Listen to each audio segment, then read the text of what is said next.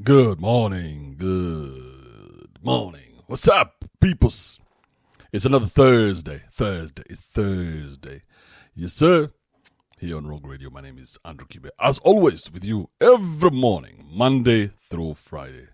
Every daily, Mimi Wapa. Every daily, wherever you are listening from.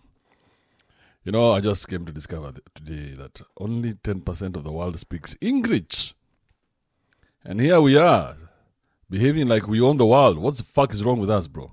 Only 10% of us speak English. So, Dorito sent me a video about this guy called Mr. Beast.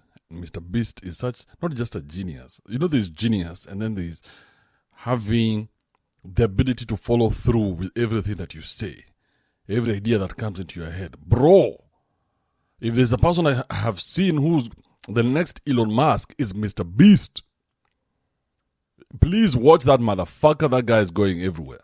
Bro, this guy has managed to have voice actors convert his content to different languages. Bro, he has a Russian voice actor. No, not Russian. They do. You see the way he does his content. You just go check out Mr. Beast on YouTube. The way he does his content in English. He then converts it to, he gets voice actors from Russia, voice actors from Spain, or wherever they speak Spanish the best, and they translate that language from English to Russian, from English to Spanish. Says, bro, the majority of the world is speaking Spanish. Mother chod. I'm like, shit, what the fuck is that? I think to even Chinese, if I'm not wrong. So he's cooling all demographics. He's eating all demographics. Us in Africa, the only demographic we know is America. So we convert all our English to American English. We sound like them. We want to give them, but they're not listening to us. They don't care about us. They already have their own superior content. Or it may not be superior, but they have their own content. So they're not watching Africa, saying, "Oh, let's watch Africa. Let's see what other content they have." The only reason why we liked this guy who was in the village in Sri Lanka, this old man, we liked that guy because they showed us what poverty looks like. They told us this is poverty. Oh, let us watch this guy. Oh, look at him. And I'm like, poverty? This guy is killing 12 chicken. That's some poverty I want to be involved with. Because so they make the fire. It looks like they're in the village. And bro, if you are to look critically, you'd think that is poverty. Bro, this guy is cooking with ingredients. He has oil and shit. He's mixing up, spices. I'm like, hey, that's not how poverty looks like, bro. A whole goat. A big, sufuria of rice. I'm like, You are telling me to see poverty. I will see my other things. And so I had to be very objective, so that I don't see nonsense. These guys have looked around the world. They're like, shit, we have another audience that we can tap into. Imagine a content creator thinking like that, bro. That he can change his content to a different language, and people are going to sit there. Nobody gives a shit. Look at us. We've been watching Spanish movies with English voice actors. The first time I told my mom that shit, she was like, no way, there's no way that is not English. I'm telling her, Mom, the words are not going together with the mouth. There's no lip sync. The lips are not syncing.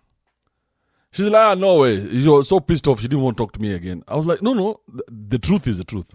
You can get pissed off, but that's how it is. And that's where the world is going, bro. You don't even have to do content in your language. Imagine you can get voice actors. How ridiculous is that? And now, with AI, goddamn. I'm looking into it, bro. Very soon you'll see me. Black motherfucker speaking Hindi. Oh, yaar, Babuji. Bro, I will look for the guy. The guy who sounds like, hey, you'll be seeing my content in India, you guys. What are you saying? God damn. That Mr. Beast is the next Elon Musk, bro. We need to, and then he's young. I don't know, he's like in his 20s. He's giving out, today I'll be giving out 10 cars. I'm like, what the fuck, man? Content is content, and content is king. as we get in here, let's say hi to a couple of small. This video is from a long time ago, so they cannot be that age that I think they are. This video is from 6 years ago. It's by Eddie Kenzo. Name of the song is Kadondo. You get a chance, go watch it on the YouTubes. Very nice dancing from those kids. They were kids then. Of course, now they are grown-ups, probably. It's children even. 6 years ago, at 14, 15-year-old, bro. Now that is a mother. This is Africa, bro. Name of the song is Kadondo. Very nice, danceable song. You can tell the neighbors today that you're awake. Yesterday is not today, and today is not tomorrow. Hallelujah. Hey, seriously. When have you started your morning with such energy, bro? Those two boys. So the name of the song is Kadondo. If you're looking for it, go check it out. There's a Ugandan group of dancers have been trending over the last couple of days when this Ugandan group of children went to see their masters. Okay, it was America's Got Talent. So that like a group of Ugandan dancers who have been trending all over TikTok and shit, okay? So they reduced the group to the ones who really have to go, the best dancers. They send them to America. America's Got Talent, and they get the golden buzzer. And oh my God, everybody is crying around the world. Dancers. Bro, they're from Uganda, bro. Their dream is to perform at America's Got Talent. Eh? Bro, they are really good dancers in Uganda. Uganda is like... Uganda should have been something like the Vegas of Africa. So Kenya would be the LA of Africa, but Uganda would be the Vegas. Yani when you want to dunda, when you just want to go dunda, those Ugandans know how to dunda like a motherfucker. Oh, and those big diabs. Fucking hell. When was the last time you were in Uganda? When was the last time you saw those big... where is Thick Bay? Thick Bay is where? It's where? Oh, you go see those big asses and oh man, and then the dancing. Yeah. So Uganda would have been the Vegas. Kenya would have been the LA, where people come to shoot shit. Serious business, a lot of great economy. That's what we should have made it. Now, us guys are thinking of taking our children to America. I mean, I get it. I'm in America right now, so I'm not being a bitch about it. I know that's where the opportunity is. But will we ever change anything, really? I mean, I just think about it. I'm like, we already consume each other's shit. Nowadays, you can't live without a phone. What if Africa had started to make their own phones? And we say, by the way, we're going to stick it out until we get it right. From now on, we're buying phones from Ghana. All of us, until that Ghanaian company stabilizes. The way the Indians do it. From now on, all our kids, we are sending them to Kenya. Anybody who wants to be a creative, you go to Kenya. That's where creatives exist.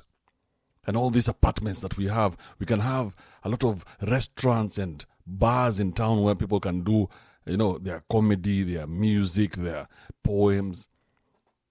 One of those cities like Los Angeles. You guys, when you want to go spoil chums, you take your money, get on a plane, land in Uganda. Hey, Kampala. Rarua beaches there the whole weekend. Come back with your nuts zero. Empty. I don't know what we would use South Africa for. They would have to first get their electricity under control. You can't be going there. Vibrators are not working. What's wrong with you, South Africans? Our girls are frustrated because they're not used to the 1 minute. So I don't know what would use South Africa for. And even Nigeria, I'm really, if I'm God right now, I'm really reconsidering these two countries. I don't see the value, honestly. I don't see the value of these two countries on the map right now. You can't convince me that we need South Africa or Nigeria. Why? Okay, but Nigeria maybe for their music. Oh, those motherfuckers can entertain. Hey! Those motherfuckers know how to entertain. That boisterous attitude or boisterous lifestyle they keep looking for is what is giving them this content. Because these guys are all, they're looking to be better than the blacks. You just think about it. They look down upon the blacks. A Nigerian has no respect for the black. It's like this small boy. What is a small boy telling me? This boy doesn't know how to hustle. Leave the hustling to me, bro. Nigerians are the best surgeons in America, doctors or surgeons. You guys, you hear a Nigerian accent, you know you're good. You're not dying today. Hey. So I don't know what we would use Nigeria for. Still thinking. Even Egypt, apart from the what are they called? The pyramids, and nobody can explain how they were built. Have you guys tried to check out some of those documentaries to see how they were built? They must have used some technology from where other guys are saying, you guys, those are aliens who came through. There's no way. The precision of the stones and the weight and the dimension. I'm like, shit, you guys don't know shit. Me who's here in Africa, in the village, watching a documentary, there's nothing you know better than me. So Egypt, maybe we might keep it for the pyramids. Then Rwanda is where you go get wives. So we make Rwanda where the wives come from, you know? Like the way, if you want the hottest girls in Kenya, we know you go to the Taitas. Everybody knows that. It's not the Kikuyus. It's always been the Taitas. Everybody knows that. You want a hot bitch, you go for the Taitas. And then you know what happens with the Taitas, one of those Mijikendas, is that they come trained. None of these hard-hearted motherfuckers in Nairobi who don't give you no love, don't give you no energy, don't reciprocate nothing. You guys can bomoa a chick the whole night. The most you'll hear from her is, You're like, hey, why? Give me soundtrack. Tell you I ain't giving you shit. So yeah, so those children went to, I think that was Vegas. They went to Vegas to perform and be given a golden buzzer at a chance at performing again. And we as Africa, we celebrated. Oh my goodness. We are such a wonderful, I mean, we have either we stop feeling bad about this shit and just accept that that's who we are, that we'll never be better than what we are right now. So we can, if you become the best, then the world awaits you. Because Africa is not the world, Africa is a dungeon. We can accept that. We say Africa is a dungeon. So if you can get out of the dungeon and go embrace the real world, success awaits. But as long as you're in the dungeon, you are poor and, your life is shit. Or we are okay. And things are just going to happen the way they happen. What is the problem?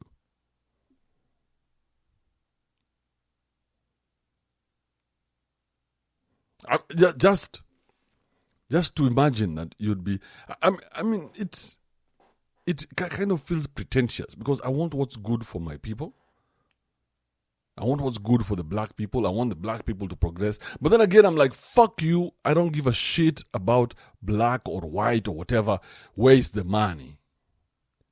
These kids, the person who's managing them was like, where is the chums? The chums is not in Kampala. The Kampala people don't give a shit. And anyway, who's going to pay kids dancing? Kids can dance everywhere in Kampala.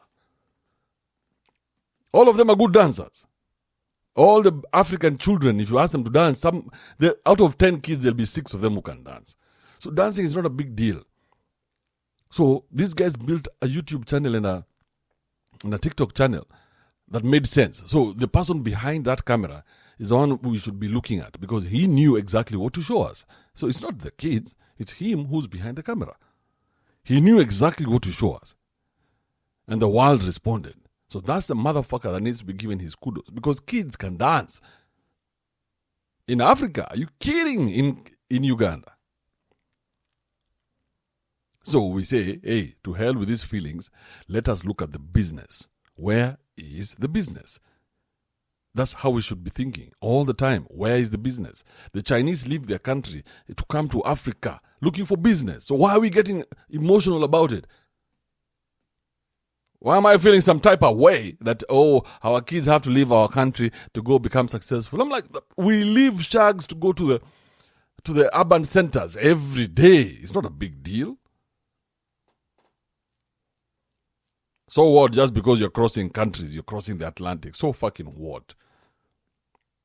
Now you're going to start making me feel, that guilt of, are you really a patriot? Fuck you, bro. I'm a patriot even the opposite of patriot, as I enjoy a whiskey. As I fix my shit, I'm a patriot. Wherever I am, I'm a patriot. I'm a human being first. So what do I see around me? Do I see human beings? Then I'm good. Have they made houses that I can live in? Yes. Have they made cars I can drive? Yes. We're good. So we get out of our feelings.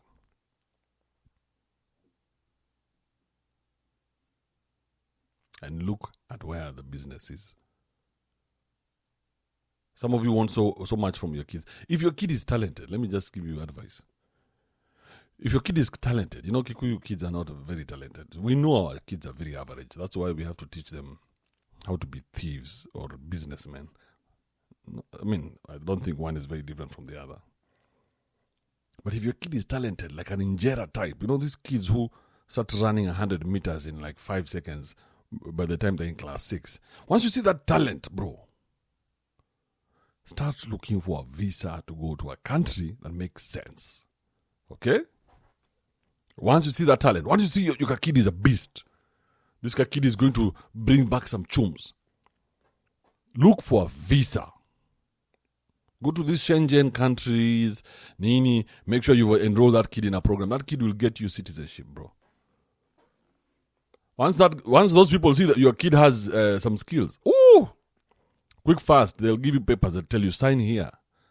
Sign here so that you can be a citizen and never leave us. Please, promise to never leave. In fact, we shall give you a house for free. Do you have a house? We shall give you a car for free. Because in their countries, people are super average. These Europeans, why do you think the France football team is full of black people? They know what they know. They know their white people ain't shit. So when they see like a black guy somewhere in Senegal, they're like, hey, get that guy. Tell him we shall give him and his family citizenship. And come here and shit on the streets the way they're used to in Senegal. Come here and defecate everywhere. Throw things on the ground. Call those black motherfuckers. Look at how they've destroyed France right now. Every time they're not given something they want, they ban the streets. We're going to ban the streets. You're not giving us what we want because of all that immigration. Too many people immigrated into France. Now France is unmanageable. And then they have this guy who's the president who has this old bitch, bro. That old bitch must be waking up full of paranoia. Every day just putting crazy shit in this guy's head. Oh my God, oh my God. And in the French accent, of course. Oh, you know how old people are just scared of everything. Oh, you don't want to give an old person a ride. Oh, every corner is an accident.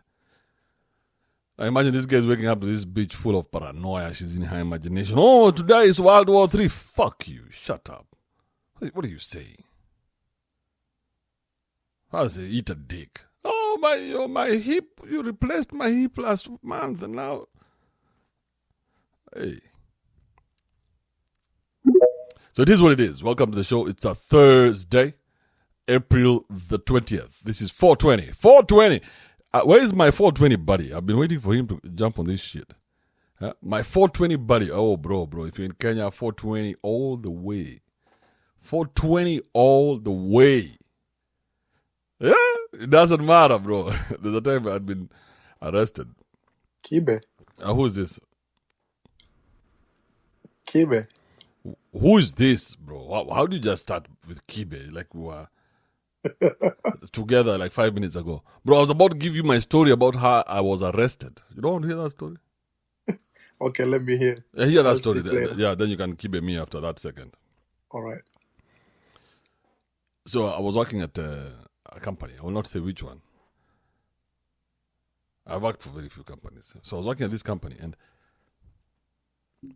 somebody somewhere felt it okay to tell the cops to come and arrest me. Okay, let me forget about the story behind the arrest. Let's go with the arrest. So we are at the arrest. And the guys tell me, hey, listen, it would be okay. It's not a big deal. If we could go with your car because I don't think you're going to sleep inside. I'm like, oh, okay, good. That's a good idea. So we go into my car. You guys, my car is smelling of stundu. You guys, remember when I left the digs, I bombarded like 2 sticks to the office. Car is smelling of stundu. God damn. Shit. And these are cops. They're telling me drive yourself to the police station or to the courtrooms. Because it's not a big deal. But now they're in the car. They're like 4 of them. Look, I mean, 4. Are they 4? There were 3. They're all looking at each other. It's a distance of like maybe 25 minutes. Okay, so we're in the car 25 minutes. But the conversation is so uncomfortable because they don't know if they should add this thing that they're witnessing now, because this stundu that is in the car was smelling like a reggae concert. You guys should have seen me. I was proud of myself. Looking at these guys conflicted, like, should we add that as a charge to this shit that we've just... God damn. All right, who's this? Who wanted to interrupt me? Ambassador A.M. Ombati. A.M. Ombati. God, this idiot. Hello. What's wrong with you, bro? Nilikuwa nauliza, like, there's something, kuna sound inatokea hapo, ta ta ta ta. Sijui ni yani inani bother. It's distracting me from listening to you. Oh, is it? Yeah. Is it on here or on radio? Oh, sasa imeacha ilikuwa inafanya ta ta ta ta. So, yeah. Think you got it off, so thank you. Okay. There's nothing that I've changed, so I think it's Jesus. Jesus has changed it from your side. Who else can have done it? Jesus does everything, bro. This motherfucker turned water into wine. Imagine if you had those skills. You guys are chilling in the digs. Then some 2 bitches hit you up. Hey, Ombati, are you in the digs? Yes, I'm in the digs. We are passing by. You're like, oh, Jesus, it's time to turn that water into wine. Kibe, unajua sasa ni saa 6:33 hapa Texas na bado sijalala na kusikiza morning show zako kwa fiti.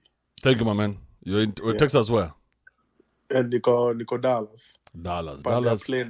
Oh, you're a Kisi. Mkisi? Omogusi? Yeah, na kiense. Ay. Omonto minto. That's what you have to do is you have to get me one of those nice undestroyed Kisi bitches. My sister, niko na my sister. Is she good looking? Yeah, jako jiko atanamaliza this year. No. We're talking about a bitch who's in America, bro. I need something to eat while I'm here. Bado nitamfailia mapepa nikikaka. So wait, she's finishing when? When is she going to be done with school? This year. Ndio amejoin for the year. But she's in JKUAT. JKUAT si amekanyagwa. She has been stepped on in JKUAT deadly, bro. What do you say? Yes, JKUAT acha wachangamke huko. Yeah, that one, let's leave it to JKUAT. Let's look for one who's leaving Form 4. You don't have a sister who's finishing Form 4 this year? That one niko na sister mmoja peke yake. Oh, God damn. What a waste. What a waste. If anyone here has a sister who's just finishing Form 4, we can meet them outside the Huduma Center. That's the only way to get a real bitch in Kenya right now. You know that? Hiyo sasa utabidi urudi Kenya, man. I think so. I think my time here in America is up, man. Thank you, man. Ombati. All right. So, but if you do get any of those loose, good-looking Kisi women in Dallas, holla at your dog. Don't be... Yeah, kuna wakisi mob hapa lakini wameharibika. Unajua vizuri. Yeah, anybody who stays in America more than 2 months is no good. Ya Mkenya wote anakuja tu vizuri, lakini wanakuwa tu mapoko wote. Man, there's too much attention on the female in America. So Sasa mimi na date Mzambia. Wazambia wanakuwa wafiti. to Zambians. Yeah, to Zambians. Yeah, tunawanga tu fiti. Kuna venye tunawanga submissive ukawa kisiva ni ulisema. Hey. Bro, if you see a sister anywhere and any a chick with nice ass, so ass over tits, not tits over ass over tits. Let's focus on the ass. The tits are good, but let's focus on the ass, okay? So you see like a nice Zambian chick, you guys, a kienyeji from their village. You guys, holla at me, I'll be in Dallas in seconds. Yeah. Sasa nikipata msichana fiti, lakini utafika bei kweli? Bei ya nini bana? Si nikumleta tu nimpigisha lap hapa hivi aone Austin. Ambao tu kidogo hapa hivi aone tu doido tuwili tutatu niingize deki. What else is there? Kuja na Lamborghini SUV ndio utamkunywa. Unajuaje bro? Have you seen the effect of the S550 here in Austin alone? Alone. Hey, hata bro. hii class imeishinda, nasema nini? You're stupid. I can't talk to you, bro. I don't know what you're saying. Anyway, Thank you, buddy. All right. At hii class. Ozi mtu anafaa pigwe. K minor. K minor.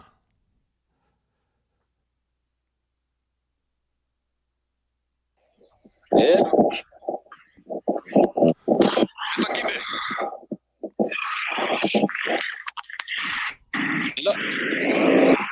Bro, are you in sober bowl? Fuck.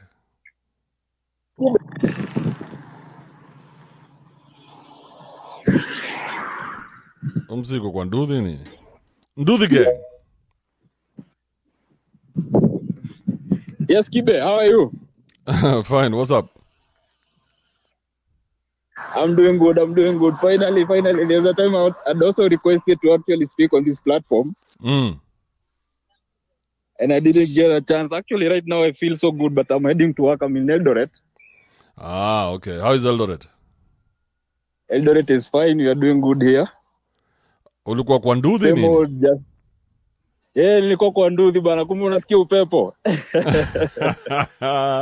So, imebidi usimamishe nduthi? Imebidi kwanza nimeshuka kidogo. Unajua kuna opportunity nyingine ukipata ya kuongea lazima kwanza ushukishe kidogo. Kidogo. Hey, I feel so privileged. Umeshuka nduthi. I'm like, shit. Imebidi. Hey. Imebidi mazezi. Nishuke koza. There are some serious conversations yenyewe manze bro yenyewe unakuanga nazo hapa online. And I've been an avid listener by there for a very long time. There are also some personal reasons as to why nakuanga locked. I get to learn so much from you guys by the keep doing what you're doing manze. Thank you my man. Thank you. Cheers manze. I'm locked here. In as much as bado niko kwa shughuli bado niko locked. You guys go get back on the nduthi man. Get back to work. Rudi kazi buda. Cheers my man. All right, thank you my man. Appreciate that. Yeah. Okay. We got the Nduthi gang. This guy dropped off from Nduthi. For the world who's listening, Nduthi means a motorcycle. So in Africa, because that's just who we are, and I don't want to look down upon Africa. Because of public transport, I mean, you know, cars are not our thing. Us guys used to walk back and forth, maybe jump on a goat. I don't know how we used to do it. So public transport is not very efficient. So the motorcycle came to save the day. And so the motorcycle is part and parcel of our lives in Africa, where as a mode of transport, not your own motorcycle, is a motorcycle which is, you pay the guy. So this guy is on a motorcycle. He sees I've added him as a speaker, and he jumps in here and he says, I want to say something. God damn. Tell mama we made it. Ooh, somebody call home. E.T. call home. Tell mama we made it. All right. Bonfield. Bonafide. What's up, Kibe? What's happening, Negro? A long time sija join hii platform. Been busy with work and shit, so sijakuwa nikipata time per se. Okay. So ndo nimelogin, hata sijashika rada bado, ndo nimelogin tu sasa. Sijashika rada topic ni gani leo, so maybe I pass the chance. Do you think that makes you like into a mad guy? You don't feel like you're Why? mad, like you're crazy. There's something seriously wrong with you. Why? Like you requested to speak and you don't even know what we're talking about, and you're here now telling us. Don't you think there's something seriously wrong with you? Like every time you wake up in the morning, do you look at yourself in the mirror and ask yourself, what the fuck is this thing that I'm looking at? Puny ass. Of course, I'd want to speak because I've been speaking on the platform. So it's only fair that I listen a few people, then I can speak. But why did you ask to speak and you're not ready to speak? You have nothing to say. God damn it. So you just go, you pick a number everywhere, just in case you need that service at one point in your life. Just pick a number. Let me, whether nipitie hapa hosi, nichukue number, I might fall in 10 minutes. Nimepata point yako. What the fuck is wrong with you, bro? You make me so tired. Tired. I am so tired. Thank you, my man. Don't worry about it, Bonafide. No. Bonafide. Has nothing to say but wants to pick the mic. These are the people you need to tie to a pole and whip. Everybody passes through Tao, just whipping the shit out of somebody like this. Because this is corruption. Like those old farts. You know those guys who stand and whenever there's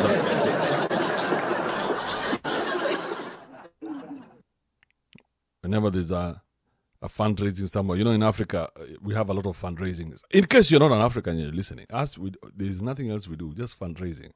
Oh, we're fundraising to build the library. We're fundraising to do this.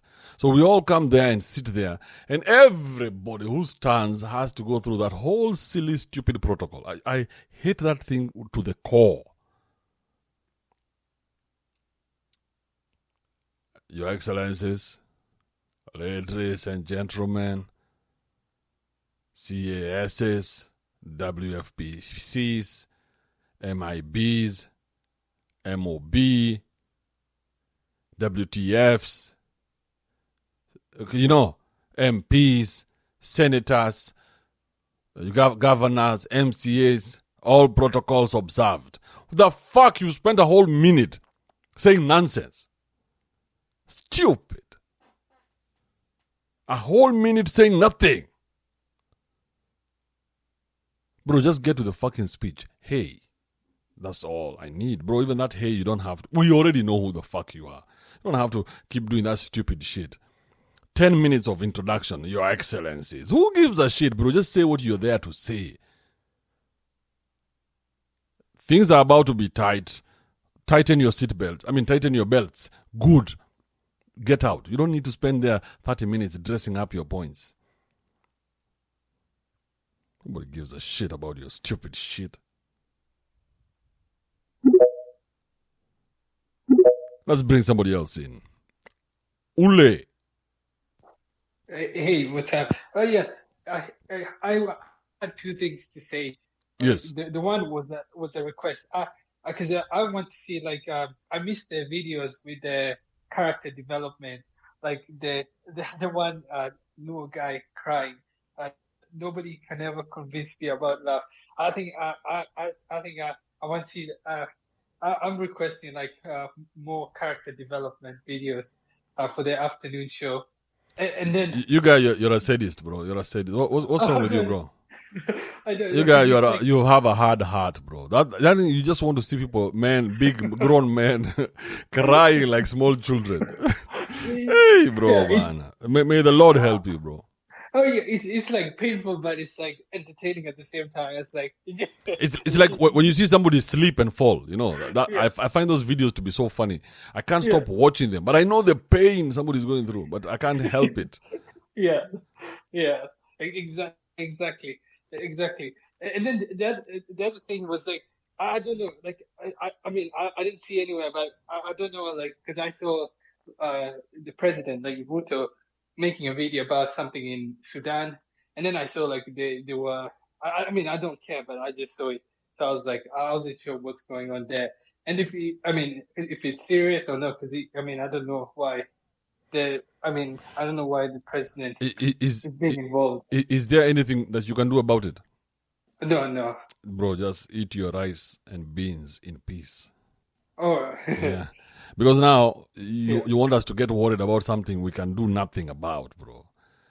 I saw the press conference and I saw him looking presidential, looking like an American president. They gave him the right cameras, bro.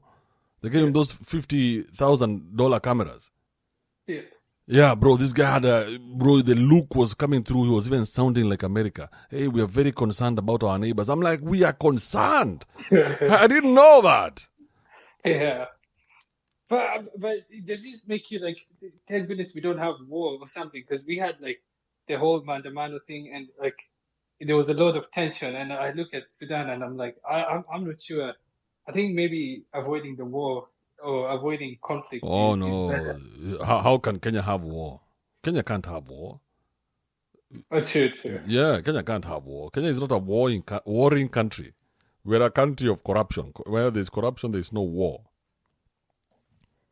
True. It's like saying America will have a war against itself. How? Impossible.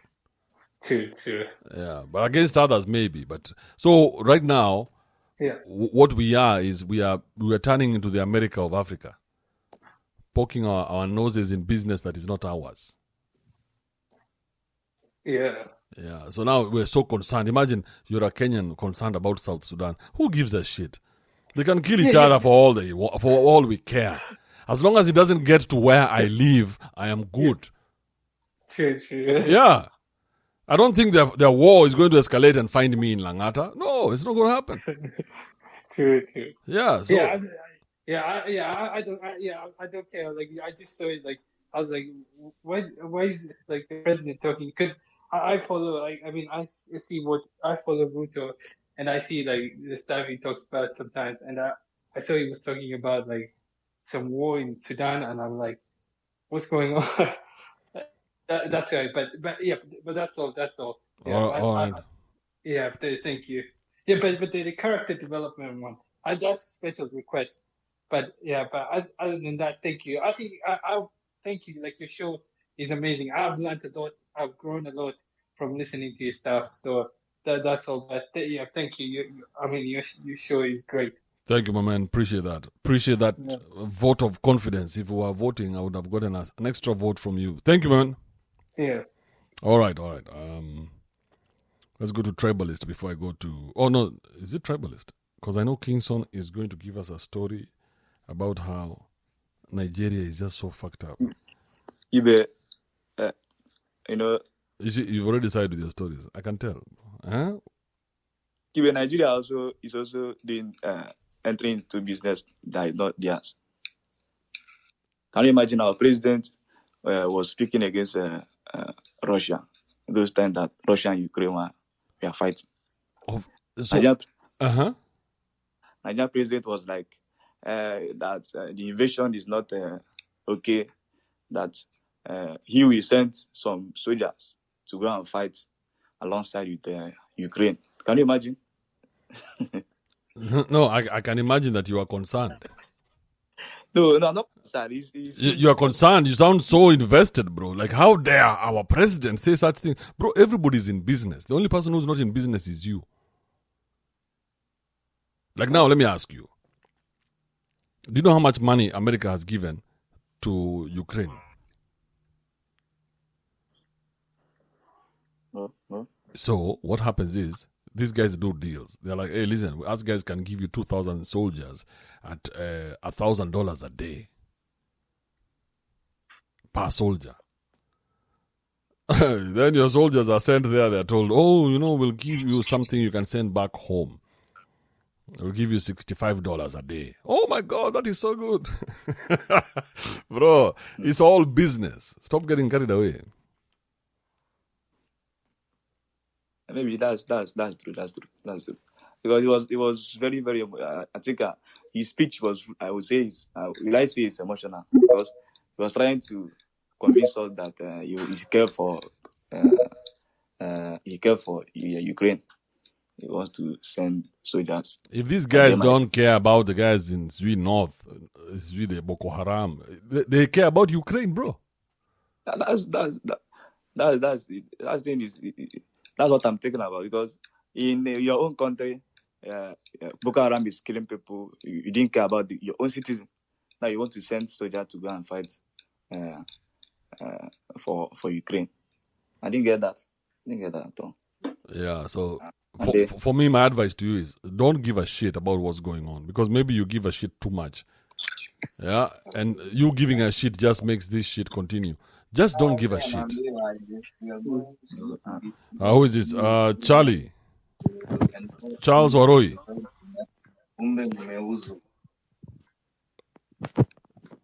Some people behave like they just discovered the cell phone. They just discovered this device and how it works.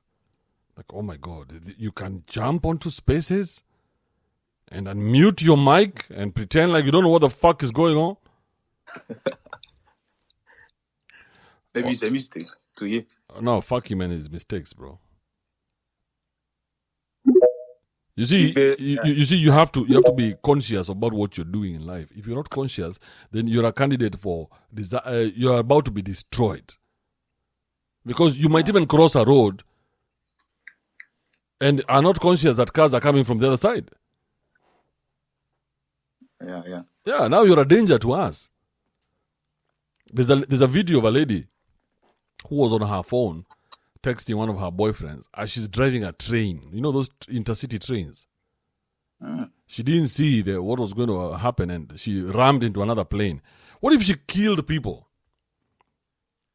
Because of not being conscious. Maybe she would say it's devil. Yeah. All right. So, Kingston, so you are very disappointed that you're a Nigerian president. I would say that. As an individually, I'm not disappointed. Because I'm working on myself and I think I'm growing. No, but you're not growing anything. You're a very dick-driven fellow. You're being chased by your dick. Your dick is going to put you in trouble. Why haven't you overcome your dick? Can you explain that? Because I don't understand. No, the other day you were talking about how you want to get married and you've found a good woman and she's given herself to you and she has promised that she will love you till the day you die, right? There are women who are throwing themselves at you. Isn't that what you told us? I give it up. Yeah. I think yeah, because now bro, let me tell you. I'm not throwing myself on them. I don't need them. Yeah, but you want to get married. You want to have a family. You want to have children. You want to have sex with your wife every night. No. When I get married, I want to be having sex. Like a set-driven person. But that's the only reason why you're getting married. You're getting married so that you can have sex in the sight of the Lord. God can see you're a missionary. No, that one is another aspect of it. But the main thing is that my sex will be for procreation. You know, I think. Have you had sex before? Yeah. And was it for procreation? No, that was when I was. So suddenly you're going to change and become a procreator now. No, I'm growing. I'm growing now. I've come to understand that sex, sex it deserves a lot of. It needs a lot of energy.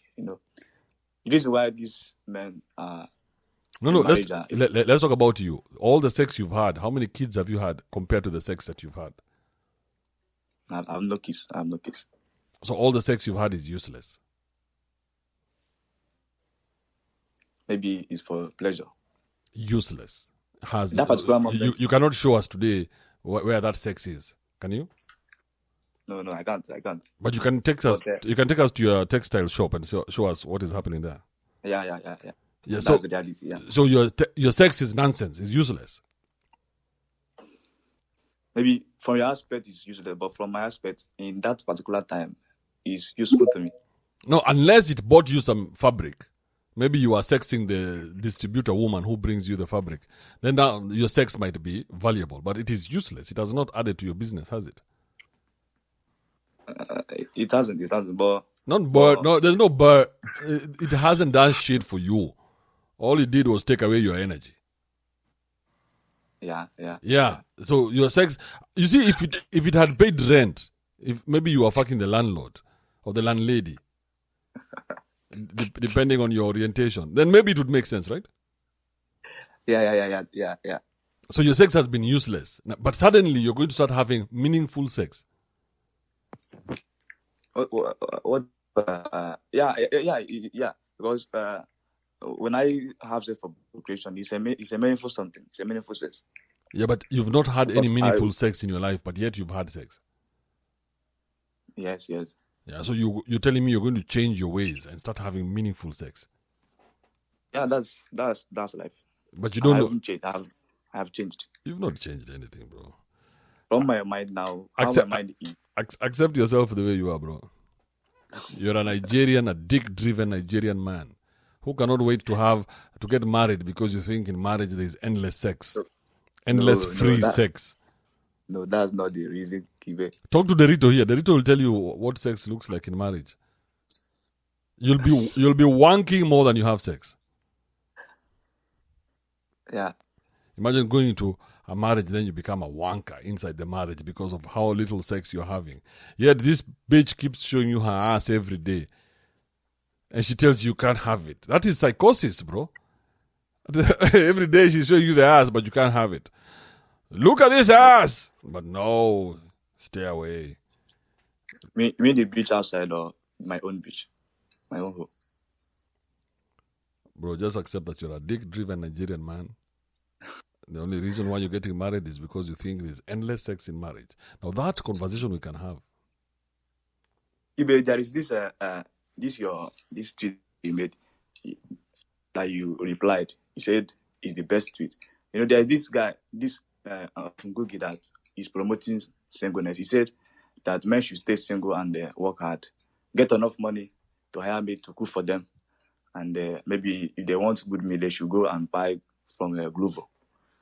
That over the weekend that they can pick women that are still women that promiscuous. Maybe if they want sex, they can go to those women and they give them sex.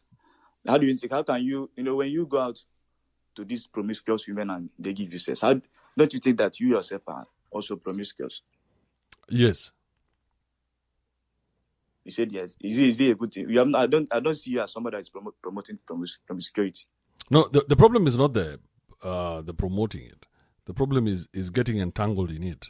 You see, like all the useless sex you've had. Are you still here? I'm still here. Yeah, like all the useless sex you had, that was promiscuity, right? But I don't say that. Yeah, you would say that because it's promiscuity. It's you having sex outside of purpose. There's no purpose behind the sex you're having. So all that is just useless sex. It's for the body. It's not it's not productive. Of which you are against of? No. Are you against of? No, I'm not saying I'm against it. I'm against it. I love having sex. What are you saying, bro? But it is useless. It has no value. So when you say you want to get a family and kids and all this nonsense, that is all happening in your head. If you are to interrogate that, you'd find out quick fast that you're full of shit. Every man thinks of marriage as a place where he's going to go have endless sex. It's not true. When you get into marriage, the first thing that dies is sex. Yeah. So you don't know because you've never been married. But you think that in marriage, just because the wife is going to be there, then you guys are going to be having endless sex. Oh my God, I'll be waking up and the ass is right there and we start just doing it, facing Mecca.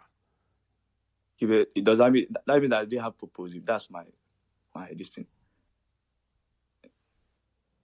That means that they have proposed, that they have goal.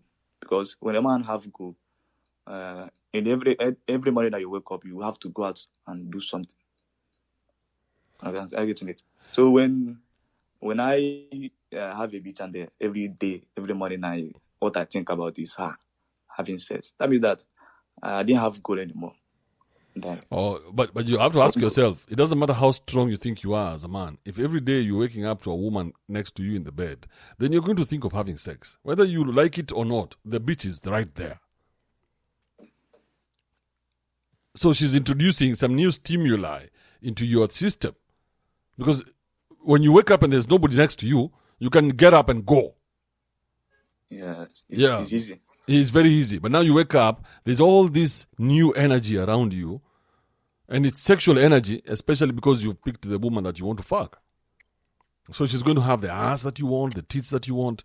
So this is your fantasy now in marriage. And yet, you can't have it. Because there's one reason or the other. So what's going to happen? It's going to arouse you. So you're going to get aroused. And you're going to walk around as an aroused man. So now you've introduced sex into the system. Now you must have sex. So what am I going to do? I'm going to start looking for bitches outside. Women who can treat me with respect the way I deserve to be treated. Now you start looking for counter bitches. Now you have your wife in the house. You go look for a woman who's exactly the opposite of your wife because you hate your wife now. How can she deny me that the sex? I mean, you are the one who has put yourself in that position. So her, she's just playing the game. She'll use the sex to manipulate you. When she wants something from you, she's going to use sex because she knows that's all you ever think about. I don't think it's not her fault. That's me, it's my fault, and I'm going to figure out the problem and solve it. You'll be the first one. You'll be the first guy ever in life to have figured it out. If I maybe, what if I'm not living with her in the same house? I live in my separate. Why do you want to have a wife? To leave a legacy to my children. Bro, you have not built a legacy yet. Why not focus on the legacy? Yeah. Focus on the legacy to a point where now it is something you can say, this is a legacy. But you don't have anything yet, and now you think your mind is consumed by women. But you have nothing yet. Instead of spending your waking hours thinking of how you're going to build your business, you're thinking of how you're going to be fucking in marriage. Oh my God, I'll be going to the house and I find a woman waiting for me. She'll be so happy to see me. Yeah, she'll come running at me and suck my dick. Yeah, that's what you think, right? That's not it. Yeah, that's why all you single people are rushing towards marriage every weekend. There's a pastor somewhere saying, Kibe mi acha nilale bwana, acha niwache. all right. I think that is my society, because in my place that there is this mentality that people will say, come and say, oh, in 27 I'm going to get married. In 30 I'm going to get married.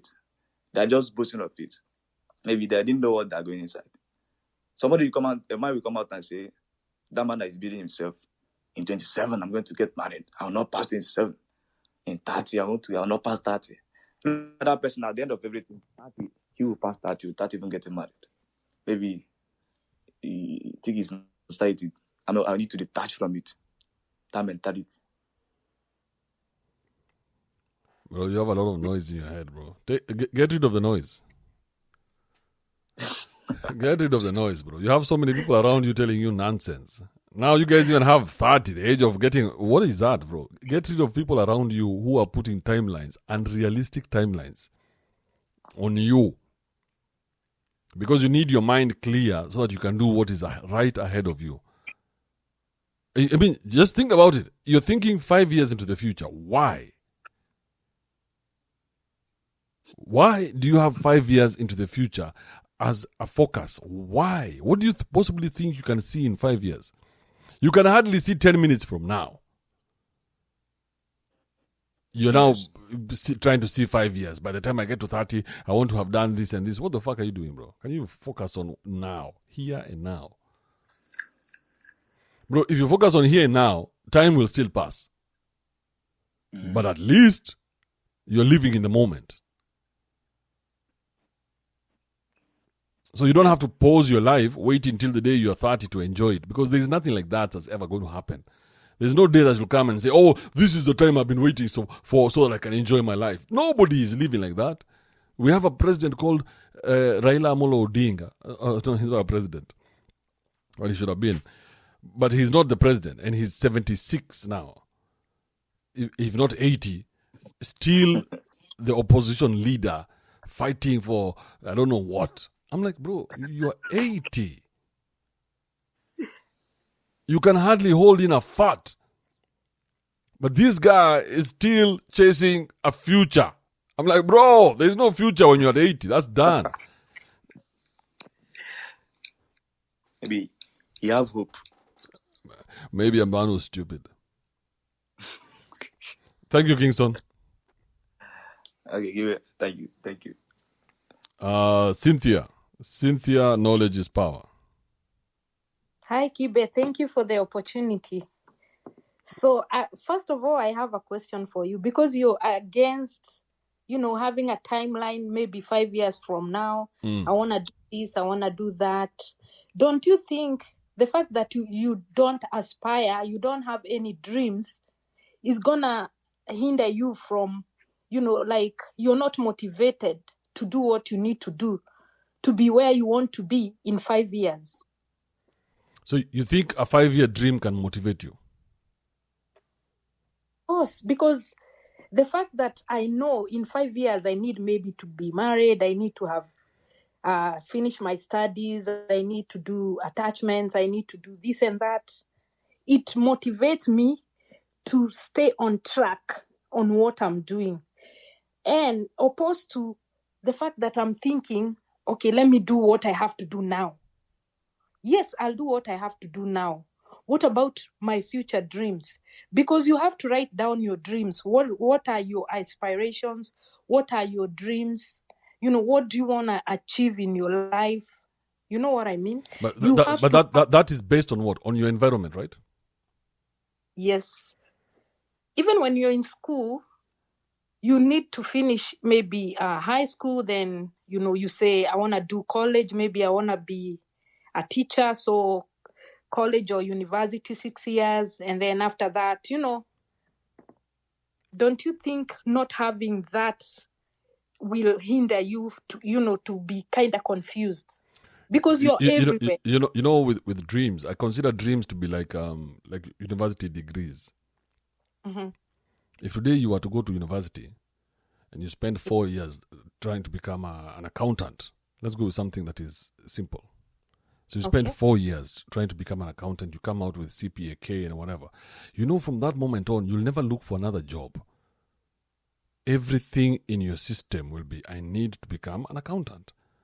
And the best I can be is this type of accountant. Okay? So you cram your life into one lane and say, this is all I will ever be.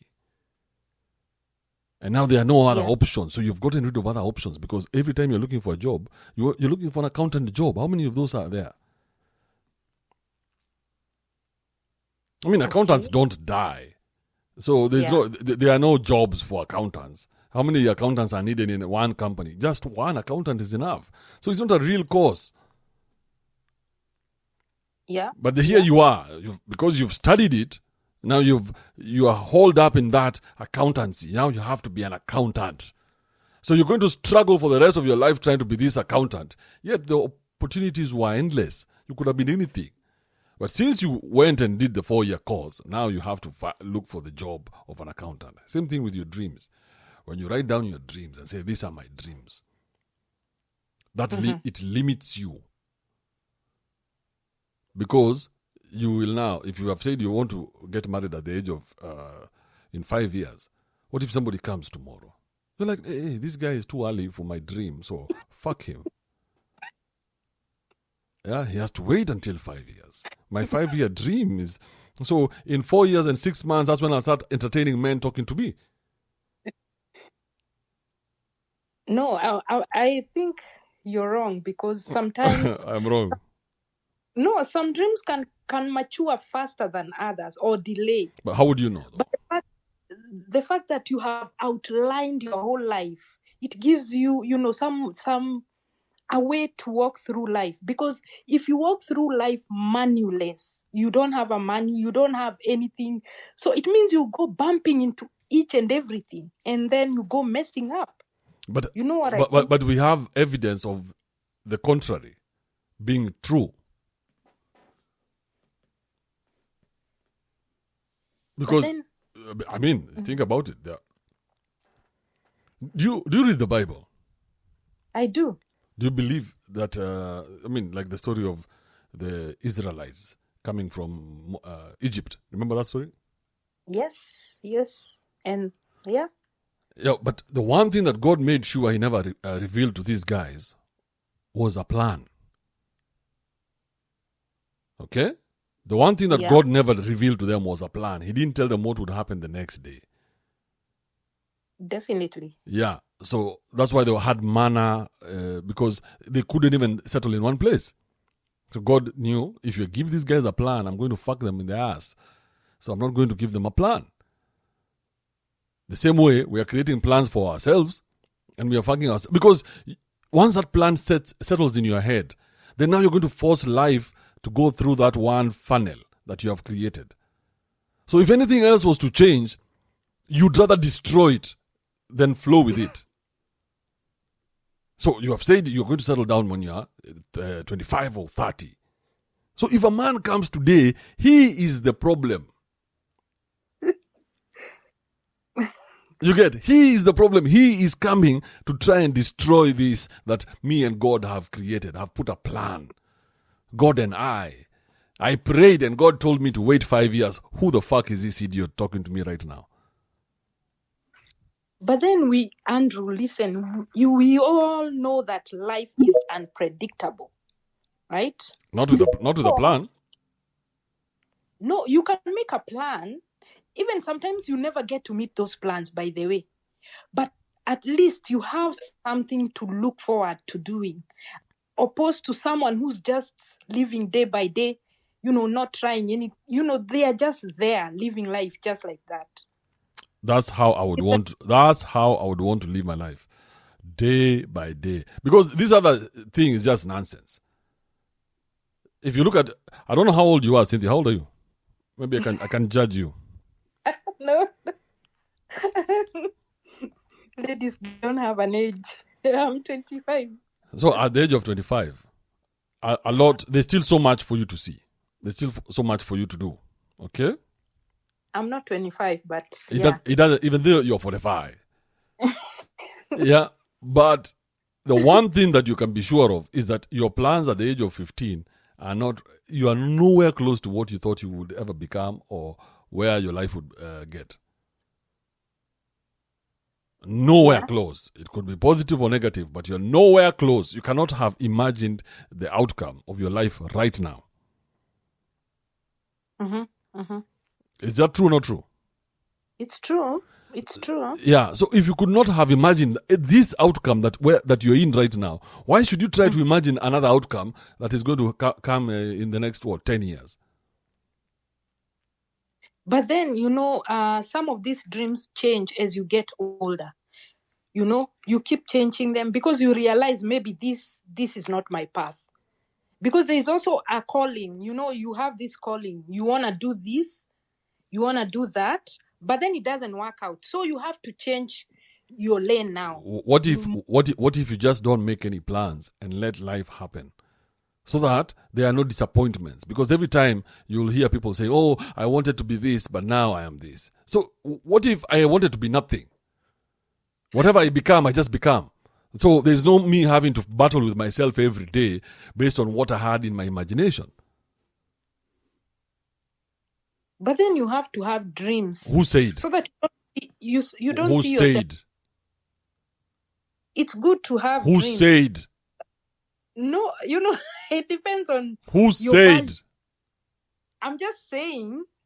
So have you interrogated what you're saying? Because you're telling me it's good to have dreams. Why? This is what you've been told. You don't know for a fact whether it's good to have dreams or not.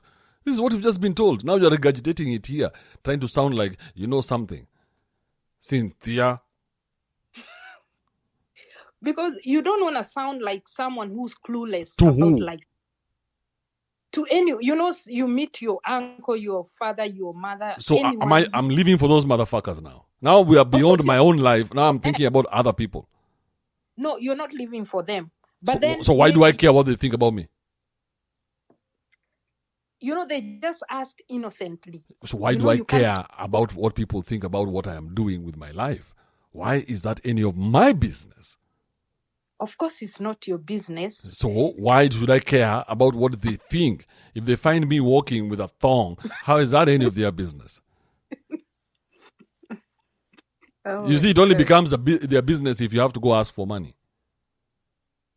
Definitely. But if you're not asking for money, why do you give a shit about what people think about you? You don't want to look like you're just here to accompany people. To because who? You want to contribute to society. You look don't like to who? Through. Look You like don't to who? Who's this society? Don't contribute something. You don't want to be remembered as that redundant guy who, Okay, by who? Tell me who are these people who are remembering you and forgetting you? On your last day, this person, this and that and that. And then they'll be left talking about you. Of course, they'll go by their ways, and that's done. Yeah, but then maybe so you carry the whole village every time you're about to make a decision, Cynthia. You have to think about what the village thinks about you. Oh my God! What if the village is seeing me buying this underwear in town? We have to go. Please deliver it to my house because the village is right here in my DMs. Cynthia, there's something wrong with you. No. Let me tell you something. Some of us with kids, we want to have a nice legacy, something good to be remembered by, something good that our kids can look up to. We don't want to just sail through life aimlessly. You know what I mean? No, I don't know what you mean. You're putting yourself into a box of nonsense. Yeah, now you're imagining even your kids. Forget now the society that you are talking about. Now we are on kids. What will my kids think about me? Oh my God. Yes, I want my kids to remember. What the fuck is wrong with you?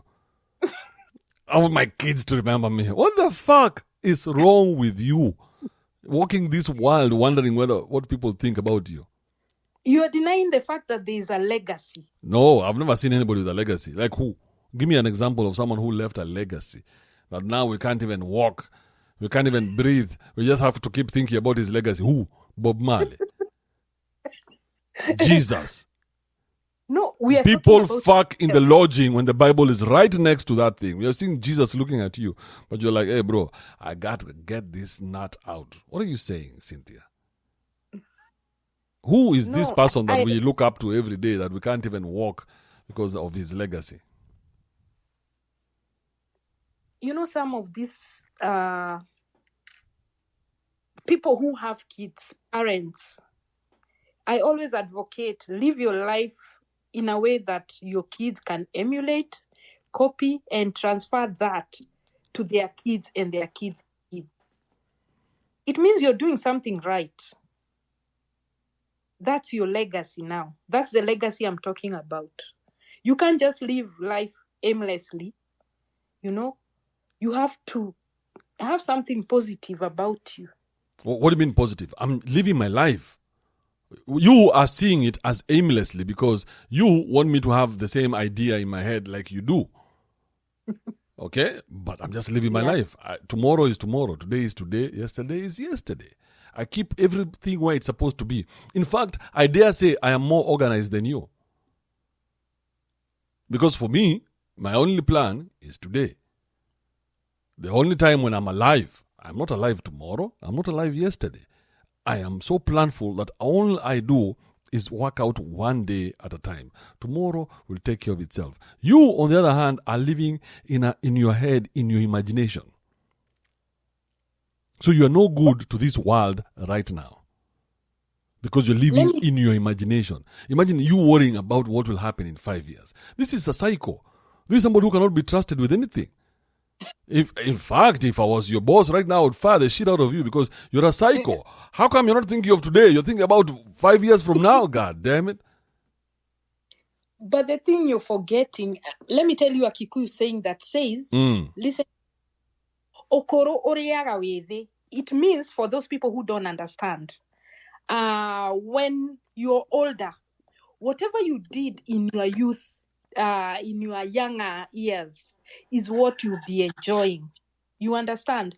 We have seen these parents that nowadays, especially our ages, they're asking us, build me a house, do this, buy me a car, you tend to ask yourself, when you're my age, when you're in your 30s, why didn't you think about your 60s and your 70s and try to invest? Now you're taking that baggage, putting it on my head. Now, instead of me thinking of how I will invest so that I don't bother my kids, now I have to build now you a home, buy you a car, do this and that. Yet when you are younger, you never thought of that. That is why I'm saying it's good to write down your dreams so that time doesn't just pass. So your fear, time flies so fast. So your fear is informed by your parents, by how much your parents have fucked up. So now you're like, shit, I can't be like these losers. Exactly. Yeah, these losers. Look at them. Look at these useless people. They had 30 years ahead of me, and here they are now depending on me. Losers. Exactly. No, why not just let them die and focus on your life? Of course, you can't do that. Why not? Because now that's a response. You know, I've never seen anywhere in the Bible where it's written that the parents are the kids' responsibility. I've never seen that anywhere. Which manual are you using? That's where I'm coming in with that fact that if they had prepared, but they're not your business.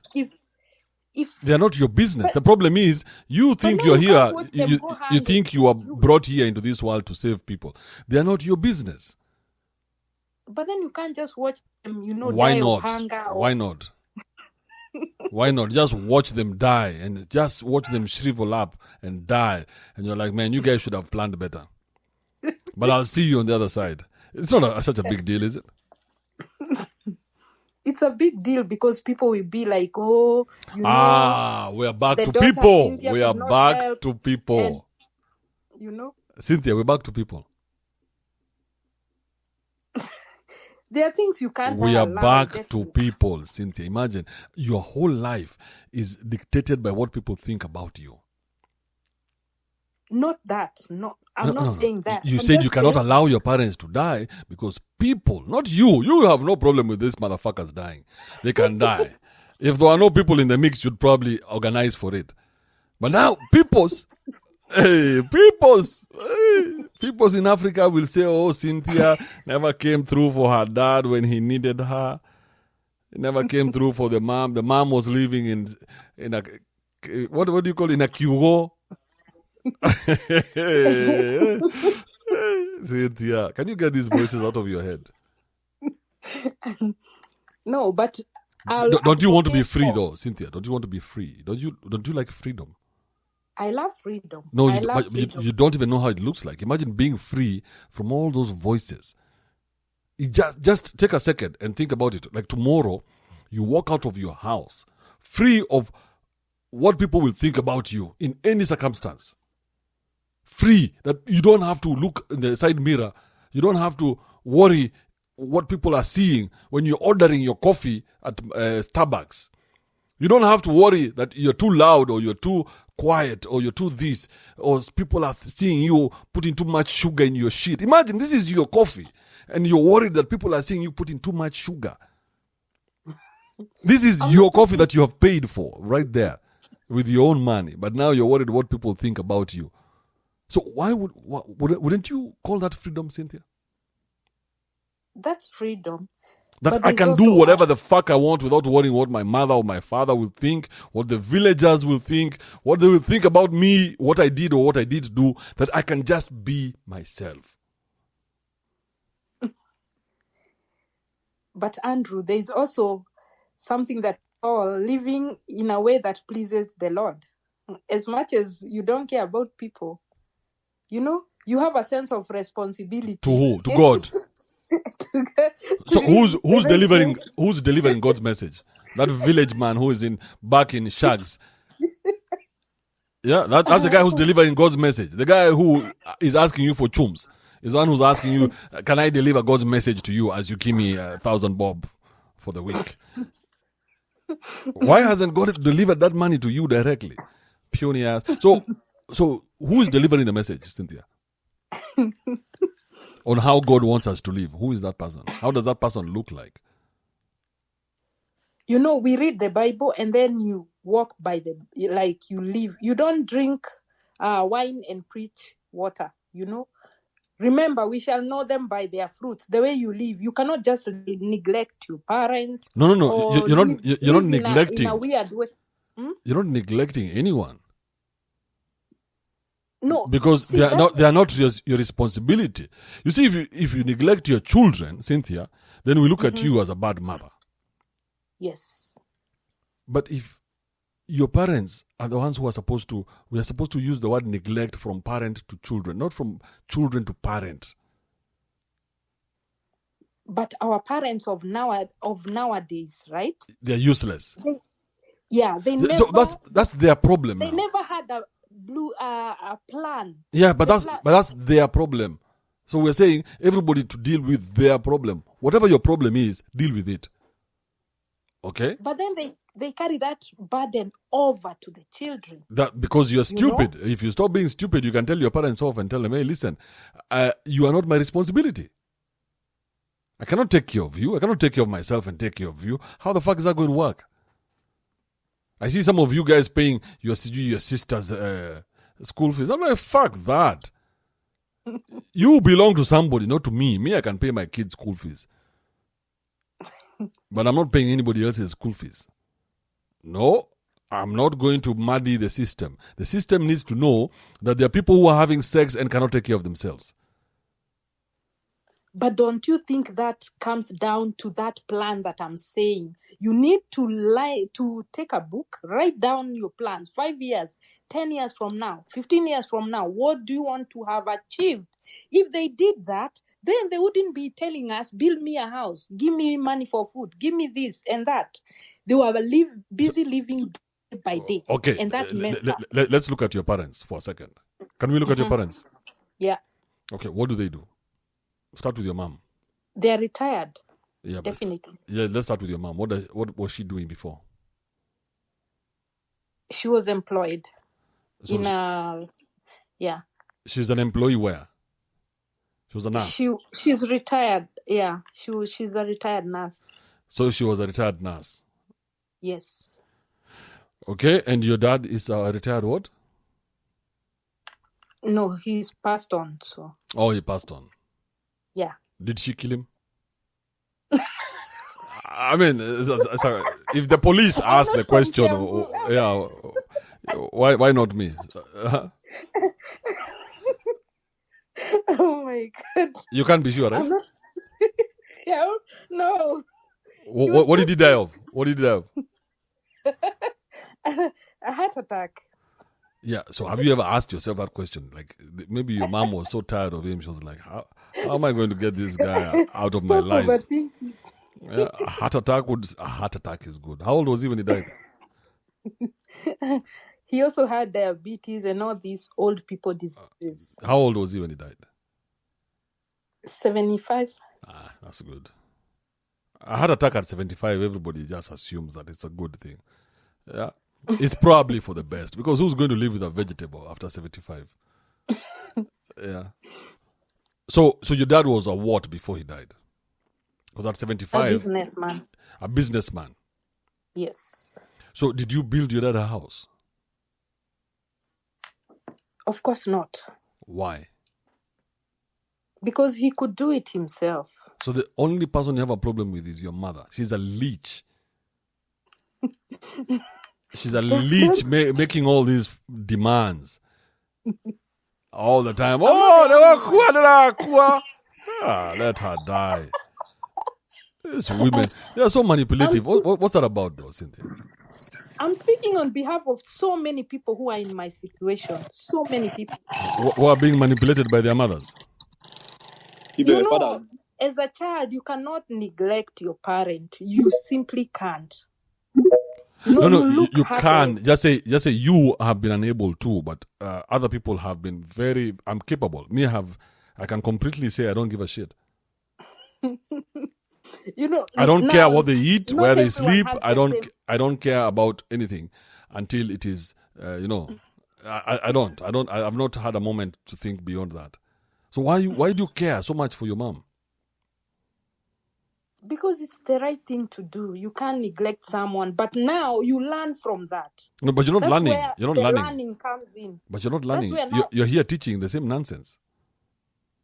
No, what I'm advocating for is having a plan. Don't just live like that, day to But day. it's not that your mom didn't have a plan. She had a plan. How many kids are you? We are 7. So you don't tell me a woman who has given birth to 7 kids, was a nurse, managed to educate all these kids, was planless. But you have said you don't need to write down your No, plan. I'm just asking. What you think she's planless? That she has no plan? She has 7 kids. You know, at kid number 3, she would have asked herself, "Hey, what the fuck is this? 7 kids came from one Pudesh." I'm advocating for many of us. I know many here are in that No, situation. I just want to talk about you. I don't care about many of us. Get out of your imagination of what people are thinking. It's just you. Okay. Yeah, it's just you. There's nobody else here right now. It's just you. Because if you start thinking for other people now, you're having to go into their imagination. Okay, let me speak. The way you think about your mother. Okay, let me speak on my behalf.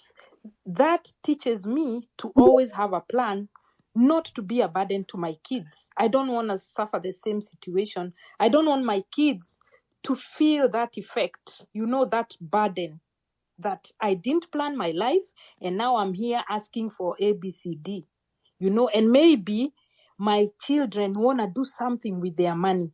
Now I'm having to inconvenience them by asking.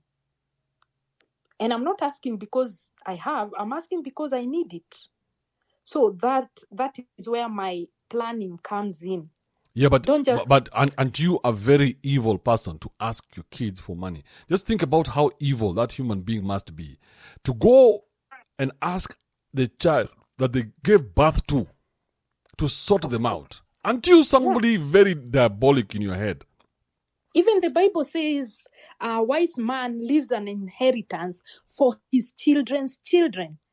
Even God himself knows that's wrong. So imagine a parent going out of their way to ask the child to help them. Isn't there something wrong with that parent? Definitely. Because it's supposed to be the other way around. So why is that your business? If this parent is wrong, why are you entertaining nonsense? People are different. Maybe some people, No, wait. It's just you, Cynthia. It's just you. Yeah, just me. That's what I'm saying. Don't say people are different. Just you. What about you? Are you different? Okay, let me talk on my behalf.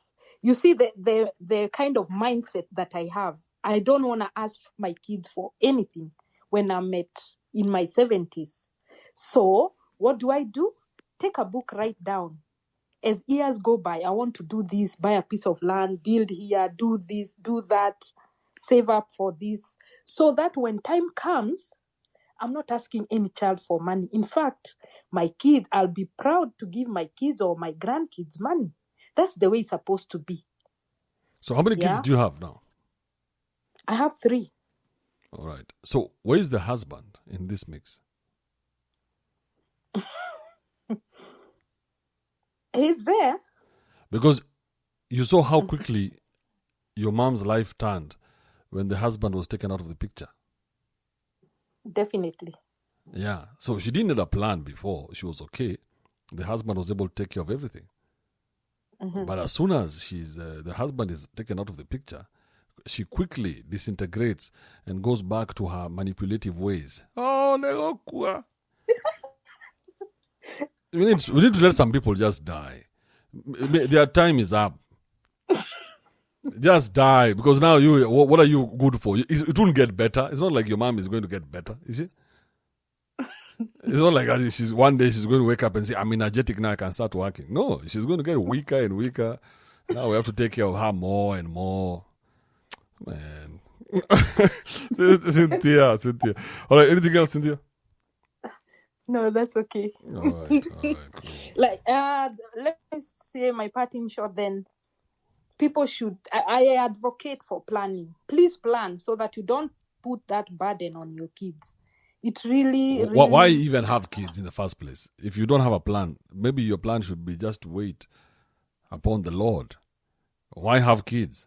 Why have kids if you have to keep making plans? You're so scared of life. Why have kids? Why not just stay by yourself? Then you don't have to be a burden to anyone. That's a better idea, Cynthia. definitely having kids is important for your own legacy. You're not going to be here all your life, Andrew. But you have no Why legacy want to have- because you're planless. Remember, you have no legacy because you have nothing. No, I learned from the mistakes that were done. That's why I'm saying those mistakes that our parents did, let us use them as examples, something to motivate you by. I don't want to do this to my kids, so I work hard. Let me work hard so that in my heydays when I'm retired, I want to enjoy my retirement with kids and grandkids, yeah? I don't want them to come here thinking I'm a bother, you know? Huh? Yeah. Living life 10 years from now. What a wonderful way to do things. Thank you, Cynthia. Okay. Thank you. Ochanda. What's up, Kibe? What's up, All right. bro? Throwback Thursday. You mention often on how I don't know if I can't remember if it's people or women with tattoos, but today's, or I guess it's yesterday's episode, you know what? I can't remember, but often you brought up, women with tattoos you should stay away from. I don't disagree with that. My question is, how did you get to that ideology? Only because it wasn't only until you started bringing it up on your show that I saw enough episodes where I started saying to myself, like, yeah, like the ones with too many tattoos that I know. I think your quote is, the more tattoos, the more trauma that somebody has experienced. How did you get to that point? Hey, bro. So, if you, if you've been around the block a couple of times, you'd quickly realize that the ones who have tattoos are the ones who have a lot of trauma, because a tattoo is a sign of either overcoming something or going through something. So you find that these guys who get tattoos, it's because something happened, a moment in their life. So they felt that they need to change, to put it on their skin or something like that. It's an outward cry somehow. That's what I think. So I was working with this girl on radio. And I saw every time she got a tattoo, I knew why she got the tattoo. So I knew, and I was like, shit, she's putting her trauma on her body. Whatever she's unable to deal with, she puts it on her body, bro, in form of a tattoo. She's like, this is a tattoo-worthy moment. You guys, hey, so you see somebody who's willing to go, change the skin forever by putting a tattoo, bro. That's a traumatic moment in their lives, bro. And so you said you got to this point because you said that you had been around the block a few times? Oh, yeah. And you see, the ones, like the ones who have tattoos, bro, those women can give you anal quick fast. No, they don't even need to. They have tried everything, bro. Bondage, 50 Shades of Grey, anything. Just throw it in there. They're like, fine. Because they've probably passed through this shit 600 times before you. Okay, don't joke with these tattooed bitches. God damn. When I was back home, I didn't. Maybe it's because I wasn't around people with too much money. I didn't see too many women with tattoos. Again, it could be because I wasn't getting them naked as much as you were, but I just didn't see that often. What did you go to Africa to do, bro? If you were not there to bomb all these bitches? No, not that. Okay, or maybe I was just around women that weren't around too much. But you were in the village, Uko in Kisumu. Where are they getting tattoos from, bro? So, okay, you said this. I kind of wanted to save this when you come on my show, but I actually didn't stay in the village too long. I actually only stayed in the village maybe a week, but My mom is not from Western. She's also from Nairobi. So I stayed in Nairobi. But what a waste, bro. Imagine leaving Omaha or Nebraska. Are you in Nebraska? yeah. To go to Nairobi, that's a waste, bro. You needed to be in the village with the donkeys and fish and all this other nonsense. Why are you staying in Nairobi? You might as well just go back to Omaha. One, I had heard from people that had went to Nairobi that Nairobi is a city that doesn't sleep, and so I've always been a big city person, as well as somebody that enjoys the nightlife. So I wanted to experience that. Bro, with money you can get lost in Nairobi. You can disappear, bro. The kind of nightlife Nairobi has is superior, bro. I've heard, yeah. So you didn't experience it? Man, there's a lot. When you come on my show, you'll get to ask all these questions and all these answers. But I was one of those people that was just really fed up with their own life and felt like, you're going to laugh, but I felt like, or I thought that without any skills, because now I'm an electrician, and I have other skills that I've acquired. But at that time, I didn't have anything that I could do for myself to make my own money. And I thought that I could go back to Kenya and just go on Indeed and apply for jobs. So I was broke, man. I was pretty broke. So you are broke American in Kenya. So it didn't work out for you. You should plan now a trip when you have some dollars. Yeah. You see how Nairobi changes for you. Yeah. All right. Appreciate the answering my question, man. No problem, Machand. Appreciate that. Who's next?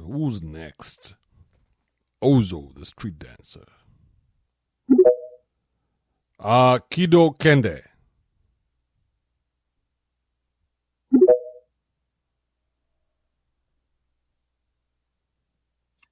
Yo, niaje Kibe. What's happening? What's up? Easy. Talk to me. Kofiti, man. Just joined the space. Mm-hmm. Like, I'm kind of like, now feel motivated in some way. Huh? Motivated. You now can run faster, jump higher, fuck harder. Not like that. Ni venye like kuna hizo story tu like niko mnaongea na Cindy hapo like nimefeel there's something learn from that conversation between you and Cindy. Okay. So what did you learn about making plans? Cynthia is here telling us to make plans. Kuna hiyo place umesema like we like auko entitled ku I don't know how to put it, like explain whatever is happening in your life kwa wase ama like could rely on people. I remember. Yeah, so when I was telling her that you don't have to care what people think about you. Yeah. Because if you do interrogate yourself and you're honest, you'll find out that most of the things you do, you're doing it with people in mind. Yeah, exactly. Yeah, we need to get rid of that shit from our heads. That's some manipulative bullshit. Yeah. Actually, kuna there's an email. Kuna subscribe kwa page ya Tate. Alikuwa ametuma the first one. And it was kind of like saying, do you have to like hata naweza kusomea the email, the first paragraph.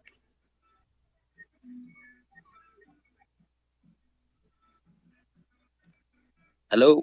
Yeah, I can hear you. Yeah. Yo, so niko na kusomea the email, like it's kind of between makes sense kabisa, like oh my goodness. We're waiting for the email, bro. We're waiting for the email. let me just find it, kwa sababu hey. Okay, take your time. Take your time. Take your time.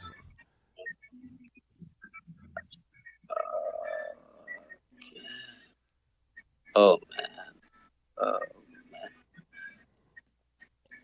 It reminds me once there's a chick who had come and I couldn't find the CDs. And hey, bro, I was sweating. Hey, I was like, shit, yani.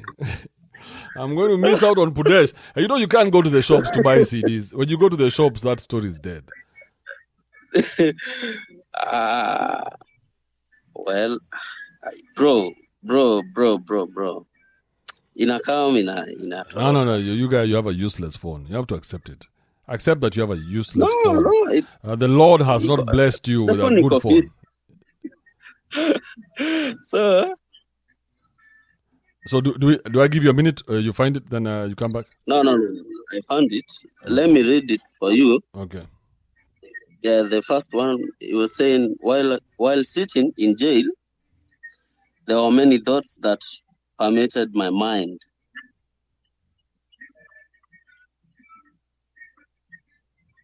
Hey. Tunasikizana Buddha. So you want me to respond, or what are you waiting for? So you just read it. Like, don't wait for me to say anything. The reason I convey it, Kibe, Joe, sasa mimi, you know, I really come from a background ya chini. Hello? Unanisikia Kibe? Just continue. Yes, you come from a background ya chini. Ya chini, so unapata like I used to be that guy. Nili go through church like I really like to make any decision, like lazima ningefikiria venye wase wangefikiria about me, like I was kinda nimefungua kwa hizo thoughts. Wait, before you go to the thoughts, you said you come from a what background? Ya chini kabisa. What do you mean by that? Okay. Because my mom separated with my dad when I was, I think, 8 months, according to my grandpa, you see. So when you say you come from a background ya chini, what does that mean? Yeah, so like nilikuwa najaribu explainia like the way nime come up from to saizi, like venye nime rely more on society.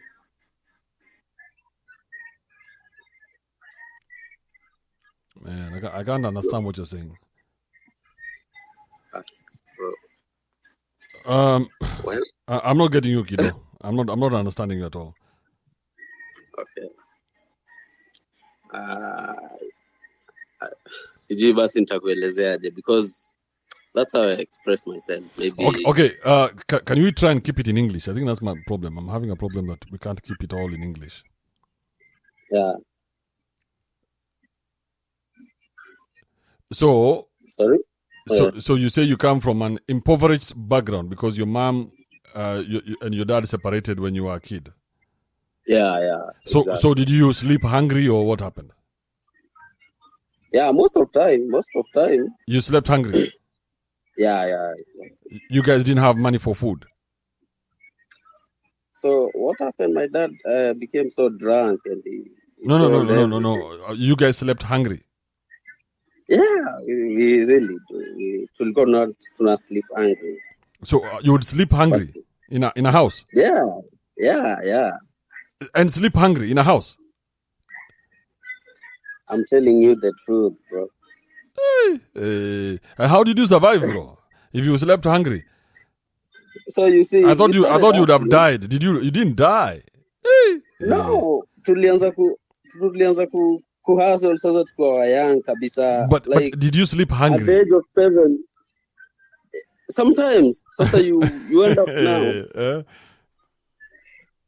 Like I'm talking of now, like I mean, niko age 7, 6, hapo 8. So where were you staying at that time? Well, we used to in Meru. In Meru where? Meru, Maua. So in Meru Maua, you are street kids. Exactly. And you'd go hungry as a street kid. So you're not even good at being a street kid. So, Kibe, whatever I'm trying to say, to cut the story short, because, like, for now, I'm no longer a street kid. I'm doing my own things. I own some few things. So, for real, I can't compare myself as a street kid like no, but I used to be. what I'm saying is, you in your head, that is still a problem. You keep saying that I came from this type of background. So you find yourself to be a superior human being every time you talk to other humans. Because for you, you've overcome so much, having come from that kind of background to where you are today. That is something you lead with. You're like, hey, did you guys know that I come from a very, very bad background? Did you know that? Did you know that we slept hungry? Did you know that? Every time you see me here, just know I have overcome a lot. Did you know that? But it's an overcoming. But who gives a shit? Nobody cares. Like, everybody has their story. But why are you leading with it? Because you're leading with it as a manipulative tactic. Imagine every time you open your mouth, it's telling people how much you overcame when you were a kid. Who gives a shit? So, like whatever I was trying to say, whatever. I was trying to. When like we don't like sasa unaona, in that period I really relied on people, you see, Kibe. Man, you can't make a full sentence without me jumping in or what? Okay. Let me put it this way. So that time we used to, like, I could go to, ungeenda kwa msee akupe food, ungeenda kwa msee uishi naye for this period of time akufanyia hivi na hivi. So like nilikuwa nimefungwa kwa hizo thoughts that I can't make any decision because these people contributed some things in my life. So like for me to make a decision, I have to think of what those people will think about the decisions that I've made. Mm-hmm. You see? So nilikuwa nimefungwa to kwa hiyo circle, yani to think that there's nothing I can do unless I interact with some people, like I ask them some few things before making that decision. So, and now you can see things clearer, or how are you seeing things now? Well, for now, let me say, like... Did you say fuck it? Did you say everybody can die, you don't care? That's what I said. And you have what? How is that as a new experience for you? For me, what I have, it's a thought that you can still move on, because this life is just life, man. You can still move on to maybe to your end without other people's, like, okay, without having those fear that for me to make this kind of move, I have to consult this and these people. No, like, if you're okay, like, you can move with the decision, with the way your life is heading. Isn't it a wonder that we've not been making decisions for ourselves? You've had other people in your head making that decision for you. Every time you decide to do something, exactly, you're not doing it because you want to do it. You're doing it thinking of what other people will think about what it is that you're doing. Imagine that. Yeah. Isn't that bondage, bro? That's bondage. That is what Cynthia was here telling us about bondage, how she's in bondage. I have to consider everybody before I do anything. I have to consider everyone in the world. What will they think about me? Kibe. Yeah.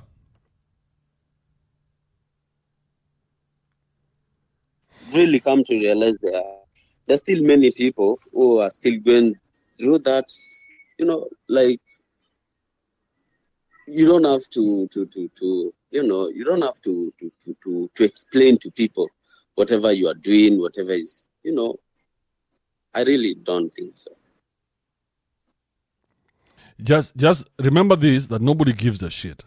Okay? Always just remember, nobody gives a shit. Everybody is so engrossed in their own lives that this person that you're thinking about does not exist. Because that's what everybody has been told to think. Think about this imaginary human being who is so concerned about you that they are waiting to see your next move. Who is this person? Bro, I'm barely surviving here. You think I have time to worry about you? Yeah. So why would you think that? You must be so conceited to think that my waking hours are spent dreaming about what you're going to do next. Hey, umeona nani amenunua gari mpya? Who the fuck gives a shit? Na wewe uko hapo na your age mates, ama those kind of things. I hear you, bro. So, mother, I really don't know, but that's how life is. All right, thank you, my man. Was Tribalist, are you there? okay. Let's keep them here. How are you this morning? I'm easy, bro. Talk to me. I just want to change the topic for a moment because there's something I wanted to ask you. Mm-hmm. Yesterday I was watching some videos, and it was about this racism thing, these street interviews in America. Mm. And I was wondering, as in how is the race thing like so important?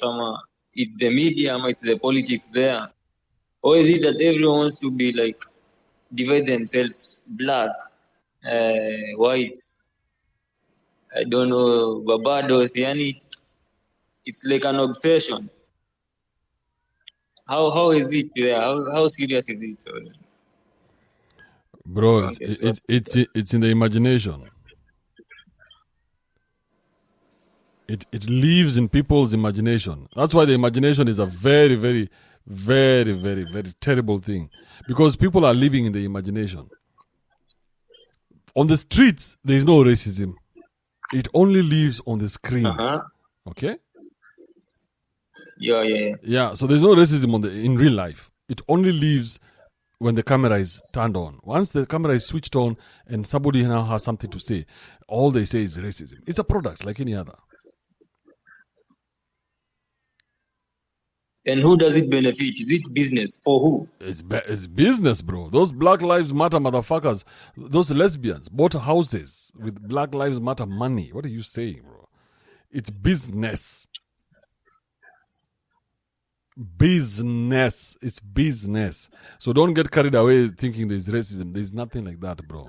There's, do you have money or don't you have money? That's it. Everything else is a product.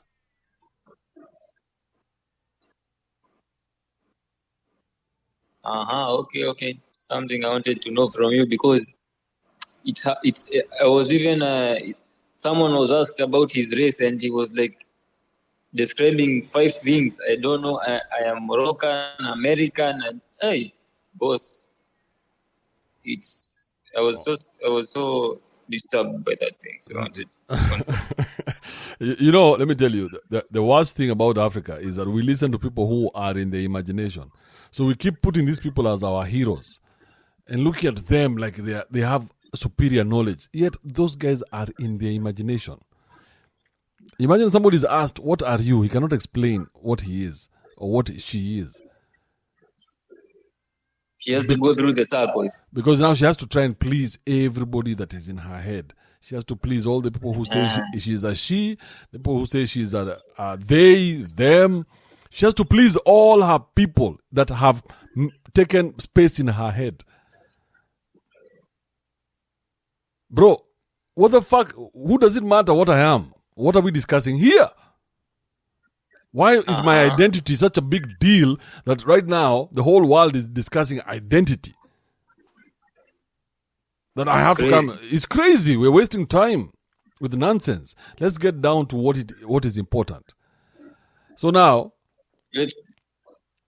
do not listen to people who are in the imagination. If you find somebody's in the imagination, bro, run. That person will take you to hell with them. And it's messed up because like this lady who turns into the spaces, she cannot even make a point. I don't know Shaheen or what. Yeah. You know her. You can hear the madness in her head. Yeah, she cannot even make a complete sentence because she has to be specific even. It's crazy. I hear you, man. And also like these people, sometimes they talk about this systematic racism and in schools, in banks. Okay, like the solution, as in for me, I think it's very simple. If there is a bank that is racist or maybe it favors a group, for example, let's say black and white, they're black billionaires, build your own banks, build your own coffee shops, build your own. Why these people anyway? Yeah, it's easier said than done because the people who are selling the product, they look for people who are willing to be victims, you know. So those people are many. The ones who want to be victims, those are many. Like the ones who want to go to town and demonstrate, those are many people because they know what they are getting. Everybody is benefiting. Because so the business has to run. The business is the business, bro. Don't get carried away in this nonsense. It's all business. Somebody is making money somewhere all the fucking time.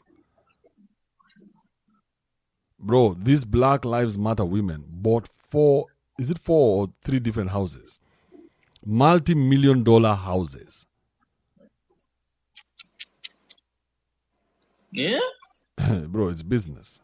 You get carried away, become emotional, while people are making chums with your small to emotions. Puny ass emotions.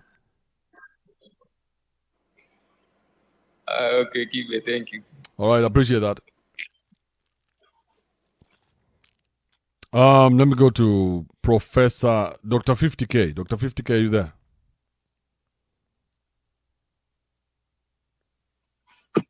What's up, bro?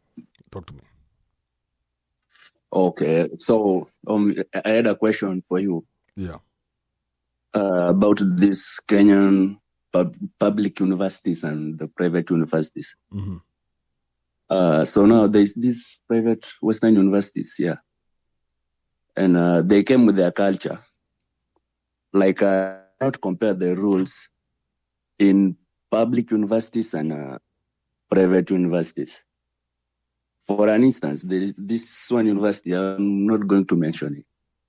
So they made the Bible as their core, in that it's compulsory that the students in that school to attend chapel, like on Tuesday, yeah. Tuesday 8 to 10. It's a must. And to attend again a Bible study on Thursday. Mm-hmm.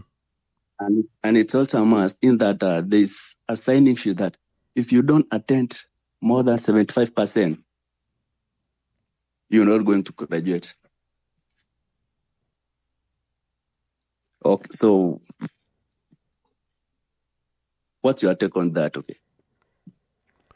No, what's your take? Why is that a problem for you? Yeah, for me, I feel like this is like a slavery in that you're told, don't come here with your culture. You are going to live you are going to live with the Western culture, but your African culture don't come with it. And they are at our home. Yeah. So let me ask you, let me ask you. Yeah. If you come to my house and I tell you that in my house, my culture is that you have to remove your shoes before you get in. Yeah. But you, where you come from, you don't have a culture of removing shoes when you get into the house. Yes. So whose culture is going to win? Mine or yours? It depends with the person who is going to benefit with it. Yeah, so there's benefit to anyone. If culture is winning, there's benefit to everybody, right?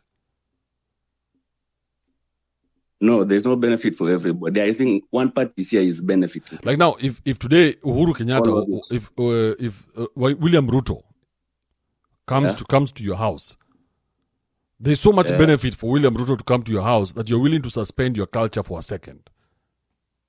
Yeah. Yeah, like you're not going to tell him, hey, get rid of your shoes. You're going to, it will be easier to clean because when he comes into your house, he comes with resources and everything, all these promises, right? Yeah. But if somebody else who's just coming at you, we're coming to chill, you're going to remove your shoes at the door. So you mean so you have to know where you stand in life. So if you go to somebody's university and they tell you these are the rules, then if you are a superior human being, you don't need to be in that university. But as long as you're in that university, you're going to follow the rules. You got no options. You have no option, bro. They tell you, we don't want to see earrings here. You get rid of the earrings. No tattoo. No tattoo. There's no tattoo until you graduate. So you cannot go tell them what to do because they should not tell you what to do in your own place. But remember, you are in ours. So if you feel our rules don't make sense, get the fuck out. But I feel that there's something they're trying to sell out here. Everybody's selling something. Everyone is selling something. Why are you getting carried away? Your mother is selling something. Your dad is selling. Everybody is selling something. Just don't get carried away and now become a social justice warrior where you're fighting for rights. No. Does this make sense for you? Yes or no? It doesn't. Okay, I'm out. Does it? Yes, it does. I'm in. Don't be the much. Oh, you're trying to hook or save people from their... Bro, there's no saving anyone. Focus on what is important to you. Does this make sense for me? Yes or no? Imagine right now... Who am I talking to? This is Professor. Yeah. So imagine right now, people are worried about the war in South Sudan. Yeah. Isn't that the most pretentious bullshit you've ever had? Yeah, but I think with my age, I've never encountered something like war. This is my first, you see, like for the 208 in Kenya. That's history to me. This was South Sudan. It's even far. I don't follow it, those news here. So why should you be concerned? I'm not concerned about it, about South Sudan. Exactly. So why would you be concerned about anything in the first place? As long as it's not affecting you. No, I'm concerned about this because it affects me with my religion, you get? Okay. Yeah. In that, you join this school and they tell you that the only thing we embrace here is the Bible. So why are you in the school? Go to a school that does what it is that you want. But you're not going to go there and try and convince them to change their ways. To fit over you. But I think this is something that... because now you listen to what you said earlier. You said they are in our country. They are in our country, yeah. Yeah, whose country? Your country? Yeah. These guys have come to teach you. They've bought land. They've built buildings. You have nothing. Yet you want to say this is your country. These guys are more Kenyan than you are. You have no purpose in this country. These guys have bought land. You have no land. And you want to call yourself a Kenyan. What the fuck are you saying? You're a slave. Follow the rules. I'm a slave actually, because if I was a real Kenyan, I should have gone to a Kenyan school here. Exactly. But now look at you. You're being taught using a curriculum from out of the country. And now you Western, want to try and force them to change and meet you halfway. They're not meeting you for shit. Either follow what we're telling you or get the fuck out. no, but the government also should kick in that their citizens should not be wafted away from the African culture. You get it? No, I don't get it, bro. I The government allowed this shit to happen, so they know exactly what is happening to you. The government is the one who's giving these charters and the licenses to operate these businesses. So they know what exactly is happening. So you are the only one who's oblivious. Okay, let's move from that topic. Again, there's this man called, I don't know if you know, he's an author and also a journalist in Kenya. Yeah, he's called, Silas Nyawat. Mm-hmm. Do you have a clue about him? No, I don't know who that is. I think he always talk about, even he called himself Mr. Masculinity, in that he write books about, there's a book he wrote, it's called 50 Memos to Men. Mm-hmm. So, this man, his books are majorly for men, yeah? Mm-hmm. And in these schools, again, these Western new schools have the rules that the books that are read in our library are from these publishers and these publishers. In that they don't want to get like Kenyan. They don't want to teach Kenyans from the Kenyan books. You get? So they come with their books, hand over to you, read this, leave your own people's book and read mine. Uh-huh. Yeah. Yeah, so what's the problem with that? So I was seeing in a way that these schools, there is something that they are selling that the government maybe have not seen it too far. Like there is an influence that they are enacting to these students. You see? I mean, but if you guys were so good, wouldn't you have started your own schools? Wouldn't you be doing your own thing? Why are you trying to tell us who have come with this curriculum to teach you what to teach you? You don't know what to be taught. So why not be humble and shut the fuck up and learn this thing that we've come to teach you, or teach yourself? Okay, it's not for a benefit. It's to whose benefit? Oh, I know what you mean is that if this school don't benefit me, I quit it. Is that what you are saying? I'm just saying, why are you bitching about somebody else's product? No. This person has decided this is my product. Now you're telling them what that product should be. They're telling you, I'm here to teach you my curriculum. If you wanted to learn your own curriculum, you would have created it yourself, but you never did. So I'm here to teach you what I know. As long as I'm teaching, then you are going to shut the fuck up and learn. Don't tell me what I should be teaching you. Actually, I get you. Simple as that. If I'm teaching you, I'm teaching you. If I'm learning, I'm learning. You decide which side I'm sitting on.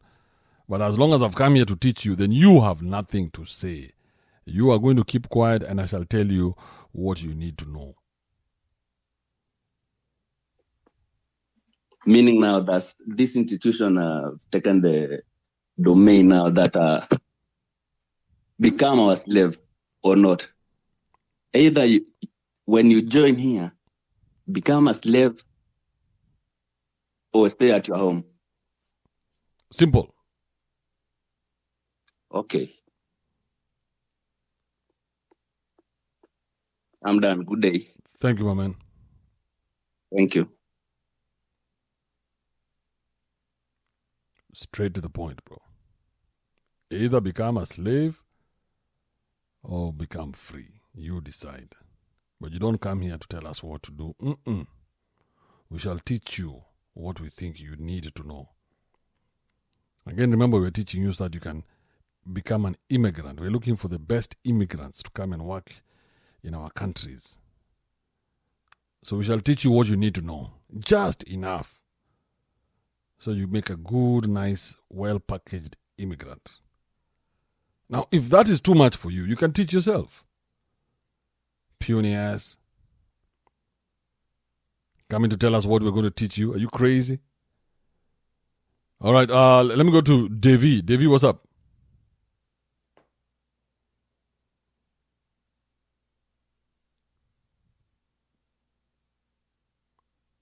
Eric Omondi, what's happening, bro?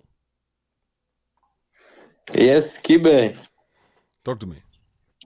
Yeah, vipi. Chilling, man. I'm easy. Yeah. Okay. So I wanted to talk about something that I noticed on the day we had this wedding. Mm-hmm. So this is following the interview you had with Jalas. So I realized that he gave a revelation that he's going to be the first Luo president. Mm. Yeah. So on that wedding, I think we also Mama Ida was present, and she gave a speech. Now, while she was giving a speech, she came out clearly to bash Jalas. So she went ahead and said that she's the mother of Azimio. So it was like sort of calling Jalas to remind her that you should go back to the line. You should follow as I am the mother of Azimio, and you should listen to me. And Jalas went all loud, calling her, yes, mama, trying to recognize the authority she was trying to establish. So this is what I wanted to talk about. So what Jalas did was just, trying to go ahead and acknowledge and bow to her. Now, Jalas has come out clearly to state that he wants to be the Luo president. Now, how is he intending to do that when he's still trying to bow to the same structure that we've always had that has probably led us nowhere? That is headed by Raila in this case.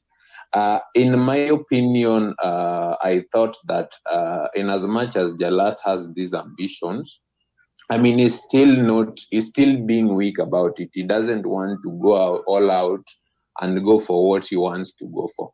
Now, the only way, in my view, that he can be able to go get what he's trying to get by saying he wants to be the first Luo president, he has to break away from the structure that is there, that is led by Raila, for example. So he has to break out, he has to create his own path so that he can let people now follow his own path without trying to follow the path that is there.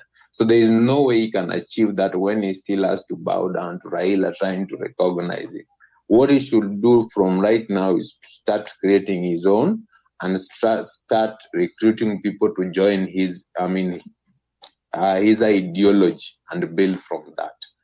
So I think that is, to me, that was a weakness, and for as long as he's going to intend to try to be what he wants to be, while seeking the approval of, for example, Raila and the rest, he will not go anywhere with this at all. So he has to break out. So there's a lot of people who have demonstrated this.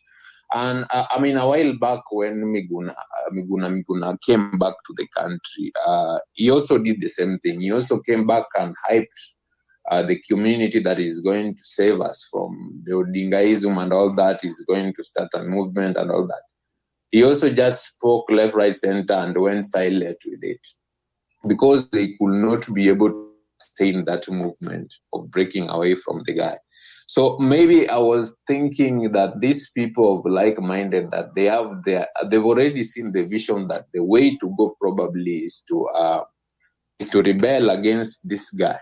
Why don't they come up together and start making their own path, start building from there and recruiting more guys to join? So so that's what I wanted to mention about that. So I don't know if you have any thoughts on the same.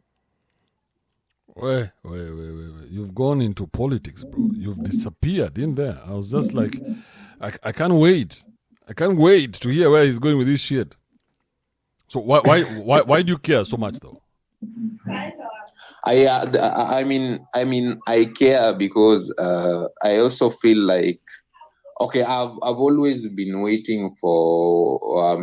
I feel like as a community, we've always been lost behind Raila's philosophy. So I feel like it is time that we needed some fresh mind and fresh idea without being stuck into this lost cause. But we need people with more ideologies. I mean, people who have more meaningful direction than just following behind a lost cause of just being taught left, right, at the community. I mean, as a community, then we have to follow because Baba said. So I think we need newer energy, people with the different views to start building from there and lead us in a prosperous manner, some sort of. Because I think what Baba has done recently, to us as a community is very bad because the image that is giving us out there is not been the best recently. Now, I've been trying to talk to a number of people, and you realize that where we were by the time we were with Uhuru, for example, our image as Luos had started being positive in a way. But you see now, since the demonstration and all that, I mean, it was just taking advantage of the situation. People went and destroyed people's property and all that. So, I mean, there's already that very negative perception about the Luos. So, I mean, a while back, Luos had been recognized as very bright people, very up to the task guys.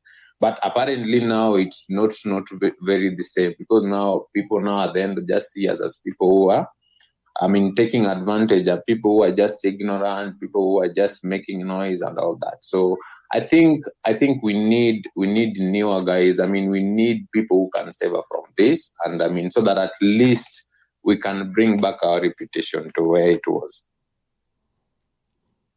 Hey. Yeah. Eric, you have a lot of noise in your head, bro. You're carrying a whole tribe on your shoulders. I mean, it's not nice. No, but why are you so concerned? That's my question. Why are you so concerned about the Luo nation, about Raila, about all this? Why are you so concerned, bro? I'm concerned because I feel because of that we are stalled as a community. I mean, we're barely growing. I mean, what do you mean as a community? What does that mean, bro? As a community, you look at yourself. You're not just Eric. You're as a community. Yeah, as a community. The reason why I'm saying as a community now, we realize after the election, I mean, almost the whole of, we find that almost only the Luo community that is, for example, right now out of the government. You see my point? I'm not seeing your point, because there are a lot of Luos who are in government. They are in government through proxy, but I mean, no. There are a lot of Luos who are in government. So don't say something that's not untrue. I mean, that's untrue. But they are in government, not in the way that would be most beneficial to us. That's what I'm trying. Who's us, bro? That's what I'm asking. Who is this us you're talking about? Anyang' Nyong'o is the governor of Kisumu.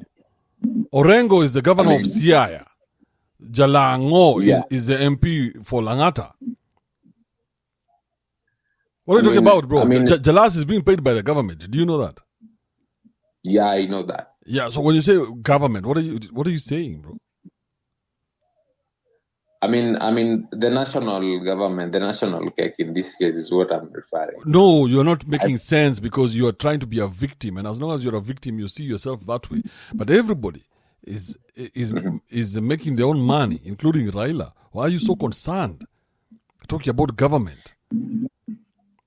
And that is my point. Is, you see now these people you're trying to mention are in government. Instead of us being able to support them, to be able to work for us in a more better way, because of that we are fighting them on. So my point is, we should be able to work together instead of being isolated and divided and trying to work and corrupt and discredit the government. There's nothing that can be achieved in that matter. No. We can only What you're saying doesn't make any sense, because you're trying to say that the Luos have now been marginalized because Raila is in the opposition and now the Luos are not in government. That's what you're trying to say, but it's not true. It's not true. So if you keep going with that agenda, then you always find yourself as a victim. But it's not true. There are a lot of Luos who are in government. Just because a Luo did not become president doesn't mean Luos are not benefiting, because they are still getting their CDF.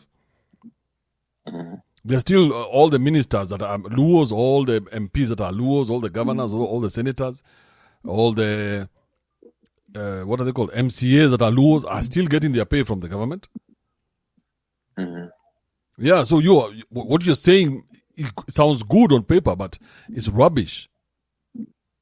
But you see now ahead of next week, there are already signs that so what are we going to achieve? Signs that what? Signs that what? I mean, the Azimio leaders have stated that after iftar they are going back to the demonstrations. You see, and that is only going. Why do you care? Why do you care? Because you took the tag and said, as a community. That's why you care, because there's so much happening as a community. But as an individual, why do I give a shit? Why do I give a shit if these guys want to go to the streets or not? Why do I give a shit? I'm just supposed to observe and say, oh, you guys are going to the streets on Monday. Good. What am I doing with my business on Monday? Am I going to town to sell masks? Sell water?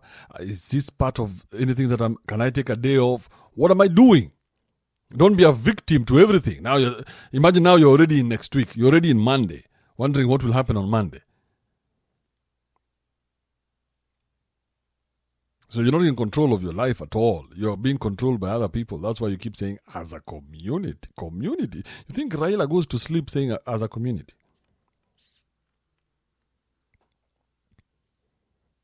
What's wrong with you guys? Toxic. Let's try this toxic guy here. Toxic over toxic. Yeah, yes, sir. What's up, Kibe? I'm easy, bro. I just want to talk about this guy, Nathan, this guy who has just been speaking. Why are you concerned? Like, what is this community, is this guy talking about? If you're saying that there are no laws in the government, then why are you concerned? Like, why is it hurting you? Like, why is he in pain over something that he's gaining nothing about it? Like, you are saying the national government does not have laws, and in short, according to him, he needs maybe for the president is supposed to be a law, or what was his point? Because I don't get him. Yeah, I don't get this guy. So my point, I'm just coming to tell this guy, bro, just focus on your life. Stop the issue of us. Who is us? Yeah, there is no us. It's you and you, bro. It's you and you alone. The issue of us is not there anymore. Why are you even religious? Not even religious. Why are you like about this Mr. Toxic? Community Let thing? me tell you one. Yeah, You tell know, me, bro. one thing. One thing you should understand is that you cannot separate Luos from Raila. That is Jacom. Those guys are two in one, so you can never separate those two. And That's why they are usually when they talk about themselves, they also prefer us as a community.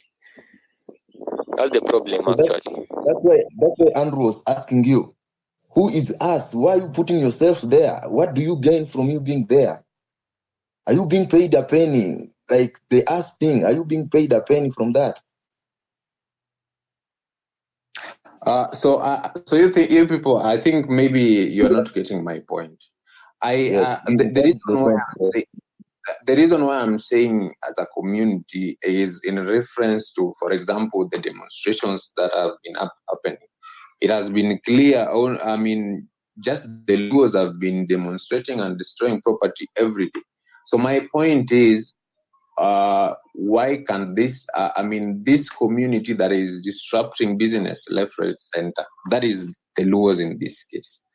So why can't we work with the government and instead stop all this demonstration left, right, center? That is my point. So you feel for the demonstrations to come to an end, it's the Luo community to talk to the government? No, instead of us sabotaging the government in a way, why can't we support the government and work with the government if possible? So that's why I'm asking. Yeah. You feel for us to go away from the Mandamano thing, it's only the Luos that are supposed to talk to the government and end this shit? Because it is the Luos who are demonstrating and rioting. So it is the Luos so who are stopping. You're trying to tell me there are no other tribes that are demonstrating, it's just Luos, bro? No, it is just Luos. There are no other tribes. Bro, come on. Come on. Your point is irrelevant to me, bro. The bigger picture, I will just say it's just Luos, honestly. Because we only see Mandamano happen in Migori, in Kisumu, and in Kibra, in this case. So ideally, it's just the Luos. And it's because it's the same Luos who've been aggrieved by this election ever since. So it is prudent to say it's just the Luos who are demonstrating. So what is your way of us solving this now? Now, if you say the community, that is the Luo guys, are supposed to talk to the government, how is that going to happen? Now, the reason, what I was trying to say is that, like what I said, now there are some Luos who've demonstrated that they have the goodwill to support and work with the government to find other ways.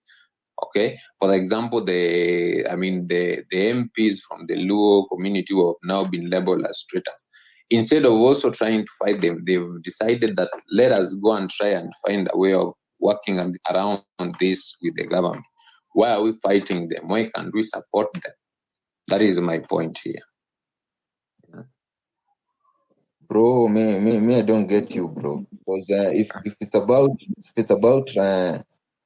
the Mandamano thing, bro, the Mandamano thing is there, and I don't even see the point why you are concerned. Like, why is it even affecting you in any way? Kibe was telling you should be finding a way. If you're going to town to sell masks or water for these guys, do your thing, bro. Forget about the religion thing. Forget about community thing. Forget about what do we call it? The government shit. Because these guys have been there for years, okay? And they do nothing. They do like there's nothing these guys are doing for us. So what the fuck are you there trying to say? The Luos or the community thing? Why are you even concerned about the community shit?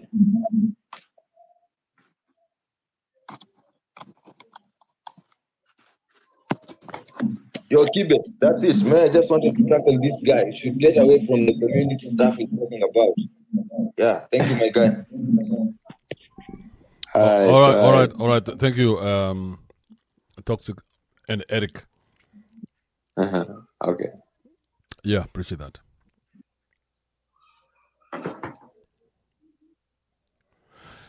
Ali, the most married man in Africa. Yo, Kibe. What's happening, man? How are you, bro? I'm easy. I'm good. I'm good. How is marriage life? Forget about marriage. We need to talk other things. Marriage is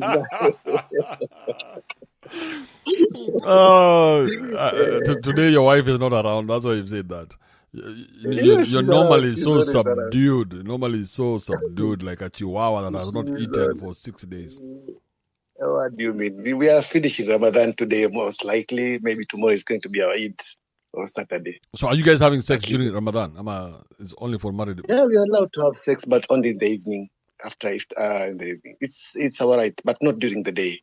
During the day, there's no fun having sex when you're hungry, bro. What do you mean? No, but you only fast during the day. You don't fast at night. Yeah, I'm saying there's no fun having sex when you're hungry. So you don't even have to be told when you should have sex. I mean, the whole day you're fasting. Who wants to spend their energy having sex when you're hungry as fuck? Wait until you eat.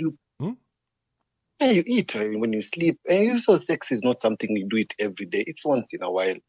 You know, you're not different that you have to do sex every day. Whoever told people that when you get married, you're going to have sex every day, they're lying to themselves. There's so many things which are involved in a relationship or a marriage. So the sex is one part of the thing, just for relief. It's not a do or die. Now, when somebody thinks that we get married, that we're going to have sex every day, that's a bullshit. That's a bullcrap. It's not work that way. Once a month, like rent. Not really once a month. It depends on the mood. Sometimes you need the relaxing. Maybe you're tired. Maybe all your guys are on the mood. You spice up your relationship. You see that sex is all about mental. It's all about mental. How you think, how you want to make your partner happy, or how your partner wants to make you happy. It's just what guys put you guys together. That relationship has a meaning for that feeling for both of you to have. Have you guys graduated to dildos yet, or not yet? No, we don't do those things. Why do you do those things? Those are people who have psychological problems. No, but you're spicing up your marriage life, bro. You can bring in a few dildos, a strap on, or something. Unless I'm impotent, I don't function. That's why maybe I'll resort to those things. But I'm still a physical guy. I'm still functionable. Why do I have to But once a month, man, she can't handle once a month, bro. What's wrong with you, bro? She needs more. Even haram in Islamic, you're not supposed to use artificial things. Why do you have to do that? It's not allowed.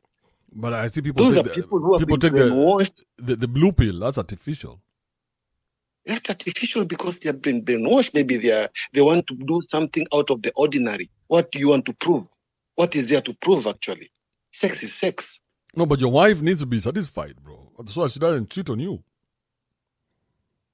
Why I am capable of satisfying her without using the dildos.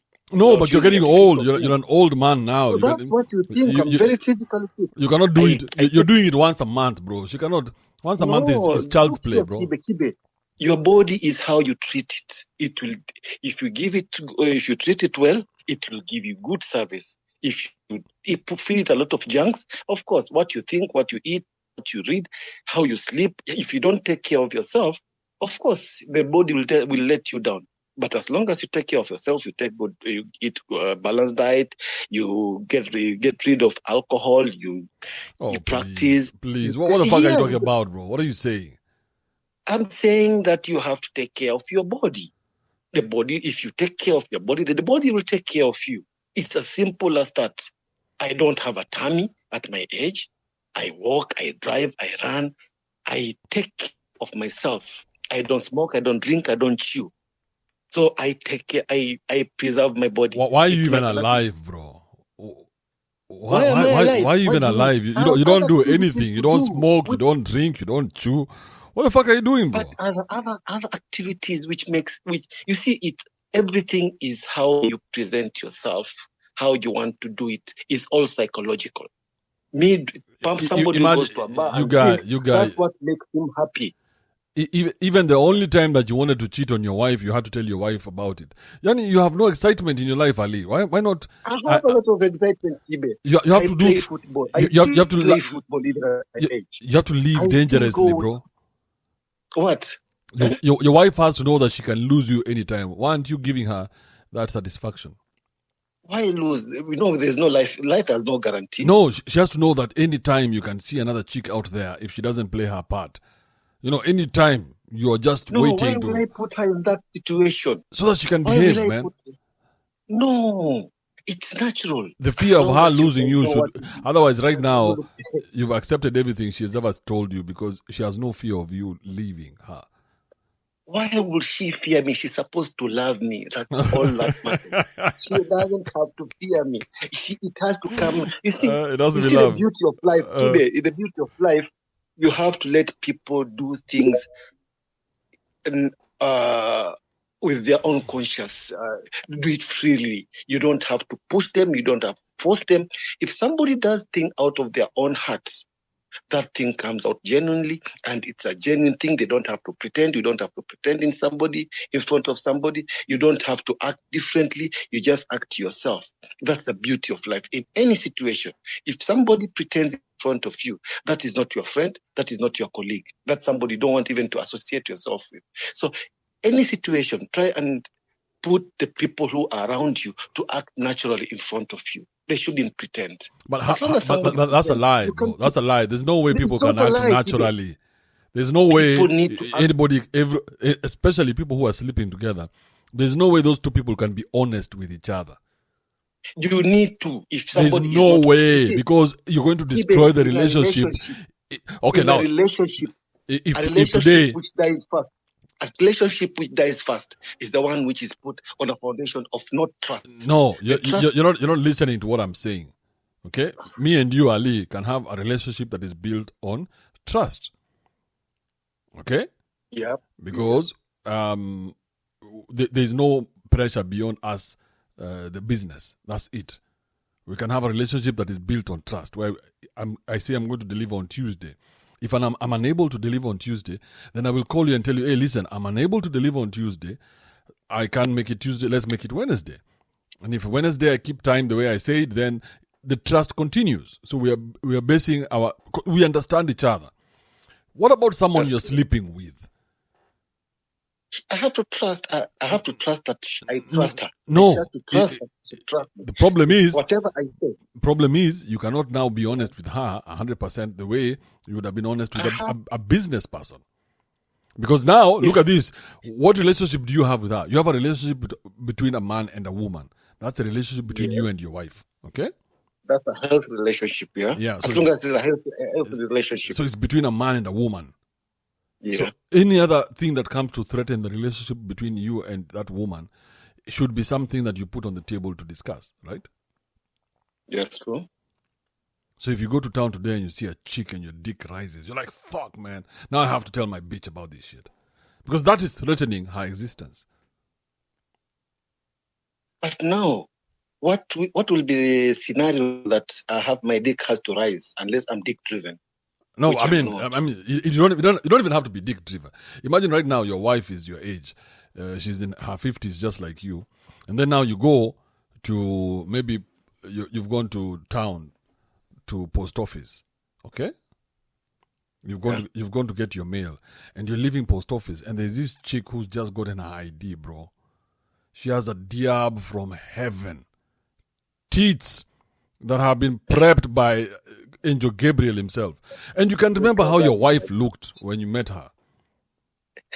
And for that one moment, you have a flashback and say, shit, if this chick was to agree, I would bomb the shit out of her. Now, now you have to go back to your wife and tell her, you know what, today, when I was at... Like you, I don't put those imaginations. I don't. It has passed that age. I am comfortable where I am.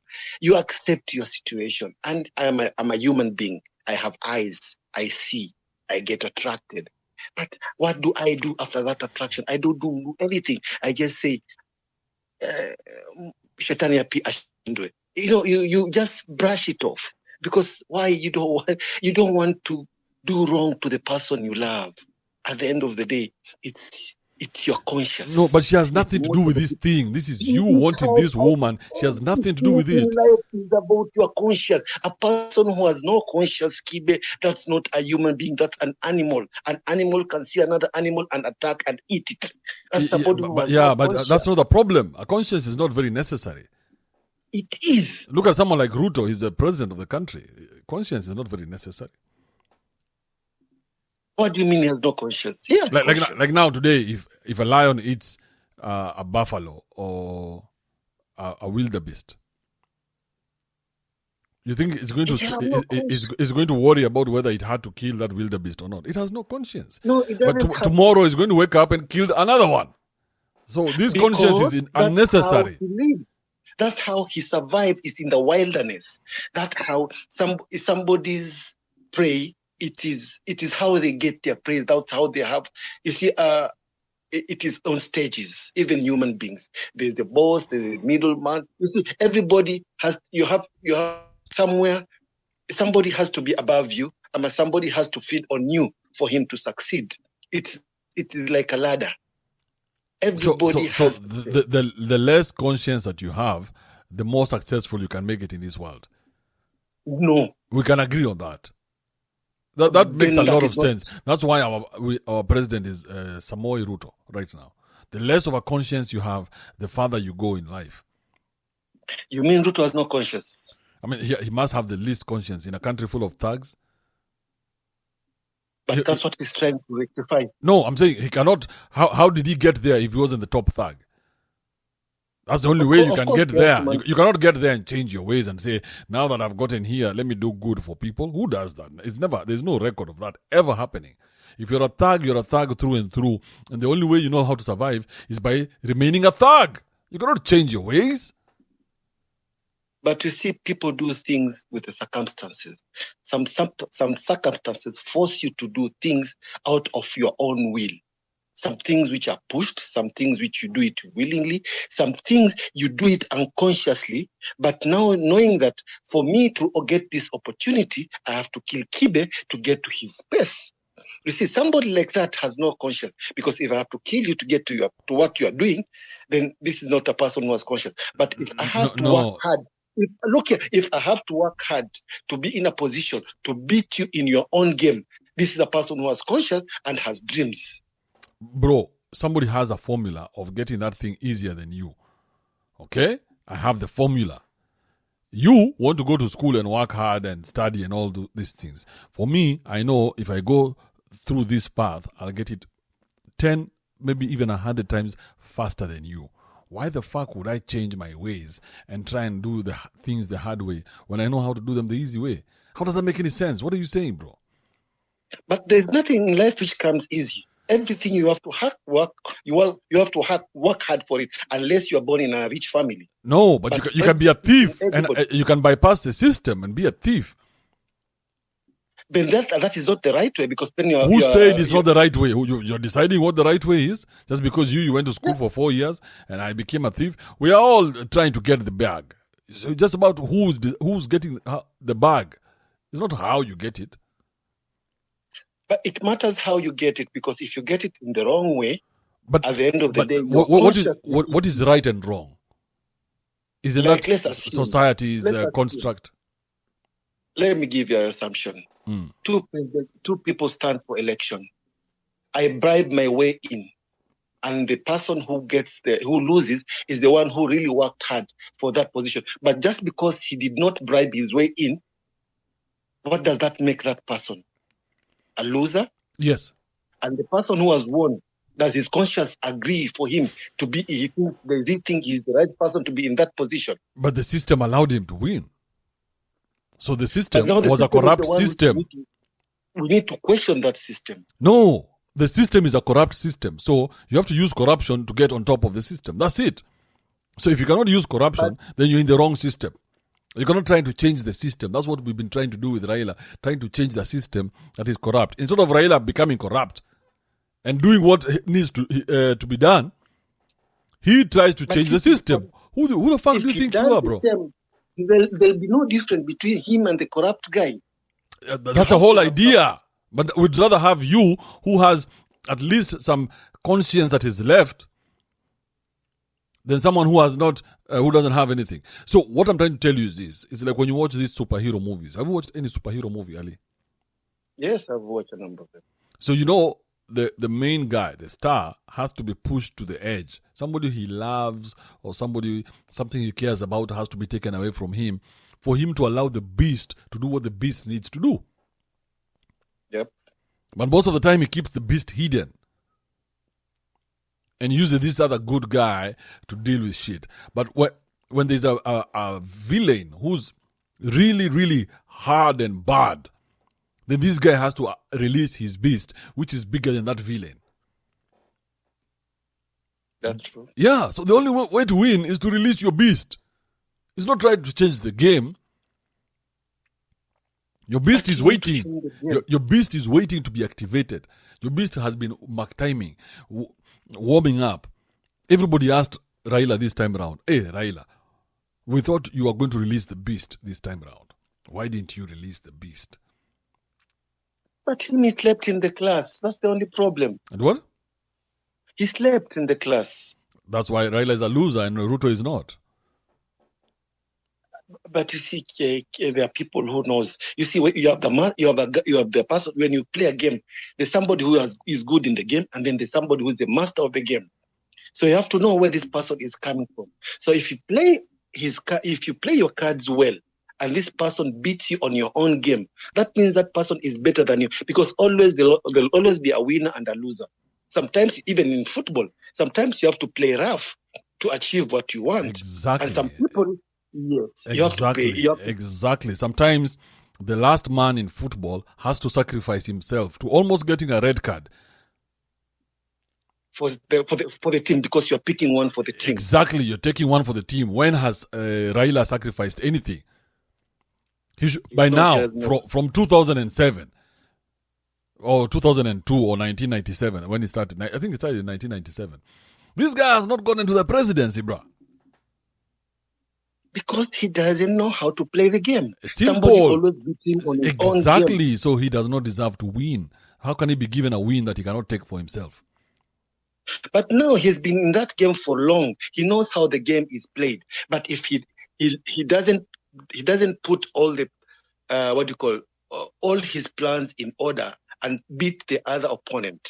Every time he comes back and say, my thoughts were stolen. But you've been in that game for exactly. so long. So does he deserve to be president? No, he doesn't. How the game is played. If he cannot win. If I'm being defeated with the same team every day, I go back to my drawing board and study, how did these guys win? What tactical did they use for them to win the game? So when I come to the next game, I have to come prepared, because I know how I'm going to be tackled. Now, if I go on with the same game which I lost in, then whose fault is it? It's not the opponent. It's not the opponent's fault. So now you agree with me?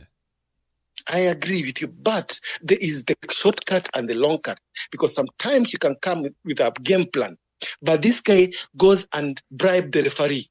No, you want the formula to work in your favor. I want the formula to work, but this guy, you want the formula to work in your favor. So you're not understanding that this game is about winning. It doesn't matter as long as your formula gets you to win. Then that formula will work in your favor. So whether it is taking the shortcut, the long cut, the right way, the wrong way, you guys do whatever it takes to win if you believe that you're the right man for the job. But now that the conscience comes in. Bro, do whatever it takes to win for the greater good. If today you're driving a truck that has 1,000 people and there's one kid on the road, are you saving the 1,000 people or are you saving the kid? Of course, I'll save the 1,000 people. I mean, what about your conscience? But now, what about your conscience? It depends. No, because now look at the people, 1,000 people and one person. What will happen? So, if I drop this truck off the road, the chances are I'm going to kill more people than that one person. So you're willing to live with that choice? Because if there's no other option. Yes. So you're willing to live with that choice and say, I did what I had to do for the greater good. Now, if you believe that you're the greater good, then you will do what you have to do, whatever that have to do is. But now look, because if you don't, then people suffer. So more people will suffer. So you do what you have to do for the greater good. But if you're not willing to do what you have to do, Ali, then I cannot trust you. But for a leader, you have to take stand. That stand is what makes you as a leader. So what makes you? So who is more powerful right now, Raila or Ruto? Ruto, definitely. So stand or no stand, imagination or no imagination, Ruto has the power that Raila would have had, and then now he can go back and undo all the rubbish that he did during the elections. Because he's a better man. But he did not believe in this shit enough to do what he had to do, which was go all the way. So he lost. But you see, sometimes it depends the people who are backing you, the advice you are receiving. That is a very important thing. If you So have people who are weak, so you as Ali are going to allow the wrong people around you. no, it depends on people are put on board. Because if I'm you a as good leader, Ali are going to allow the wrong people around you. of course, I cannot allow wrong people around me. Why? So you're saying Because it for depends me- on the people who are around you. So you've allowed the wrong Yes. people to be around you to fuck up your chances of becoming president. Then who is to blame? It's Exactly. me as a So leader. you are not supposed to be president. My choices of the people who are backing me were wrong. So The people who I believed in them, they're the one who let me down. So because they were not there when I really needed them the most. you have to live with that choice. Yeah, you have to live with that choice. But now, sometimes you need to fight back. But you have to fight with a plan. If Bro, you fight just... is the plan to win? Yes, good. Do whatever it takes to win. If the plan is to win. If the plan is to leave a legacy, do whatever it takes to leave a legacy. If the plan is to become an opposition leader, you do whatever it takes to get you there. But now you're not willing to do what it takes for you to win. Then why do you think you deserve anything beyond what you've gotten? Though somebody has played you. Somebody was better in that game than you. Then you're stupid and you need to bow down to the person who won. But sometimes also you have to stand up and fight for your rights. You fight for whatever, but I'm president. So you fight for your rights as a normal citizen. You had a chance to become president, and I would be the one fighting for my rights. Now, you fight hard for your rights. Meanwhile, I'm in State House enjoying a pizza from Italy. It was brought by my private plane, God damn it. So where does the conscience comes in, Kibe? There's nothing like conscience. That's in your imagination. Conscience is other people's mind on you. That's what a conscience is other people's mind on you. You want to tell me when our women are going to marry stops, they don't have a conscience?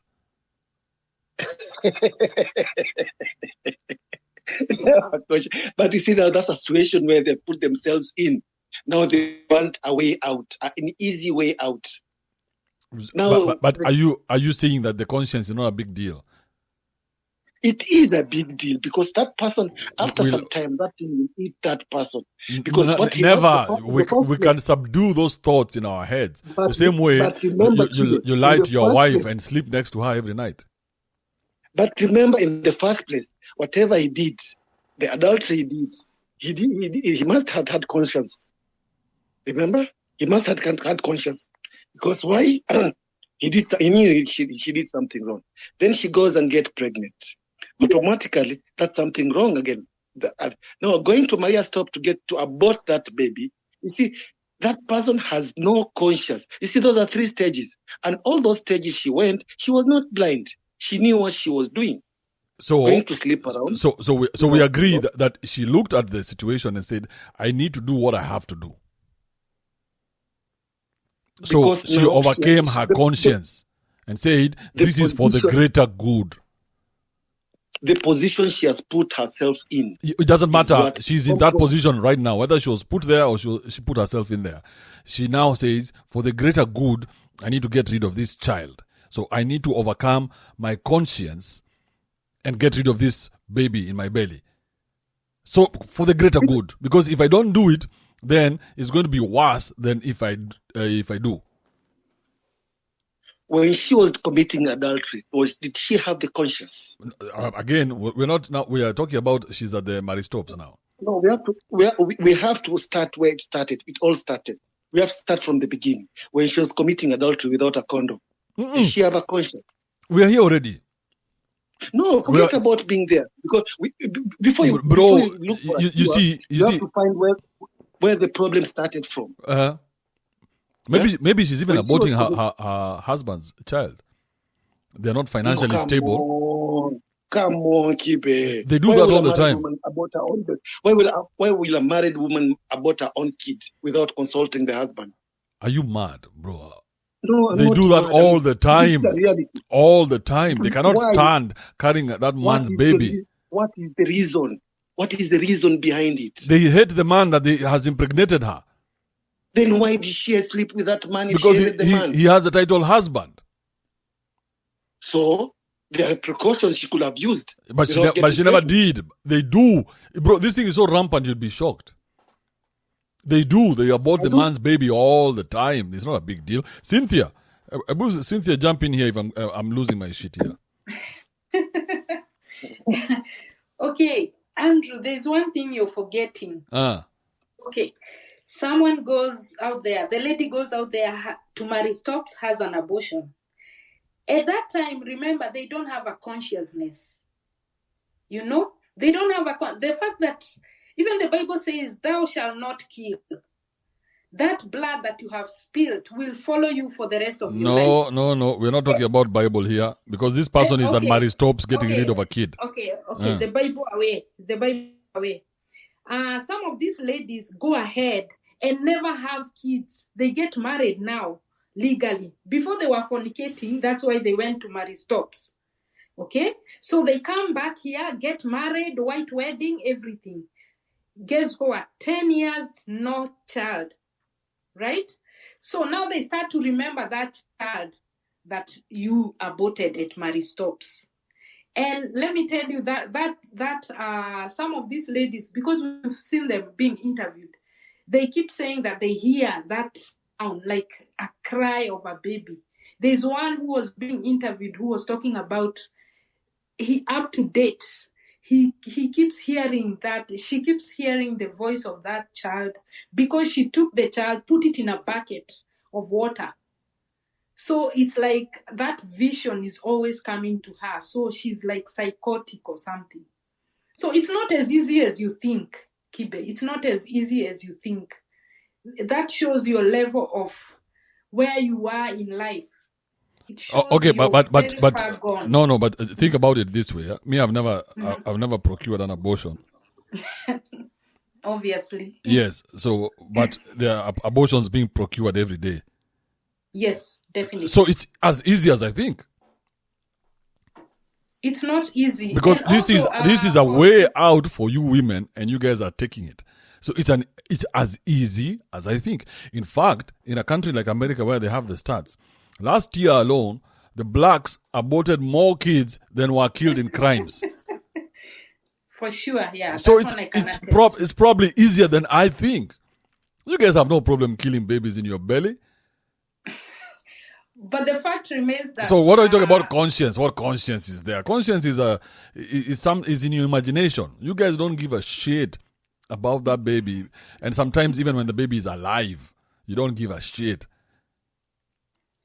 I know people have changed, but at the end of the day, those kids will haunt you.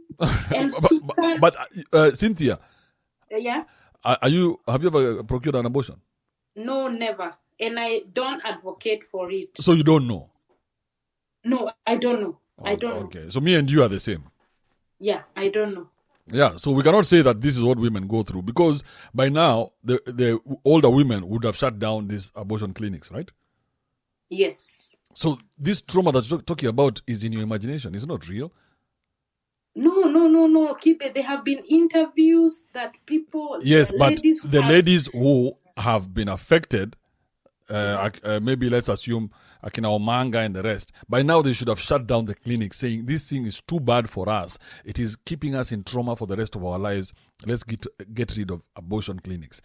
But on the contrary, women are saying, give us choice to get as many abortions as we want. Yes. Yeah, so it's not as hard as you're trying to make it sound. It's more the norm than not. Yeah. Yeah, you guys have no problem aborting kids. Why are you trying to make yourself sound like you're so pious? Kibe, you are forgetting one factor. There is a depopulation agenda. So that's why these things are being made easy for anyone to access. Even a 13-year-old can access such services because it is someone's agenda who's trying to depopulate. So they are even advertising it and saying I get the agenda, but this is you who's going to marry stops by yourself. Agenda or no agenda. This is you who had sex and doesn't want to carry the baby to term. We were talking about conscience. So you guys Yeah. don't have a conscience enough to have shut down Maristops because it serves you.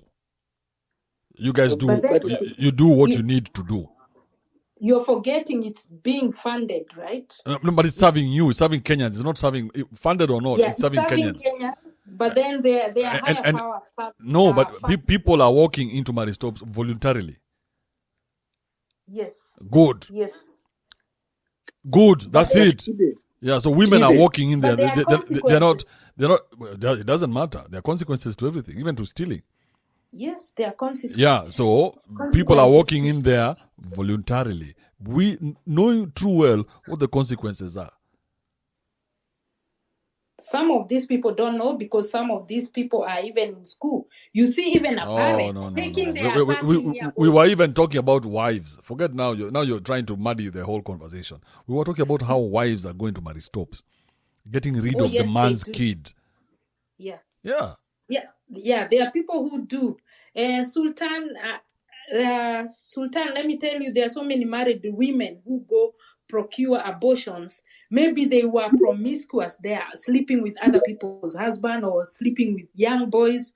So they decide, okay, instead of me having this baby and my husband knowing that I've been sleeping around, I'll go procure an abortion. So people usually do it, Sultan.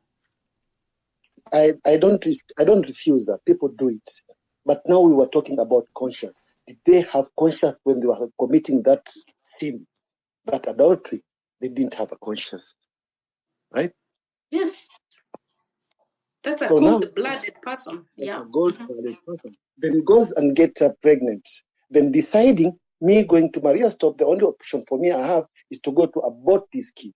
Then I'm asking the same person after aborting that kid, how do you face your husband? How do you live with yourself, knowing that I made two major mistakes in my life?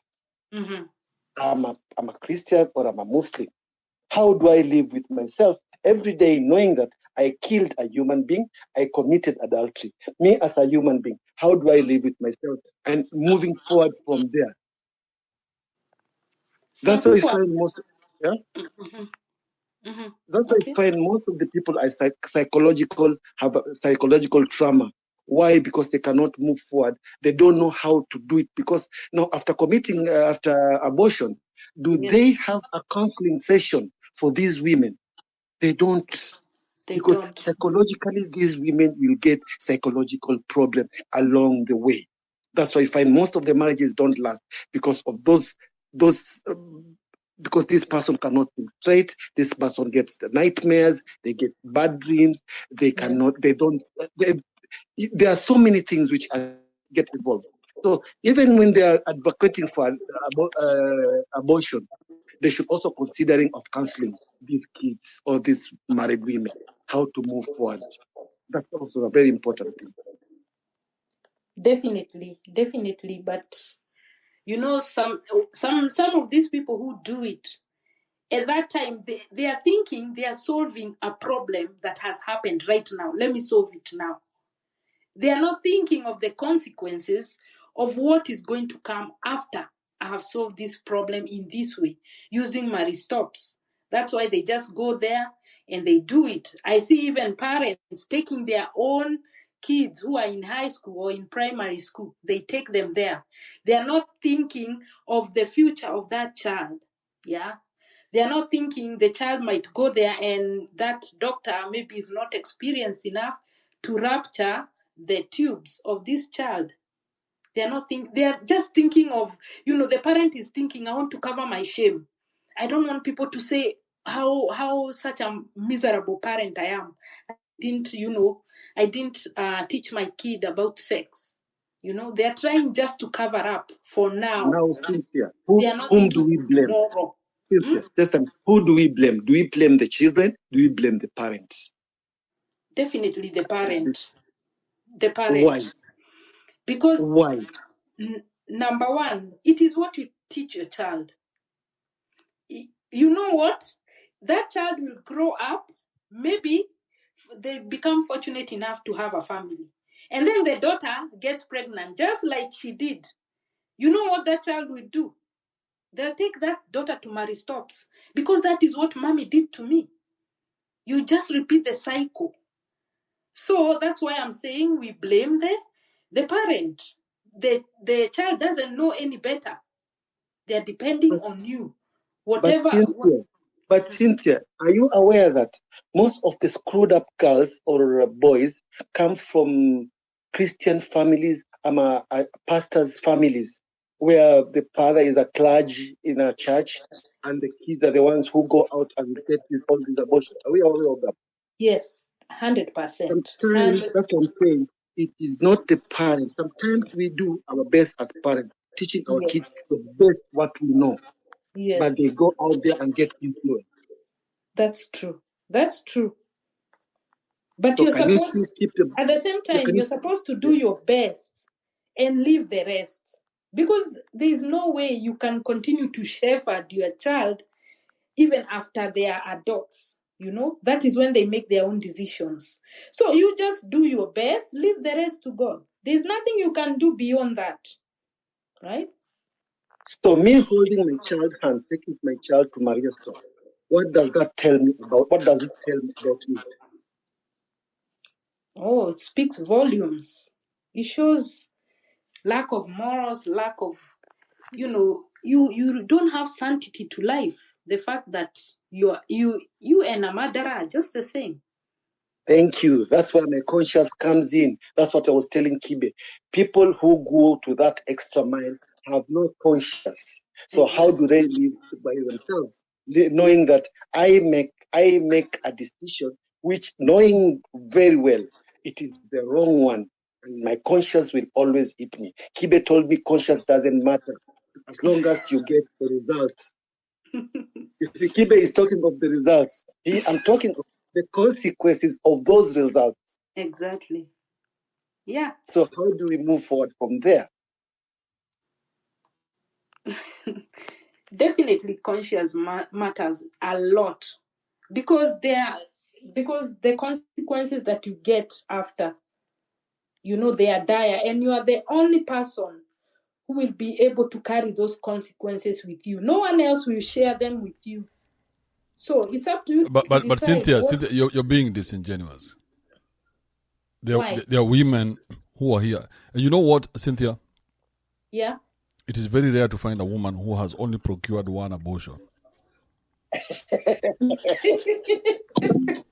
Which was Okay. Let's do this. Everybody who's on the top list here, including Derito, you put 100 if what I've just said is completely true. If it's not, put a thumbs down.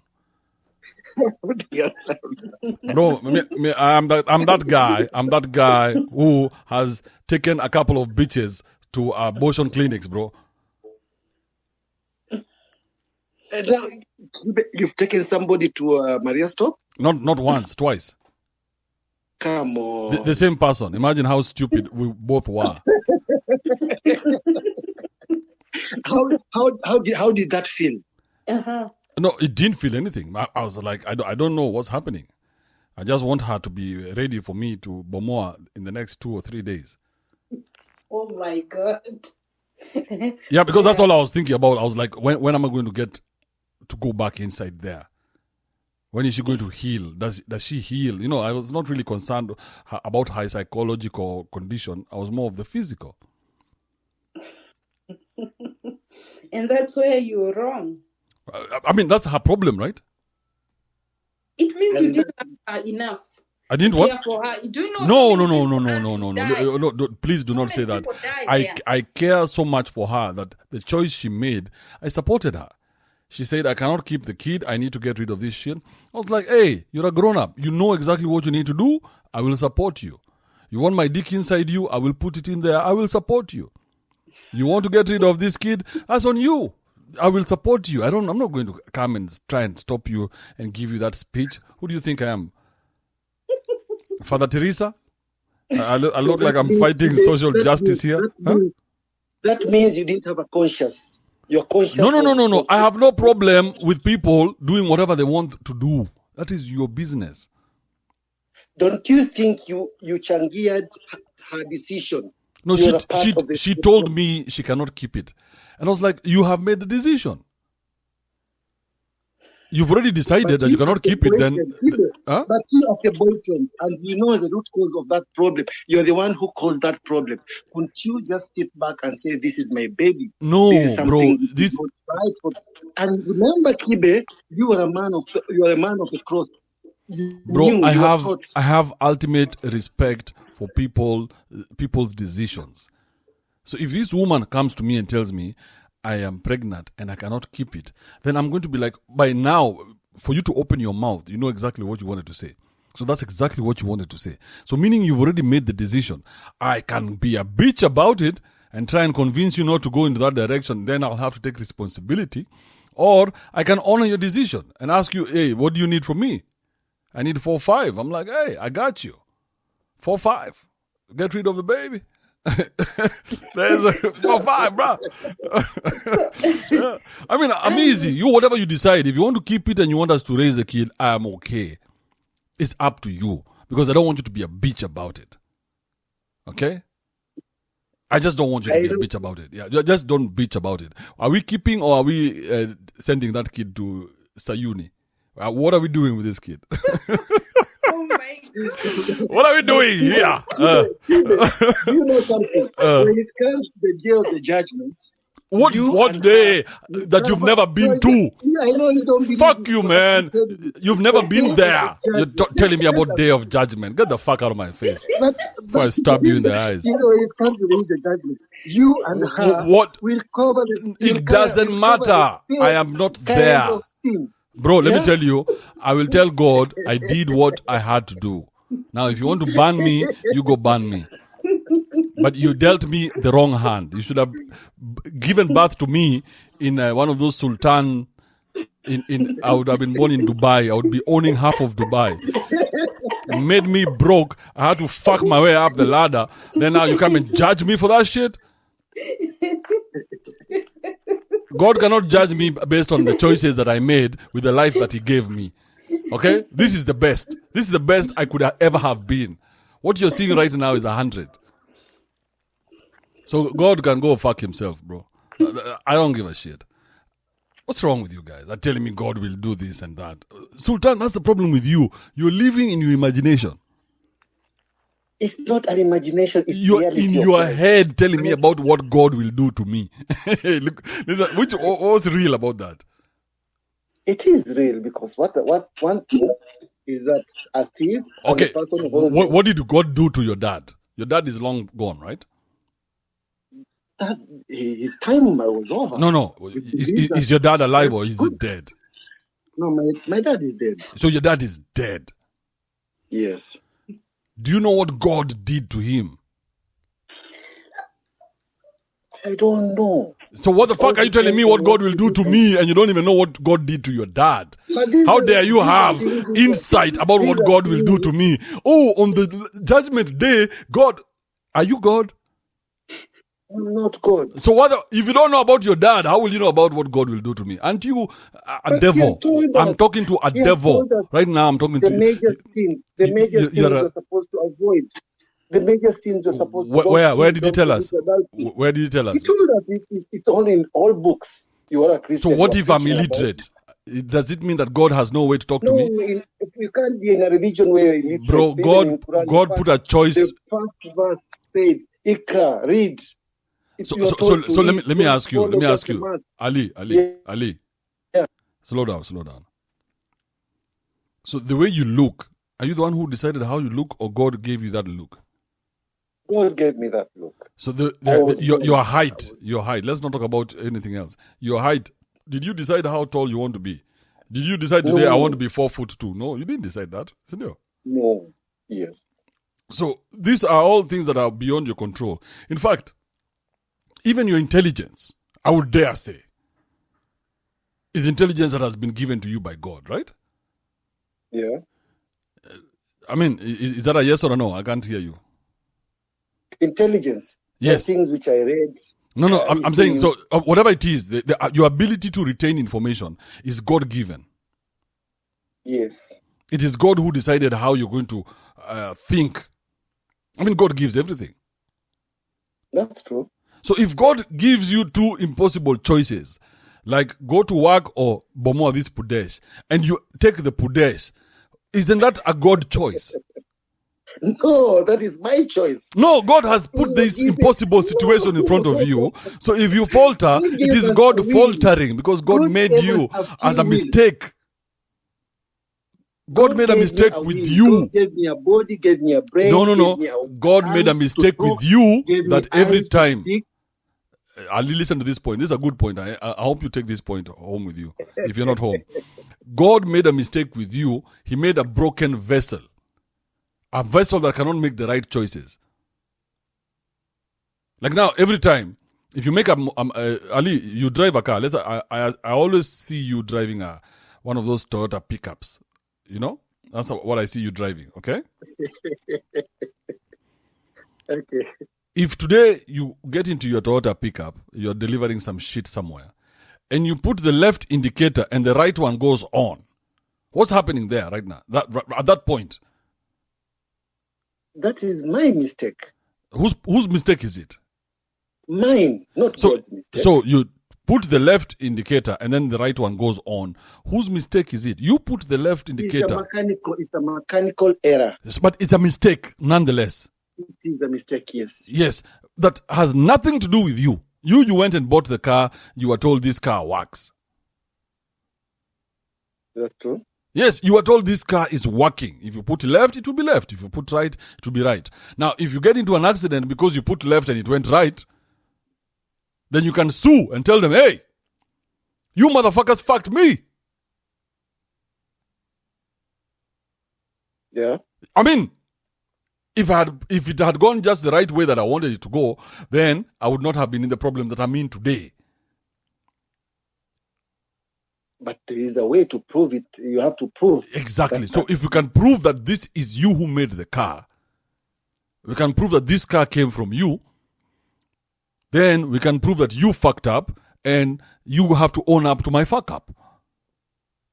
Because yes, I'm in the problem that I'm in because you fucked up. I could have lost my legs, bro. I could have done this and done that. Some people lose lives, but it is because of your fuck up. It's not mine. I put left when I wanted to go left. It said right. So the guys didn't stop. But no, you see, at the end of the day, it is the choices we make. No, bro, Yes, I played it. gone I wrong. played it well. I woke up. I showered. I took. I brushed my teeth. I wore a nice cologne. I wore good underwear, clean everything. I didn't make a mistake. I didn't abuse my wife. I didn't kick the dog. I took a cup of coffee. I had slept well. But when I put left, it went right. It wasn't my mistake. I was going left. But the guy who made the car made a mistake at the end and inverted whatever was not supposed to be inverted. And now here we are in hospital. Somebody has to pay. Somebody is responsible for this fuck up because it is not mine. I put left when I wanted to go left. So this God who created me and made me with this propensity to make the wrong decisions every time, he is responsible for this shit, isn't he? No, he's not responsible.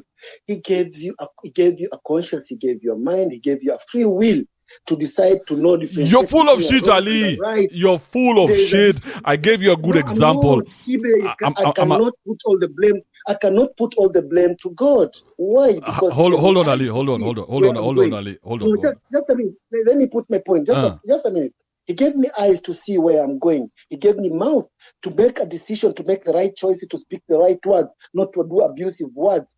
Just I cannot put abusive words just because God gave me a mouth. I gave me ears to listen, to decide what is wrong and what is right. So whatever decisions I'm going to make after that, it is not abusive God's fault. words, bro. What are you saying?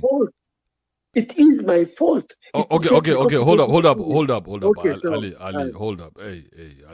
Ali is getting Right, worked I'll up. go. Ali, that's why you needed more children. Right now, you do not have time to be fighting here with me on the spaces. You'd be out there giving your love to your kids. Now you're here, you have all this energy because you're not getting sex in your house. You have no grandkids to run around, chase. Don't worry about So now all your energy is just spent on me here. Get the fuck out of here. Albo, but let me just ask you, talk to this guy. do you care? Do you care? Sultan mute. Sultan Does it mute. bother you? Class in session. Sultan mute. Class in session. What's up, Albo? Good, my man. You guys, the analogy you gave was so perfect that it cornered him, didn't know how to go about it, and just decided to do what ideologically possessed person does. He just said no. I was like, what do you mean no? No evidence. Yeah. No, because now he's gone on about saying, oh, he gave me eyes to see. What about the people that are blind? Oh, he gave me ears to hear. What about the deaf ones? Oh, he gave me feet to walk. What about the handicapped ones? Are you so special to your God that you are the one who has everything going for you because of him? Let me ask you another question. The God that you pray to and you say has created everything, has planned everything, seems to be making a lot of mistakes where he goes back, say, no, I've created everything and it's perfect. And this is what the plan is going forward. Okay? So what happens when the plan is changed midway? Does that mean your God made a mistake? How do you have a plan that cannot be changed by an almighty being, at the same time say you have free will to do something? It makes no sense. And that's why those arguments end up this way, because you cannot reconcile in your mind the fact that you have free will to choose what you do, and at the same time say somebody has planned exactly what you're going to say and do. So you can't have it both ways. And that's what most religious people who believe in gods want to. They just want to have it both ways. Like, no, do you realize, Sultan, that every positive thing that you claim, you make claim to you, assign it to your God. But then every bad thing that happens, you assign to yourself or a devil. Don't you realize that this is actually you? This is no God. It's your ego. You know, you want the God to be your perfect self, you, who you are, what you foresee. But because you understand that it's impossible, you create that mystical being that's perfect. But apparently also not perfect, had to clean up the earth with a flood, apparently, because these fuck-ups were so big, he has to start fresh. Do you see the problem that people who insist on logic have with this kind of thinking? That you say somebody's being is perfect, but can't seem to do so many perfect things. If you look at his creations, us, the amount of fuck-ups that we do daily, it shows bad workmanship. As in, if it was a computer program running on a computer that made this many mistakes, it wouldn't make money. Nobody would even use it. So we can't throw logic out just in service of our emotions and our fears. That, oh, I might not believe in this one, then I'll go and burn forever and ever and ever. You can't even comprehend what that forever looks like. But somehow you've made the claim from the stories of our ancients that are basic stories, like they're basic stories, but you've decided to Harry Potter your life through myths and superstitions. It makes it very difficult for me to take people seriously who refuse to see their ideas to the very logical end. And that's what you are doing, Sultan. And that's what you're not unique in this aspect. Most religious people are like this. Their inability to question what they believe in, that myopic thinking, has never served anyone. We know that you can't live a life of falsehoods because you say, I pray for something, but you still wake your ass up and go to work because you know praying and just staying in the house would not cut it. Otherwise, if your God was so powerful, that would be all that he needed to sort you out. Give you your house without working, give you food without working, everything, a good woman, children, whatever it is that you want, they'll give you for simply asking for it. But I'm struggling with that concept because he has a plan for you, apparently. So what is this plan that every time you have a whim as Sultan, he has to change the plan? I mean, what kind of almighty, all-knowing being is that? So can we stop with this? Because what you're arguing upon, it doesn't make sense. You are given a good analogy and you refuse to listen to it. That's dogma. But Albo, That's you have to remember. wait, Albo, Sultan. That's you refusing to accept the truth.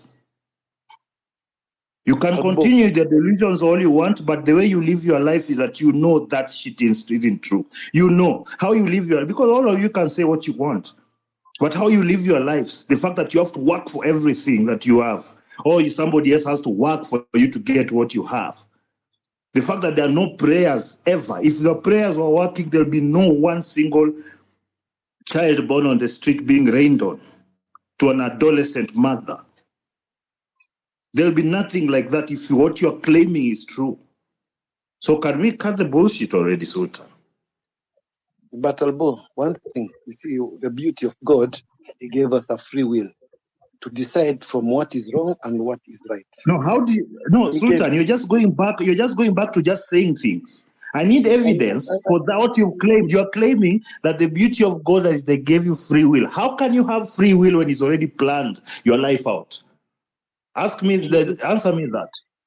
He has put everything in open. You can see the sky, you can see the earth, you can see the sea. That's a nonsense answer. All this. Give No, me a straight answer, Sultan. I don't like men who dance around like women with their explanations. I'm not Give me a dancing. straight answer. I don't like this cowardice. That is, you are just saying things that make no sense. So I have to cut you short. I'm asking you how you know you have free will while your God has planned your life out. I need You're that not giving answered. me, Not you're don't not tell me giving me about blue time. skies and what. That makes You're no not, sense. Albert, you're not Albert, giving me I think I time can to answer your explain. question, Albert. Wait. So there are 3 books, okay? Imagine you're in front of God. So there are 3 books. Your good deeds, your bad deeds, and your free will. This is what Sultan is trying to tell you. So God has literally written if your choices basically. If you do this good thing, your deed will go to your good book. If you do a bad thing, it will go to your bad book. But you're the one to write Your it in analogy your free still will. doesn't make sense.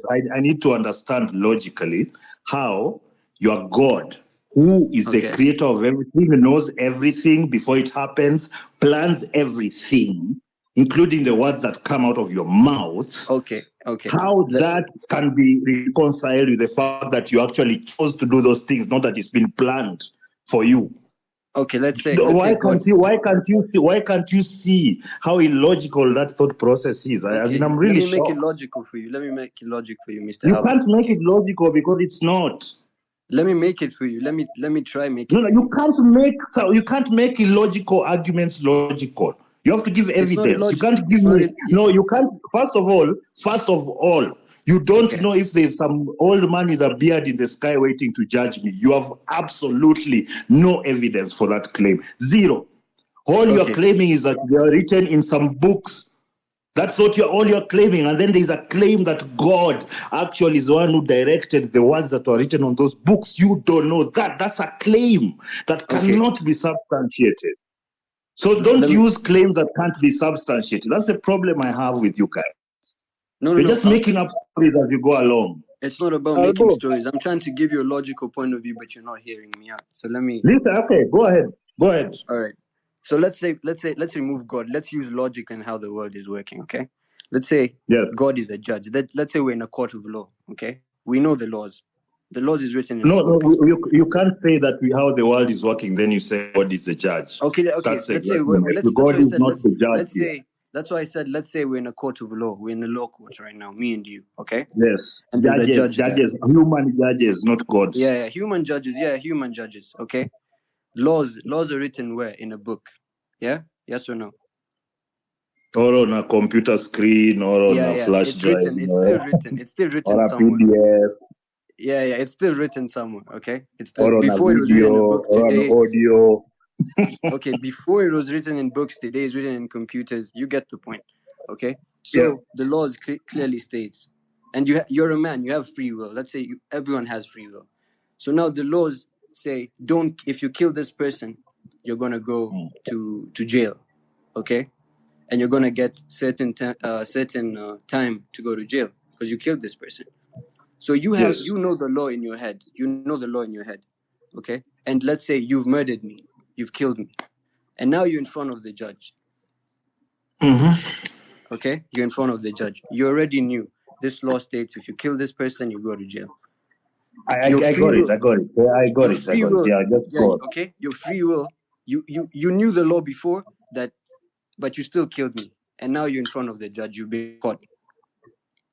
Aren't you gonna go to jail? Yes, most likely. Exactly, unless I have a lot of money. So now, unless you have a lot of money. So now the lot of money is in religious is your good deeds, because God is forgiving as well. Okay, God is forgiving as well. So, but then when you say with money, you're being corrupt. You're being a corrupt, but you can't bribe God, but you can bribe the judge. That's the whole difference. Okay. Yeah. Now, does that make sense? That's a logical point of view.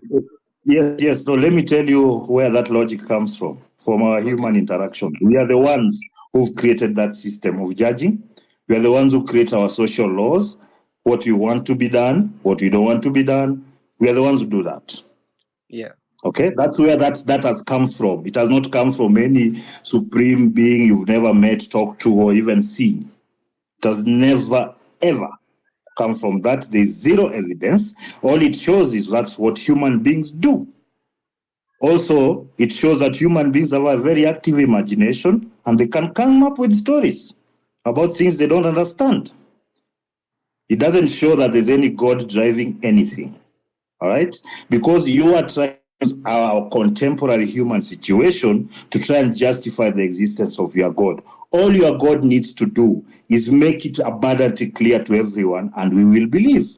They don't need ignorant human beings who can't think outside their own bodies to make the argument for that God. I always wonder, an all-powerful, all-knowing God needs you to defend its existence.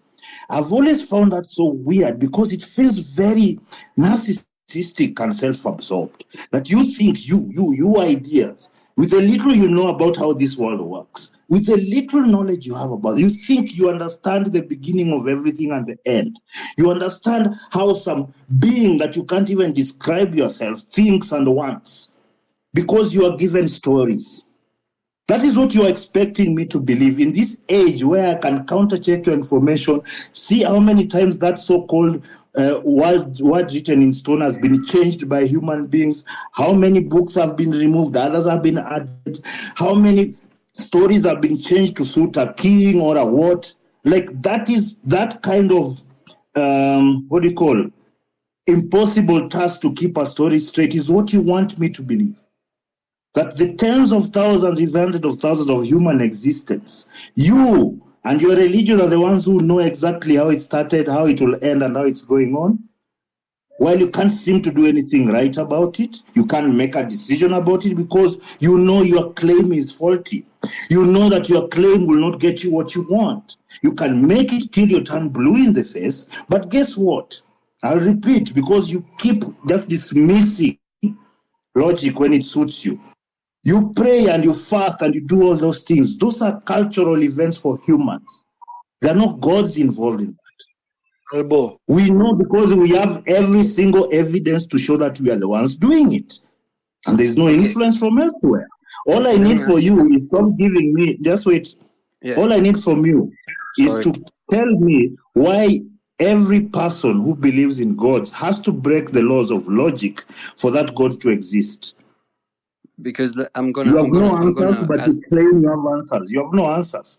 You just gave me an analogy that describes our judicial system, human judicial system, which is very flawed. How can you even make that? Yes, but you see, you made the analogy. It's because you know this is a human endeavor. There are no gods. I don't know why we are here. I don't know who started it all or what started it all. I don't know all that. I am honest enough to say that. But you guys keep making claims you can't defend. And that's the crux of it.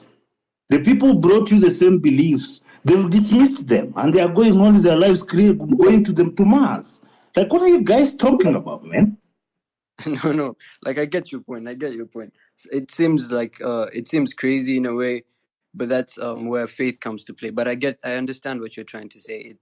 You It need seems faith because there's nothing else. You need to believe like a fool because there's nothing. That's why you need faith. Blind okay. belief.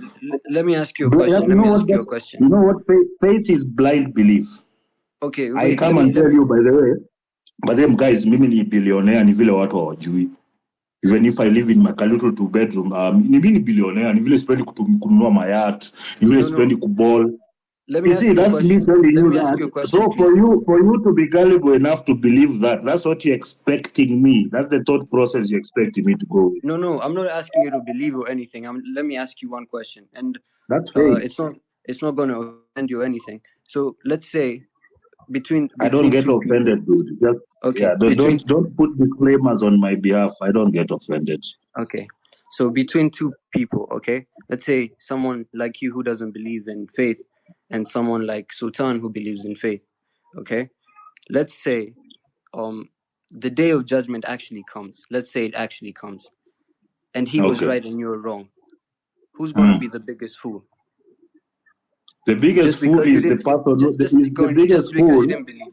Like, who's going to be the biggest I'm answering. The biggest fool is the person who couldn't make it clear who's right and who's wrong. The so-called mastermind of everything who can't seem to get one thing straight. That's the biggest fool. And in this case, who is it going to be? So it's like you're going to say God is the biggest God. You are God. If it turns out that your God is there, the way he's disseminating information about his existence or what you need to follow it can't even work in a kiosk business. That thought process can't even work to run a njugu business. So that being, whatever it is very inefficient. Done some remarkable things, but extremely bad at continuity, extremely bad at design, so bad in so many things that, in fact, I wouldn't respect such a being. Imagine a being that puts people like Ruto, Raila in power and then lets a child be born on the streets being rained on. Imagine that kind of design. Bottom feeder design. Yeah. I see your point. You see where I'm coming from. My points are very on point, boss. I've thought this through for so many years. You need a strong argument. Okay, what about if it's a let's say the whole world is a test. God gave us all a test, okay? And we're all in school. Let's say right now we're in school. You're in school. Everyone is a student. Question is why. Question is why. Wait, let me get to the why point. So we're all in school, okay? When you're doing an exam, you always told, let's say the textbook has the Bible, the Quran, the Torah, and all the religious books, okay? All of us are students here in this session. And then you don't know what the exam is going to come. You don't know the questions that are going to ask. But then the books that you read only prepare you for it. You don't know any question that is going to come. Yes or no? You don't. But then the books will prepare you for that. So what if all of this is actual tests and we were given all these books? Because if you're talking about facts and history, there's a lot of people that went through this as well. The people who wrote these books probably experienced these things. It just didn't come out of nowhere. I don't think it came out of like someone Let me debunk that right away. Let me debunk that right away. Okay. In the last 15 years, I've been making up stories, shooting them, and putting them up as stories, and people have watched as movies. Yeah. You can make up shit on the fly, dude. It's not that complicated. So you don't have to. I don't have to experience alien life to imagine alien life, although it will be influenced by who we are as humans. But I can think of another planet. I can think of flying to space. I can think of a human being flying. I can think of a human being having telepathic powers because we have an active imagination. It's not complicated. Okay, I see your point. I see your point then.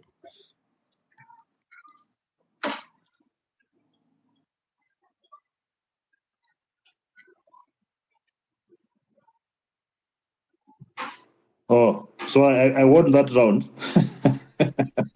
It's just it's a point where it's like agree to disagree, but I see your point. No, you see, that agree to disagree point is usually a cop out. It's a cop out. You need the thing is this. I struggled with this aspect of life for such a long time until I lost the ability to be dishonest. I couldn't lie to myself. I couldn't lie to myself. If I don't believe something, if I have questions, I am not going to just be that guy who can't accept that I'm wrong. I've had to swallow that hard pill on so many issues in life. And I've found that every time I do that, I'm reborn. I become better. I think clearer. And that's why it frustrates me so much when people throw everything, even using your own emotions. You use them wrongly. It's true. You use them to try and force things on people. You try to force things because religion wouldn't really be such an issue if it was a personal thing. But it's because you religious people can't help but continue trying to convert people. You see, if it was then okay. Your God I doesn't. didn't try to convert you. I didn't try to convert you into anything. No. But listen. Listen. I didn't say such a thing. Don't get defensive. I said religious people. Religious people don't try to convert people. What are you talking about? Albo, can I interject? Just give me a minute. Yeah, okay. With along your research, have you ever reached a place where you discovered how were human beings created? Where did human beings came from? And how did we live to exist in your research? The thing is, this is the thing. Whatever research I've done, I do have a scientific background. I was in college studying biochemistry and zoology. I did that. It's not something really to write home about. But what I can tell you is that the process that comes up with my smartphone and internet, and that process is more trustworthy to me than the rantings of cavemen. So that's and that's why I'm saying we know very little about this world. To be so arrogant as to think you know, that is just wrong. I don't make the assumption that I know. In fact, I've just said a few moments ago that I don't know, and I accept that. I wish I knew. I really want to know. That's why I open my mind up to all the ideas. If one idea fails, you go to the next. Eventually, we'll figure it out. We will not be around for that, but we'll figure it out. I mean, just think, right now, we are 800 plus people congregated in one place online. The minds that came up with this, I would like the minds that came up with this. As in, you guys are experiencing miracles in real time, if that's what you do. But you refuse to see it because human beings are capable of some really, really remarkable things. But remember, all this what is happening, we are questioning. Where did all this come from? Now, where the scriptures are coming in. No, the scriptures, just a minute. That's where the scriptures are coming in. Your scriptures don't know either. Your scriptures don't know either. They just came up with stories. Others say it was a turtle under the earth. Others say it was some god with a lightning. Others say it was some Zeus character. Others say it's some Jehovah character. Others say it is Buddha character. And others, Shiva, Brahma. There's so much going on. It is in our attempt to try and explain these things, but we've not got it. Your books have definitely not got it. So it doesn't matter what other people are thinking. At the end of the day, it's you. Just at the end of the day, it's what you believe in. Because why? You are given a brain to read. You are given a brain to decide. You are given a will to make a choice. This is what makes sense to me. This is what I believe God can do. Yes, but that was not given to us by your gods. There's no evidence for that. That is the free will That's of just the an assumption you'll make. That's an assumption you'll make with no evidence. No, Sultan, you'll make that assertion, but you don't know. Yeah. That's factual. You don't know. You just may claim it, but you don't know. Okay. In reality, nothing just happens. Everything had to be done, had to be manufactured by somebody. Somebody must have sat down and started something and created something. That's a wrong assumption already. How do you make? Albo, Even what we are doing, even the Twitter, we say we have around 800 and something people in the space. Somebody sat down and thought, what is the best way solution for me to be able to put these people in one platform and maybe speak one language? We didn't need Somebody gods has for that. sat down and created that thing. We didn't need gods for that. No, that's what I'm saying. No Even God us, was involved. Sultan, no God was involved in the process of creating the internet. But look Let's move here, on. no, I'm not talking. I say somebody sat down and created the internet. Now, me looking at you, you have your ears at the right place. You have your nose at the right place. You have your eyes and your eyesight. You speak. You can talk. What of those who don't? What of those who don't? That argument is there in the water. Look, somebody somewhere in the beginning, somebody somewhere. It can't be something. It can't be something. It has to be somebody. It has to be somebody. It's not something. Somebody. Yes, that's the right way. Yes. Yes, that's to say what something. What is that something? Yeah, I'm putting it on your. I'm putting my my submission on your way of thinking. I'm asking because you said we are having a space where people can sit and interact at the same time all over the world, isn't it? So this somebody came up with an idea that I want to space. He did ABCD because he didn't put the space in one day. He had to do trial and error for that thing to work, to be able to function properly. So I'm asking you, somebody somewhere sat there, he said, I want to create Albo, put his ears at the right place, his eyes at the right place, be able to move, be able to speak, be able to think. Yes, those two people are called Mr. and Mrs. Nyakundi. Sultan. Let me give an explanation. Yeah, but you're making a false. You told me somebody gave. Yes, the people who created me are called Mr. and Mrs. Nyakundi through a process called sex and busting a nut. But that's the evidence you have. That is a process. It's just by giving birth. That is a process where somebody sat down. I'm going to put these sperms in a woman's womb for him to be able to create Albo, to come up, Albo to grow up a small kid, to be able to learn things in this world. You're back to somebody. You're back to somebody, Sultan. I said something. Somewhere.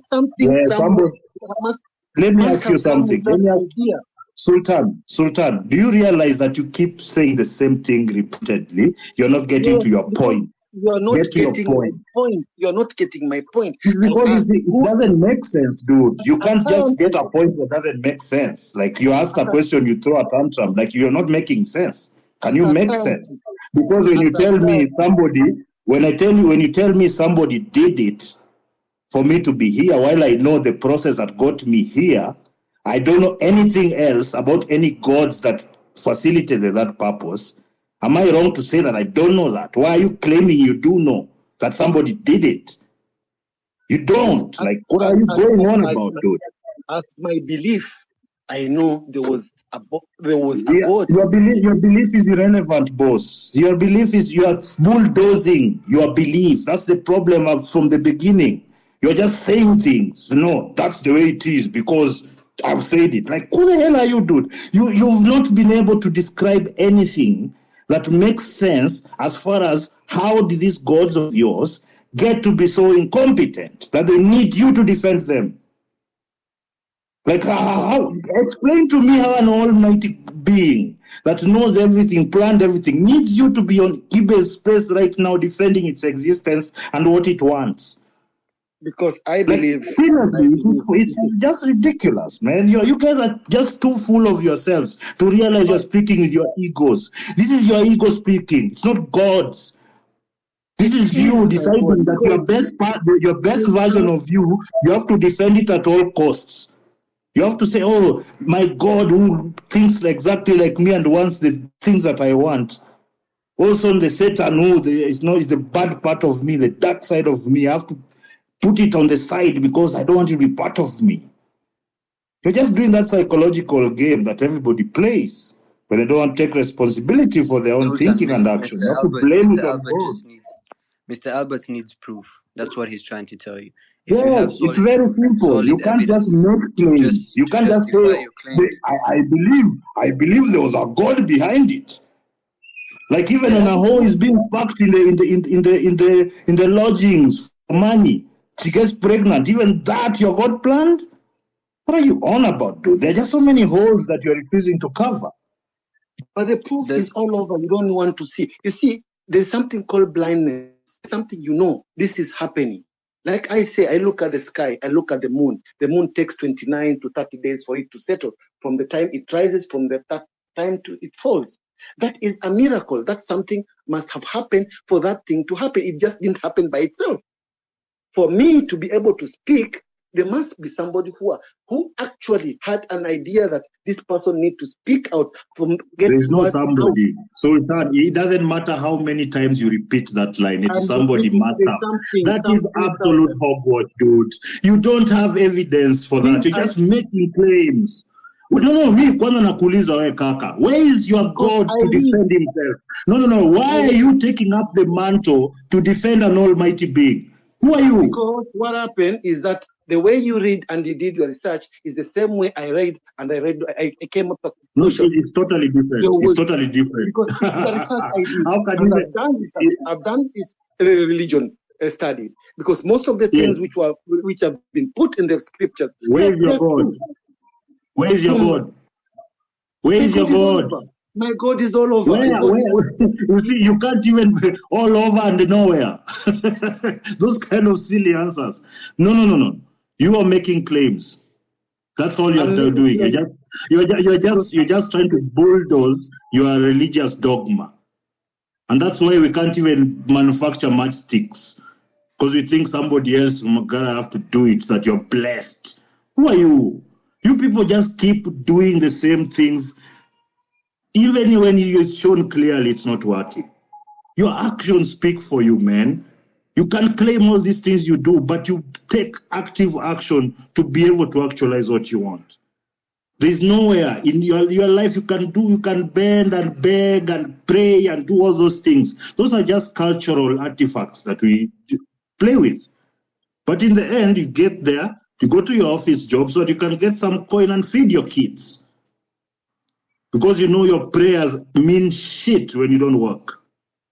That's why your gods don't exist. Yeah, it's true. I really agree with you can't just pray and expect something to happen. That's really true. And Sultan, what Mr. Albert is trying to tell you, even me, like I wouldn't say I am a religious person. I could say I'm a spiritual person. I've done research on a lot of religions, and I can say, like, when people say they're religious, there's a lot of division that came from, like even you arguing with Mr. Albert about the religion and whatever. It just shows there's that division. Okay, you're trying to show him your point of view. He's trying to tell you, okay, show me logical evidence about it.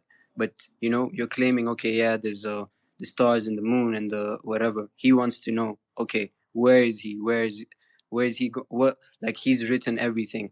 Why is he gonna judge us at the end of the day? He's asking those questions. And personally, that's why I chose the side to believe in faith, because at the end of the day, if Mr. Albert is wrong, I don't want to be on the wrong side of the coin. So I believe, like, people, to cut this whole argument short, it's you to decide. Like you said, free will. It's people's choice to decide who do they want to believe in, what they want to believe in.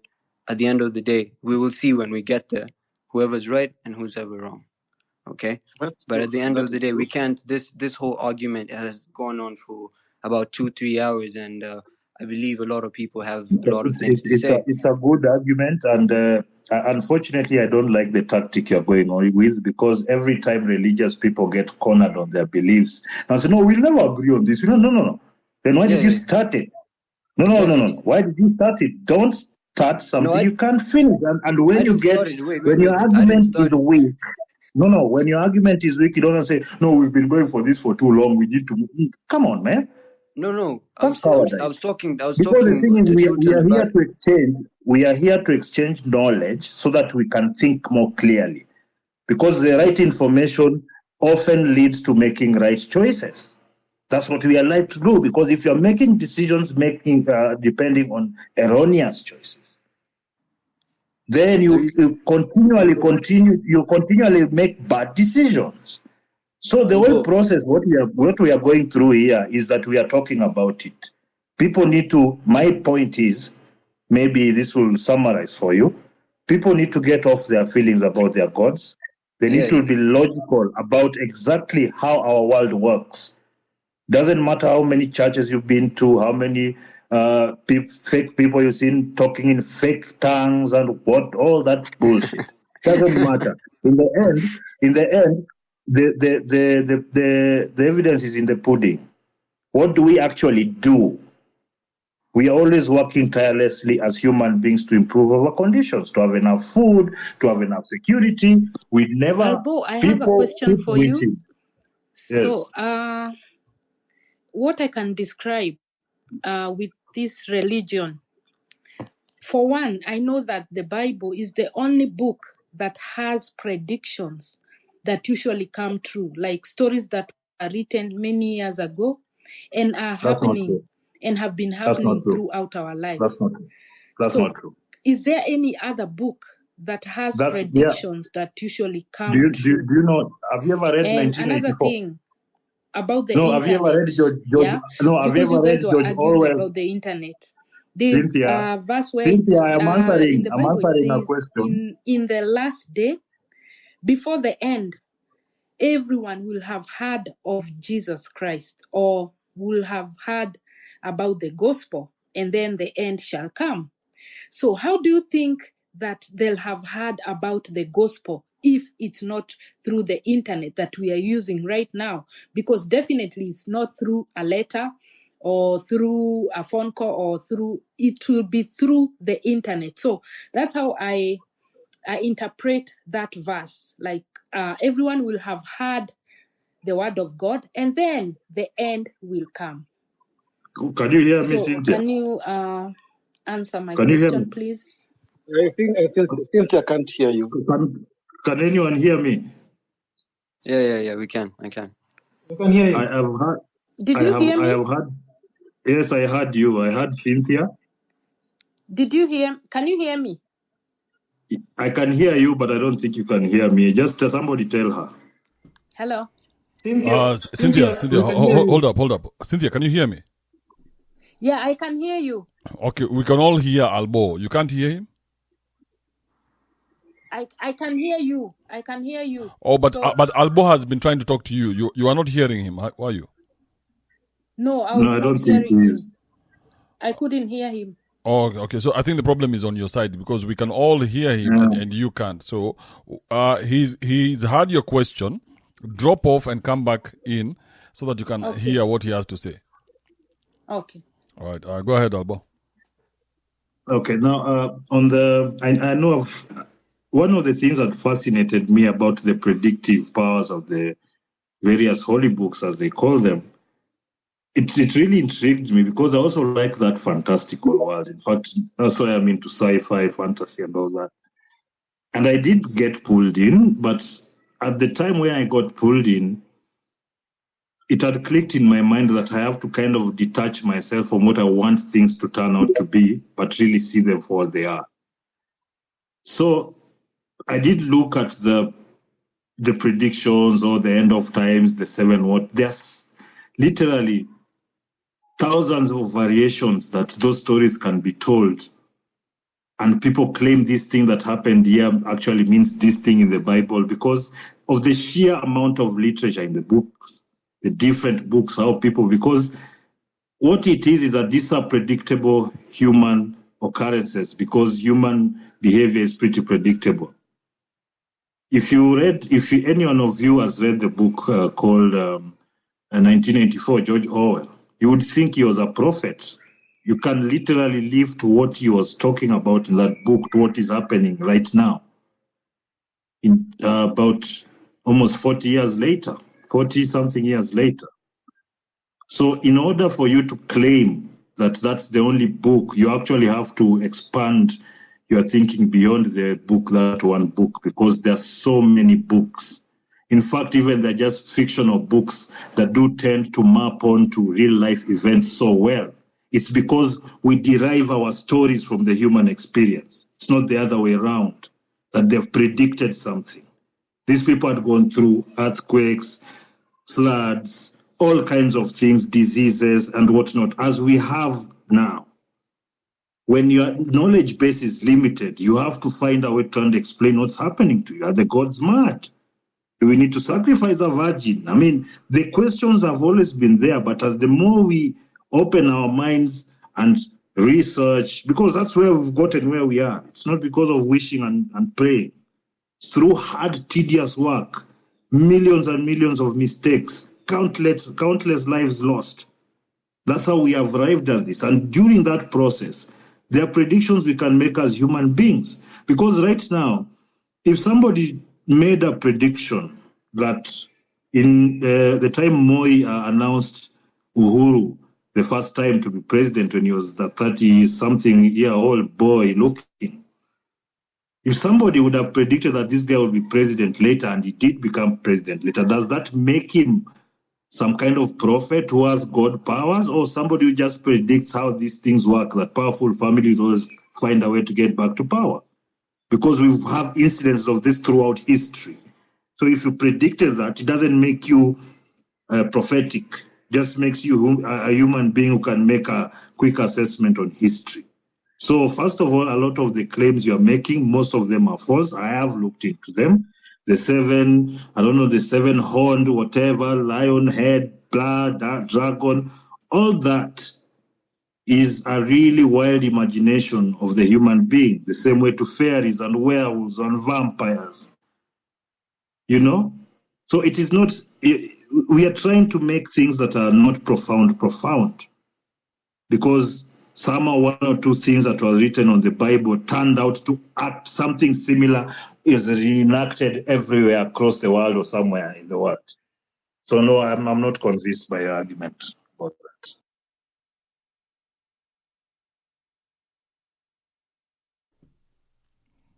Cynthia. Yeah, I'm right here. Did you hear Albo? Yeah, I heard what he said, but then this is a compilation of a number of books. For you, Give me you're an talking about. example. Give me an example.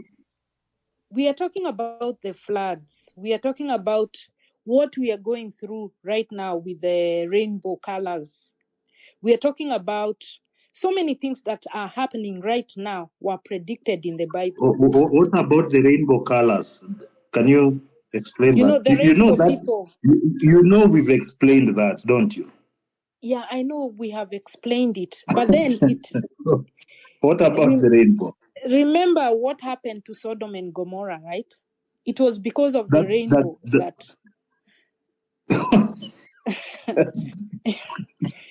it was because Okay, of the rainbow. so you're trying to tell me before that story was conjured up, before that the rainbow had never been seen before. There was no refraction of light and splitting of light in the atmosphere by water molecules. That didn't happen. It started happening after gay people who were fooling Gomorrah, or what are you saying?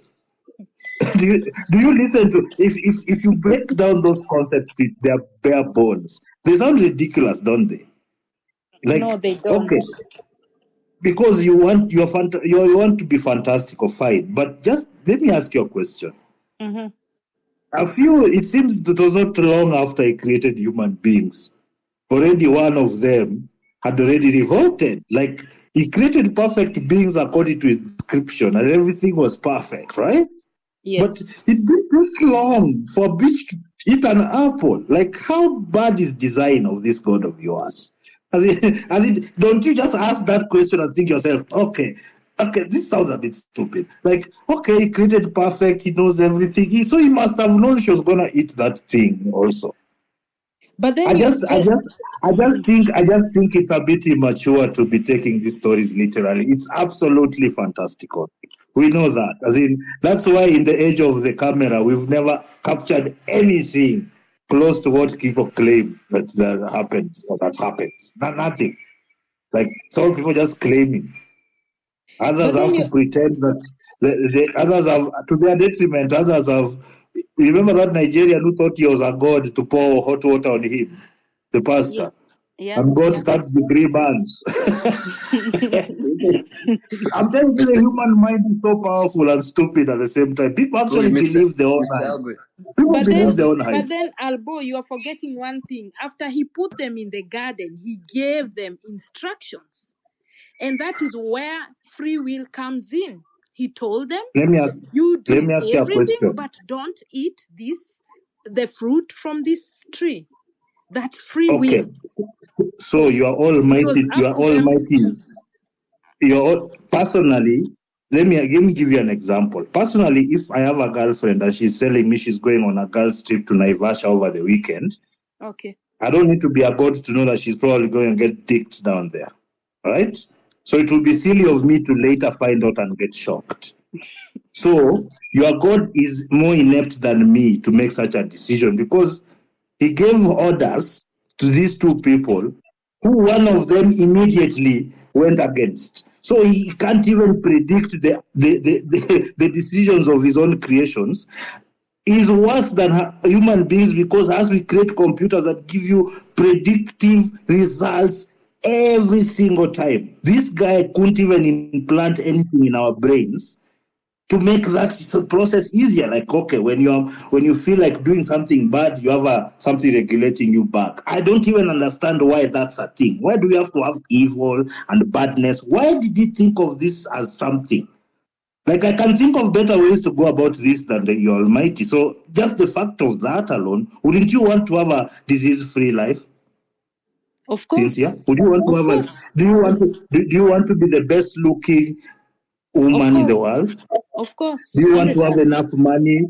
Do you want enough money to take you on holidays and feed your children? 100%. So for me, who says if I designed that, I would have removed the need. I would have removed the need for you to go through that process. My design will actually give you these things to begin with. Do you understand? And then not retractable because you ate an apple. I think your God is very petty. She ate a fucking apple, dude. Like an apple. Like how do you condemn billions to suffering because of an apple? I think your God is also very petty. Very petty. Albo, are you listening to yourself? What you're doing right now is playing the victim. You know, it's like No. Let me give you an example. What I'm doing, Cynthia, what I'm doing is I'm making fun and satirizing your position that there's someone who does that. What I'm actually saying that there's no such being. That's what I'm saying. I'm just making fun of it, not acting a victim. I know exactly when things happen to me, pretty accurately why they're happening to me. I don't need to insert a God for that. But that's what now I'm saying. you're trying to say. I don't need gods to explain human behavior. But then what you're trying to say is that he's the one supposed to be inside your head deciding for you. Yet he came, told you the instructions, gave you free will, but then you chose to defy what he told you. I left that plane. Cynthia, I left that plane of thought. I moved to the higher plane of explaining why is that the design to begin with. Because I would think a good design would be there's enough food, period. There's goodness in people's hearts, figuratively, period. Now I'm telling you how I'll do it better than Jehovah. That's what I'm saying. So I moved from that base level of that now I'm creating these people for no reason, just to punish them and test them and see. Like, that's the mind of a narcissist. And that's why I'm telling you these are stories of men. Because this is the behavior of men. There is no almighty involved here because every single thing you're talking about, being jealous, creating rules, doing this and that, that's all human. You don't need to smuggle in almighties for that to happen. You know what I mean? No. What I'm hearing from you is victim mentality. Like you want him to decide everything that you do. You want everything good. You don't want to work for anything. Remember, the fact that they defied the rule not to eat the fruit and chose to eat the fruit, that is why we are here today. Yeah, we are here today because they chose to eat the fruit. Otherwise, everything would have been perfect. Remember before when Adam was by himself, He was Okay, peaceful and yeah. he was Let happy. me ask you something. Let me ask you something, Cynthia. You are told your child in the morning that I have these cookies up here on the shelf. If you eat even one, I'm going to kill all your relatives and create you to suffer forever and ever and ever. Now, if you put it that way in your head, how does it sound? But if you eat this apple, I'm going to make you suffer and your offspring and your offspring's offspring. I'm going to make sure you are sick or you die painfully. You suffer with no food. I mean, let's let's put it in your home. Imagine if that child took that cookie. What will people call you if you went through with your threat? A narcissist. You're a psychopath. But then you're forgetting Because one somebody, thing.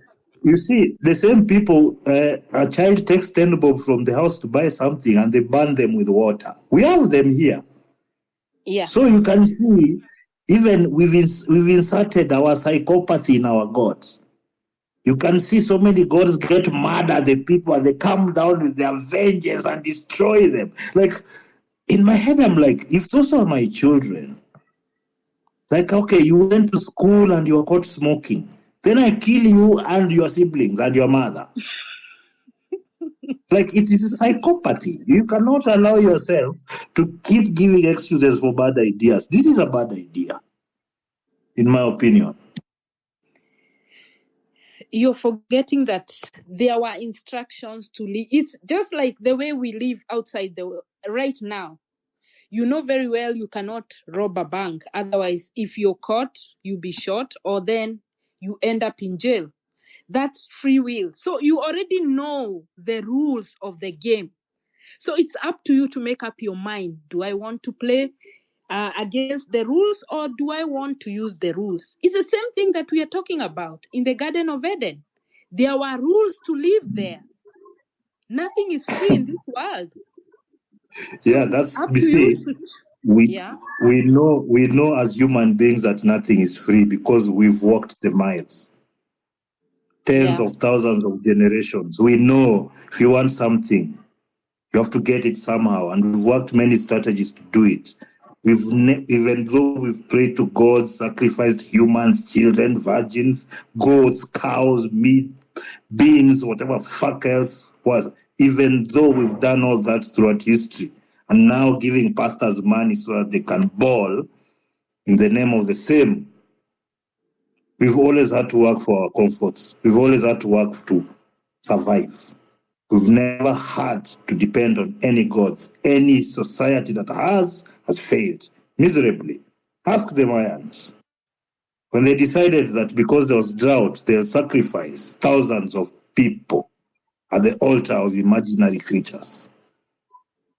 Mm-hmm. Do you know, you hear of the Mayans in history now, and maybe a few of their offspring down in Mexico and South America. Mm-hmm. Because there's ways we live that are simply not good for sustainability. You cannot decide to make up shit in your brain and decide that your population must then follow this nonsense to their detriment. The less we've believed in these gods, the more we've progressed. Eventually, somebody will figure out how and why we are here. By that time, I don't know if it's relevant or not to the equation. I doubt we'll be here. I doubt even nobody will remember us. But we'll sort it out. I'm quite confident about that because of what I see with my eyes. I don't take for granted the miracles of vehicles, simple things like planes. Like people take for granted what we are and how we've managed to transform this planet. It's actually amazing because you can't wrap your mind around it. You have to assign it to gods. For others, they assign it to aliens. You have not even begun to experience your abilities. You've not even begun to think about how far you can go because you think there's some invisible guy there who's directing everything. Clearly, there's none. And if there is, they have a very bad plan that we have to sort it out ourselves all the time. Oh, we have a plague. Oh, why can't we just heal? No, because now somebody has to come up with penicillin and antibiotics. I mean, we have to sort out everything for your God. Can't we just give us our dues? The things we've been able to do. A surgeon heals you. Oh, thank God. Shut the fuck up. This guy spent 10 years in med school to get to be in a position to do that, and you are assigning it to some unknown being because you don't want to give your fellow man the accolades. It's disrespectful. So are you forgetting that a doctor will treat and then God will heal? Because so many people go through surgeries but don't make it. A few will Yes, make others it. do. Yes, why does that God need us to come up with surgery to begin with? Why can't he just do his magical thing? So like maybe drink water from the Indian Ocean and you'll be well. I mean something. Give me something. Don't let us have to build big ass buildings, put people in them for 4-10 years for them to learn how the human body works, so that we can reduce the propensity for us to die of disease. As in, we've done it all. It's before your eyes. Stop giving me this rhetoric or money. Are you forgetting that these diseases, we are the ones who have created them using the GMOs and everything else? We are Before killing GMOs, ourselves, people literally. didn't get sick before GMOs. People didn't get sick from bacteria and viri. What are you talking about? Yes, they did. Madam, can you, yes, so stop saying things just randomly because like you're acting like disease began with Bill Gates. What are you talking about? No, we are suffering because of the choices we made. In the beginning, the Of course, choices we made I are agree with that principle. Yes. I agree with that principle. I agree with the principle that you suffer because of the decisions you make, not because some almighty genie is somehow pulling the strings at the back end. And those You know? choices are the ones that were made by Eve in the Garden of Eden, because he told them, the man will toil the soil. So it means the man will have to work very hard and the woman will feel pain when they give birth. So the consequences started from day one, and that's why we are here now. I refuse. Your explanation is very weak. I refuse. Because Albo, it's your... can I interject another on that point that she just said about Eve? Cynthia, can I ask you a question on Adam and Eve? Yes, ask me. Now, okay, you've clearly explained it again, the way Adam and Eve are the ones who sinned and they were punished, right? Yes. Why couldn't he have destroyed them and created another Adam and Eve? This guy doesn't know to plan anything. Jehovah you could plan it. I want to hear what Cynthia has to say for that. Why couldn't he have destroyed them and just created other beings, new ones, with new instructions? That one I cannot lie, Sakari. I cannot answer that because but he knows but why. you've been speaking for God all this time with Albo. I've been hearing you speaking on his behalf. So you should also have an answer for that one. You've been speaking on God's behalf. All this time I've been listening to you. You've been answering Albo, trying to answer his points. So because he's telling you why was he punished in the whole world because of two guys? And then you are telling him he's making himself a victim. So I'm asking you also, it would have been simple. If you make a robot right now, and that robot it doesn't work, it is destroyed. They make another one. That's a logical way, human being way. Who gave us that brain? According to you, it's God. Now he can give us a brain to do that. But he could not have thought, let me destroy these two motherfuckers and create now Adam 2.0 and Eve 2.0. Instead, he decided to give this woman a womb to have children. And then we are told these two guys will go out there and toil. I mean, really? Good one, brother. But you see, it didn't have to be so messy. He could just have changed the software. Like, exactly. You don't have to dismember Adam and Eve. Just change their mind. Like you are Jehovah after all, no? But then you're forgetting that you guys we were given a free will. No, we're will. talking about Adam and Eve. We are not there. We're talking about Adam and Eve. Okay. Yes. Where are you coming from? We only have Adam and Eve here. They're the ones who messed up. Yeah. Now you Yeah. are saying we should have Yeah. put the Robocop 1 there to continue destroying the whole place, and then we make the Robocop 2, and the Robocop 1 is still out there destroying things. How does that work? Cynthia. That's Unless what I you're not can my Another say. creator. question. In fact, from what you've just said, I am 100% sure he's not my creator. He's not. Zakari, another He question. is. Another Mhm. question. If it started with Adam and Eve, doesn't it Mhm. mean at some point we are fucking our brothers and sisters for the population to continue? Exactly. Like, you see, like simple things like that people forget. Like, if there are two people started, then there was Cain and Abel, then Cain killed Abel, then Cain removed himself, he remained himself. So either him and the father were double teaming the mother, or he just stayed celibate until one of his sister was born and then took that one. So a lot of inbreeding, which would not have resulted very well for us. So Albo, how does that work Albo, in your head? immediately after this guy killed his brother, God tells him there's a wife waiting for him over there. And remember, they're just the only four of them. Now you're wondering where this wife They is just coming made from. up, yeah, they just made up some woman So just randomly. Like the you'll woman find is your wife over over there. there. Hey, yeah, Yeah. I've built something over there. You go there. You'll find him there. You'll find her there. She's waiting for you. There's Pudesh over What there. did they call Just her? remain What is the woman? What was the woman who they made up? Yeah, that The story. one that is it? What it? What was her name? I remembered her because there was a nice movie that had us like a villain angel thing. It was very nice. I liked it. But Lilith. I was thinking, there's no gap where there are other humans to be born. So she just went and just found some random bitch out there who apparently or just appeared. Very convenient. Very convenient. Okay, guys. One second. One second, Albo and Cynthia and Sakari. I want to hear what Kiplagat has to say, and Edwin.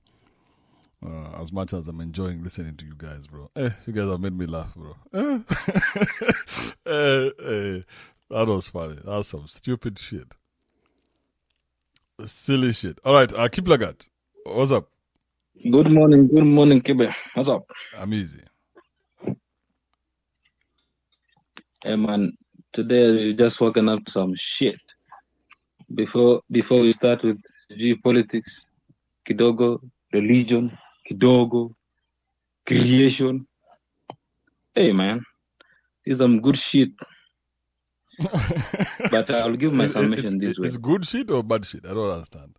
Are you angry? You sound like you're angry. Are you happy or angry? What are we doing here?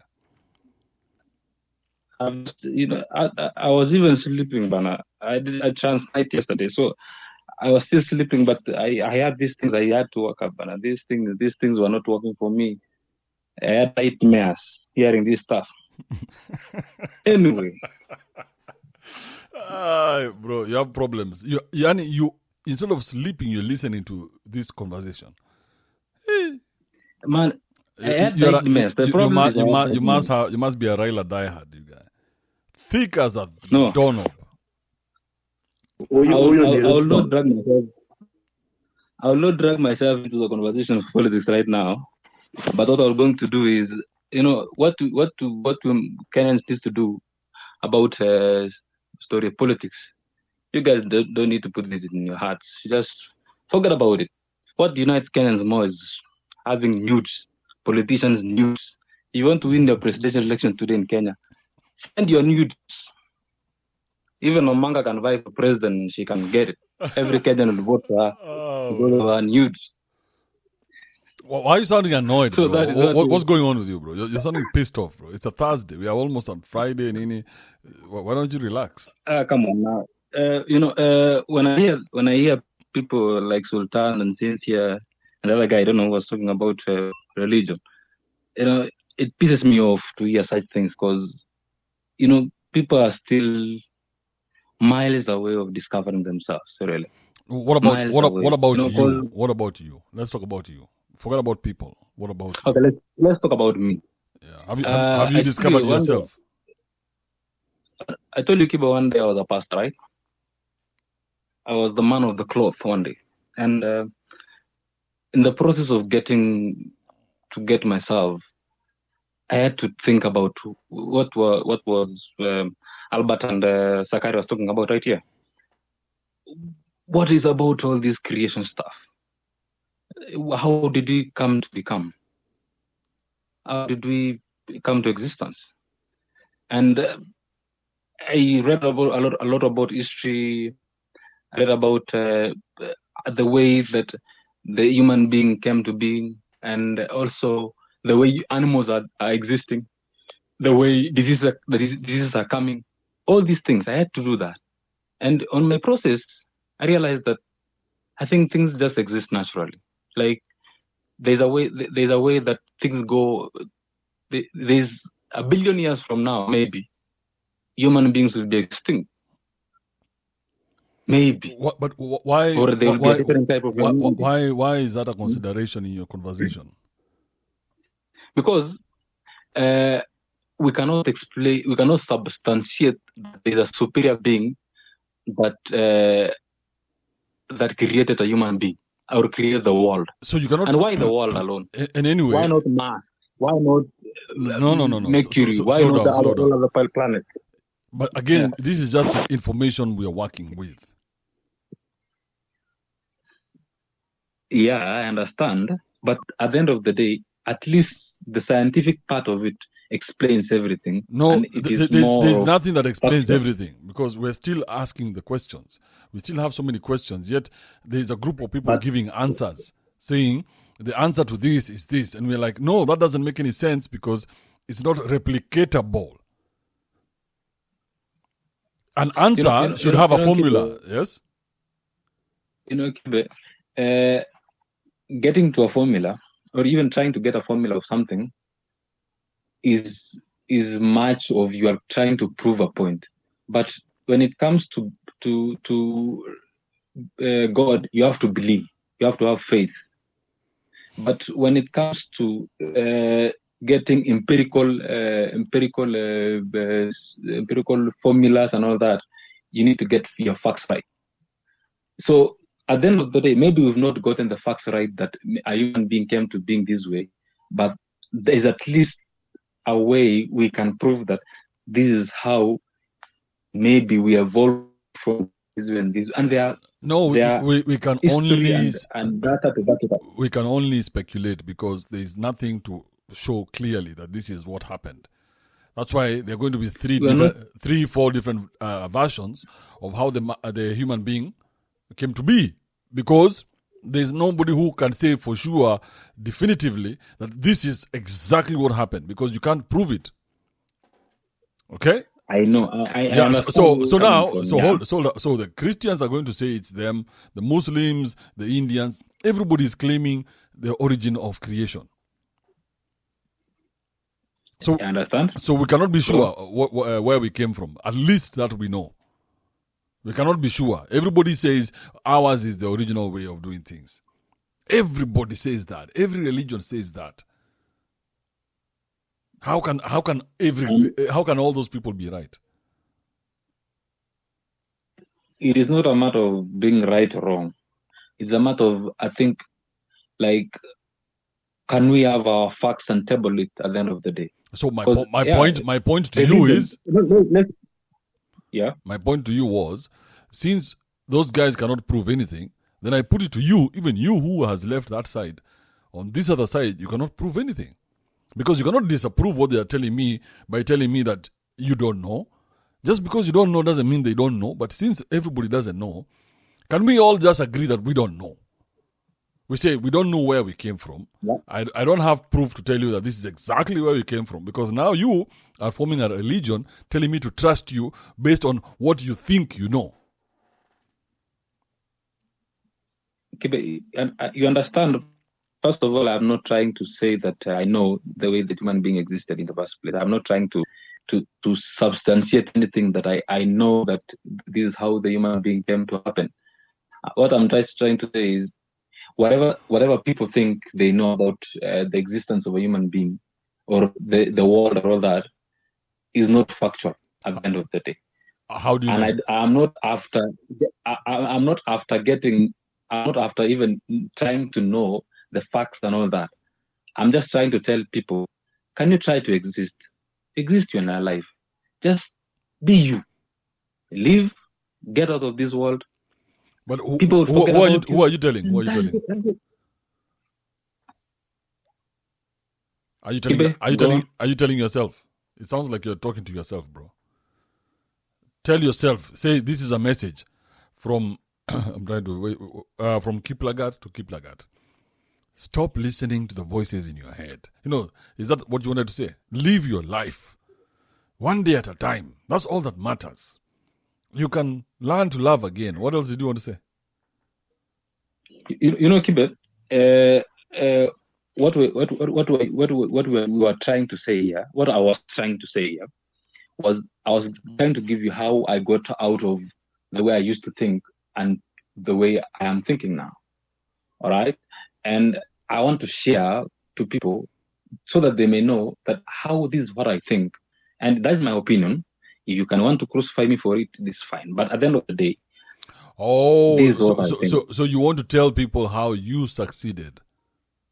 I have not succeeded. Who said I succeeded? But that's what there you want so to tell many people. ways of defining success. But I'm just trying to say, isn't that what you want to tell people? That I want to tell you how I did it. I figured it out. I want to tell you how I think. Yeah, I figured it out and I did it. I'm a special human being. So you want a few minutes to tell us how you did it? Trying to say no, come on now, kid. Yeah, how did you do it? How did you do it? How did you get out of Lambist? What I'm trying to say. You have the minute. How did you do it? How did you do it? How did I do it? How did I get out from that side of the living and this side that I take life as a day comes? This side that you are so confident about, willing to advise people on. How did you get from that side to this side? First of all, I'm not trying to advise anyone. I'm just trying to tell you guys. All right? Mm-hmm. And I'm not trying to advise anyone. Just trying to tell us. To take it, if you want to take my advice, fine. If you don't want to take it, it's fine. I'm just trying to tell you. So take it or leave it. This is what I think. Okay. This is what I think. Tell us. This is what I think. Let me tell you guys, right? What I'm trying to tell you is, let's get out of. Let me, the way I thought, I got out of my way and thought about myself and what I believed in, and does it really work for me? And if it does work for you, if you're religious and it works for you, if you try to your choices. No. Let's focus. Sorry, Kiplagat. Let's focus on how you got out. Stop advising us while you're giving us the story. Focus on how I got out. I was in darkness. I started walking out. Let's go back there. Okay. Let me rephrase it, but because if you think like I'm advising someone, this is what I'm trying to say. I got out of my thinking this way. I got out by not trying to believe things. I got out by trying to make my choices clear to myself. All right? When something happens to me, I don't blame anyone. I blame only myself for my choices. And that is how I stopped believing in something supernatural for my own choices and started thinking about myself as a whole. That is how I got out of it, and that's how I think that if you are to get out of that point of blaming someone or something so where was the turning point? The turning point is there's a day I got an accident. I went to an accident. I got an accident, and everybody was telling me, "Mungu tunde amekupona," and I was like, "No, it was my choices." Because I was driving, I was drunk and all that. So if I didn't drink, I could not drink and drive. I could not be in that accident in the first place. So why should I blame God for that? Or why should I blame? It is my choice to do that. So I stopped thinking about or believing in something that it doesn't exist because of my choices. I made a wrong choice, and at the end of the day, or I made the right choice. I don't know. It was right or wrong, whatever it is. It was a choice. At the end of the day, I stopped have to blame someone for it. That is my turning point, and I'm alive today, or I would be dead on that day because of my choices. So that is what I tried. That was my turning point. I stopped blaming someone, or I stopped believing in something that doesn't exist. My choices exist, and I exist in the moment. That's what I think people should be thinking of, or I advise someone, or someone should leave it, or take my advice, or listen to my story, that you should start thinking about your own choices, not No, blaming you don't have a story of victory, or you have a story of failure. So why are you advising people yet you're a failure? So why not advise us from the failing part? You're trying to tell us that you overcame, and you didn't overcome shit. You failed, you got into an accident.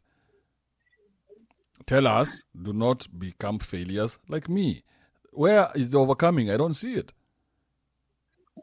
Did I talk about anything, overcoming anything? I didn't talk about overcoming anything. You're advising people on how they should focus on their nini, and I stopped drinking, and I have been so nice since that day, and I changed my life. Eh? Bro, no, it's your ego on steroids.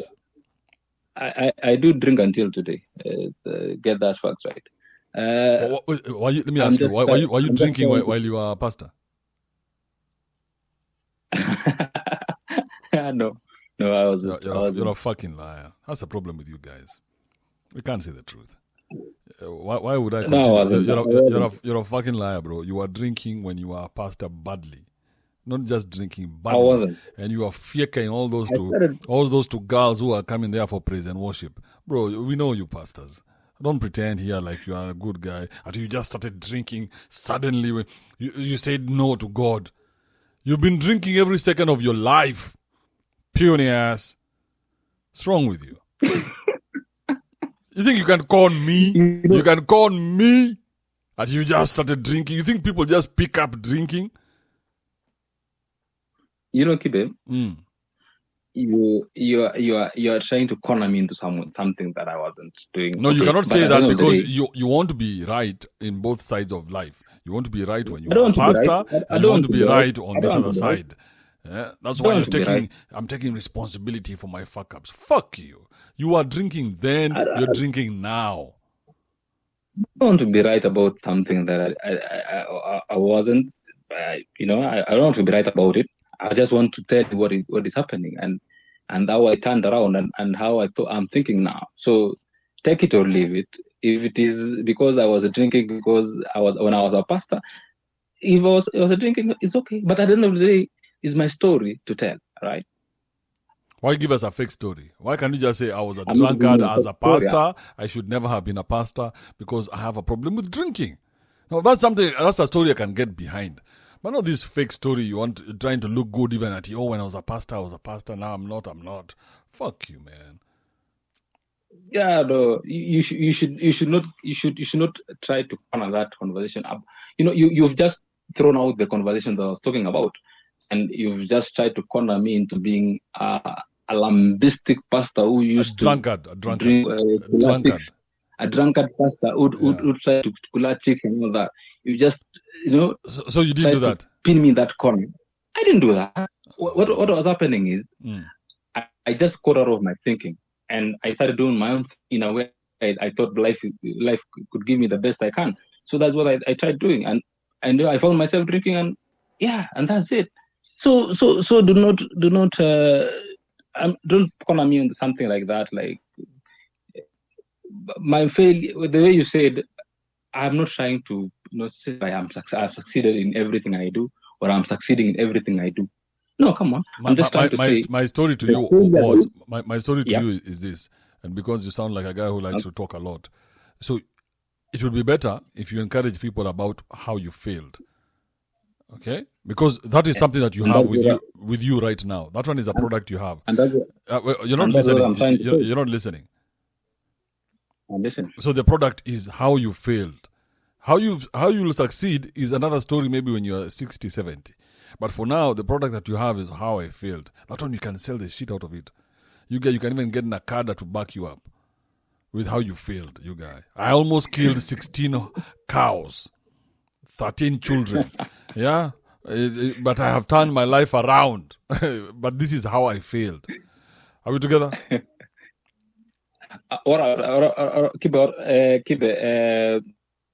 before we go so far with all this thing, and I always like the way you normally speak facts into somebody's head, and that's the good thing about you. The thing is, my failures.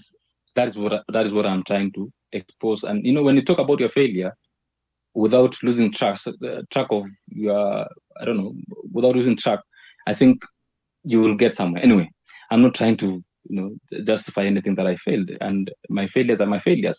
So with the drinking part, I'm just trying to say there's a turning point in my life, and I saw life different, and that's what I'm trying to say. That's all. And please forgive me if you see me as a pioneer lambistic shit. But let me ask you: do you still drink? Yeah, I do. I do too. Until today. Enough said. All right. Thank you, man. Thank you, man. So my submission was this way about this. You must be joking. You've not made your submission that whole time. No, come on. That was you arguing with me. I had a very good submission. Motherfucker. How much time do you think we have here, bro? The whole time you've not submitted shit. Just give me a minute. Just come on. Give me a minute. Come on now. All right, go ahead. Okay. About there's something that Albert says that was very important about the way human beings will create stuff, and the way that sometimes people think that because human beings have a mind to create something, is God who has given us the mind of doing that thing, and God has not given us the mind of doing the other thing. So sometimes we human beings have to accept that we can be our own creators in a way. We can create our own things. We've created technology. We've created today to the space that we can talk all over the world. There are people in America. There are people, and all these creations is because of our own imaginations of how we can see the future being. So we can do a lot of things by our own creations. And I think we should not limit ourselves to just believing in something that's supernatural, but we should be thinking about ourselves as a supernatural being, because we think supernaturally. That's all I wanted to say. Keep it. Thank you, and have a good day. Thank you. All right. Thank you, my man. Appreciate that. Edwin. Yes. Well, I listened to Kiplagat. I really did not know where he was heading to, but one thing I could tell him is take two. If you have beers, take two beers and just sleep. You need to relax because you're all over the place. But I had a question to you and also Albert on religion. According to me, the religion I know is Christianity, in particular the Seventh-day Adventist. That is what I've been raised in. I've been raised in that religion. Now, but there's this concept of sin in Christianity. Is there any logic in that concept of sin? And then also, in connection to that question also, is there a logic in the concept of good and evil in Christianity?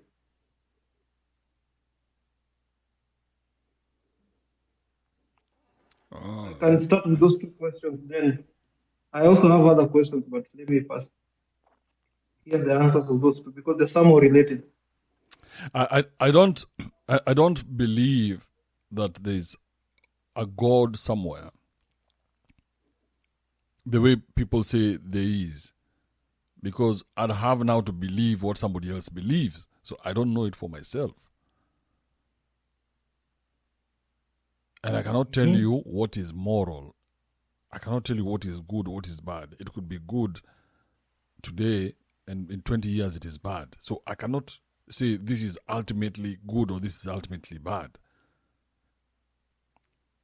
I mean, you stay long enough, the reason to do or not to do will be found.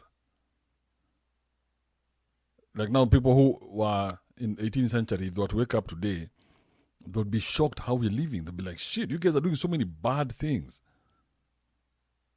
But in that time, that time, you get what I'm saying? At that time, you couldn't do those things because it was bad. But right now, they're very normal. Like, bro, in my lifetime, a woman getting a child out of wedlock was horrible. She was an outcast. They would talk about her. They would whisper about her in the marketplace. It should be an embarrassment to that family. Should be shunned, bro, almost banned from, walking the streets. Getting a child out of wedlock.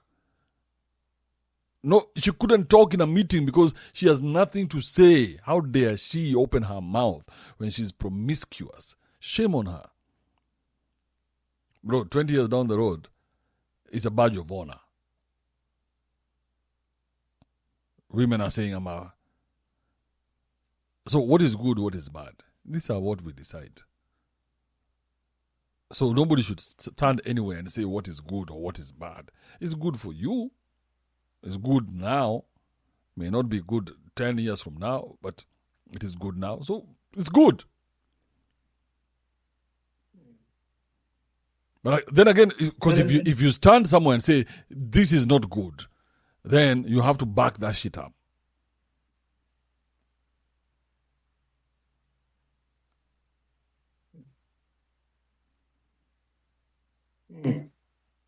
Okay. Okay. I also. Yeah, go ahead.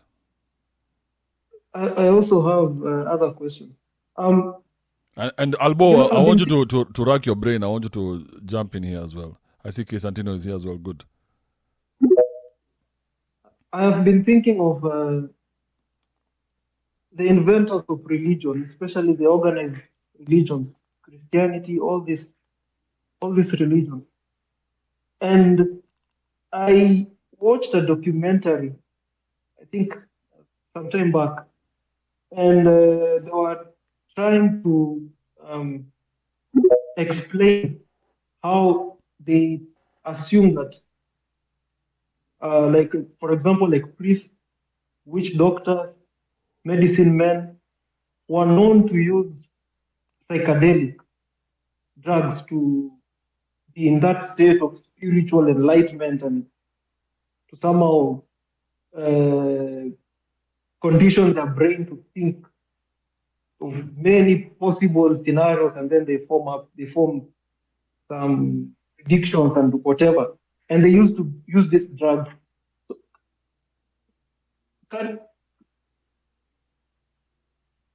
can we say that religion was invented by the use of psychedelic drugs? Because that's where you were going with that story, bro.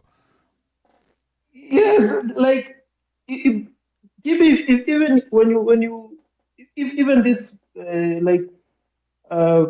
these traditions in the Luo community, in every you hear medicine men, they used to use some drugs to like put themselves in a trance.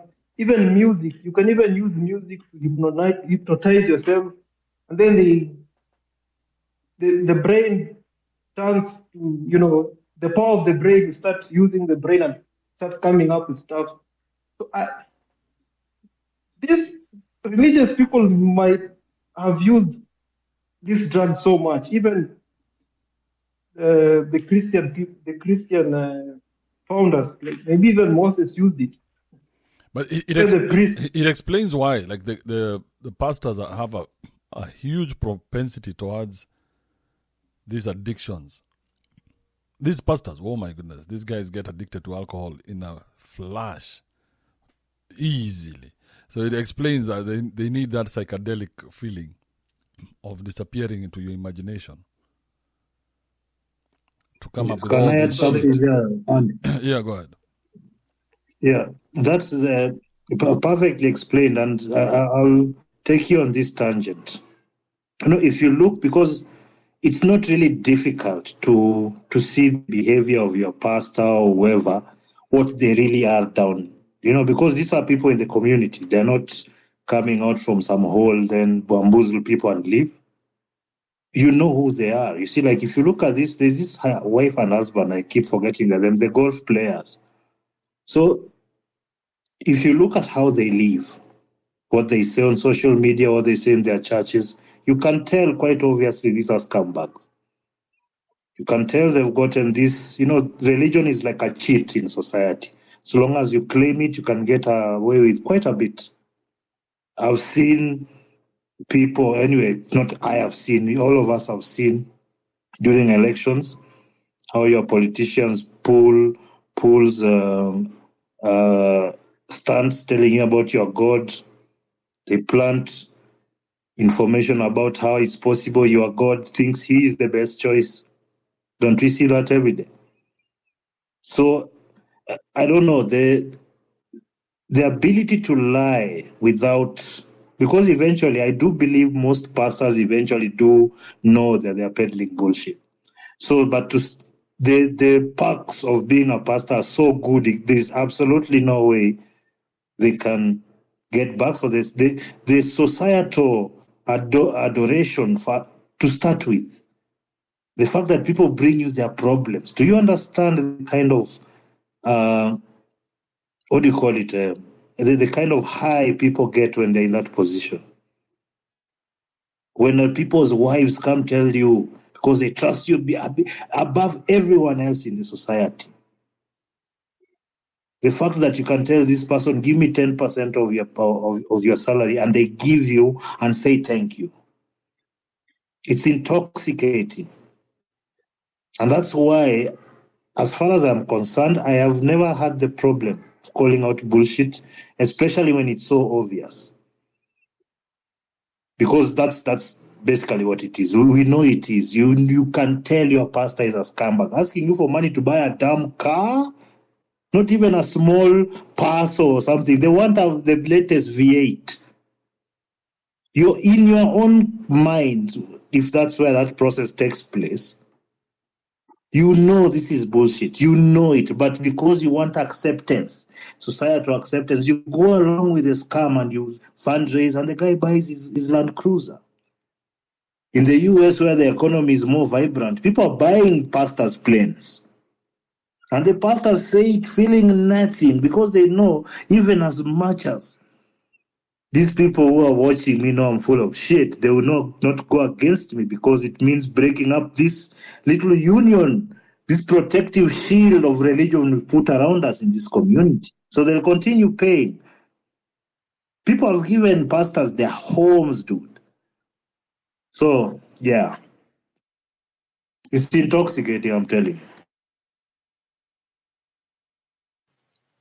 And also, Albo, if I may add what you're saying, you don't even need to be delusional or to be influenced by anything. If you can approach it from a business point of view, then it will make sense to you completely. Because these pastors, we know that's what they do. It's business to them, and they've accepted that it's a business to them, and they approach it as a business. So, but they know they're being dishonest. So being high, drinking, doing crazy things is not out of their realm, because you have to deal with those demons one way or another. Falsehood is very difficult to deal with, even in your body. You know, when you've lied to someone, that feeling you have, everybody gets it. Even the people who don't seem to care, they get that shit. After a while, you get a bit more desensitized, but it's there.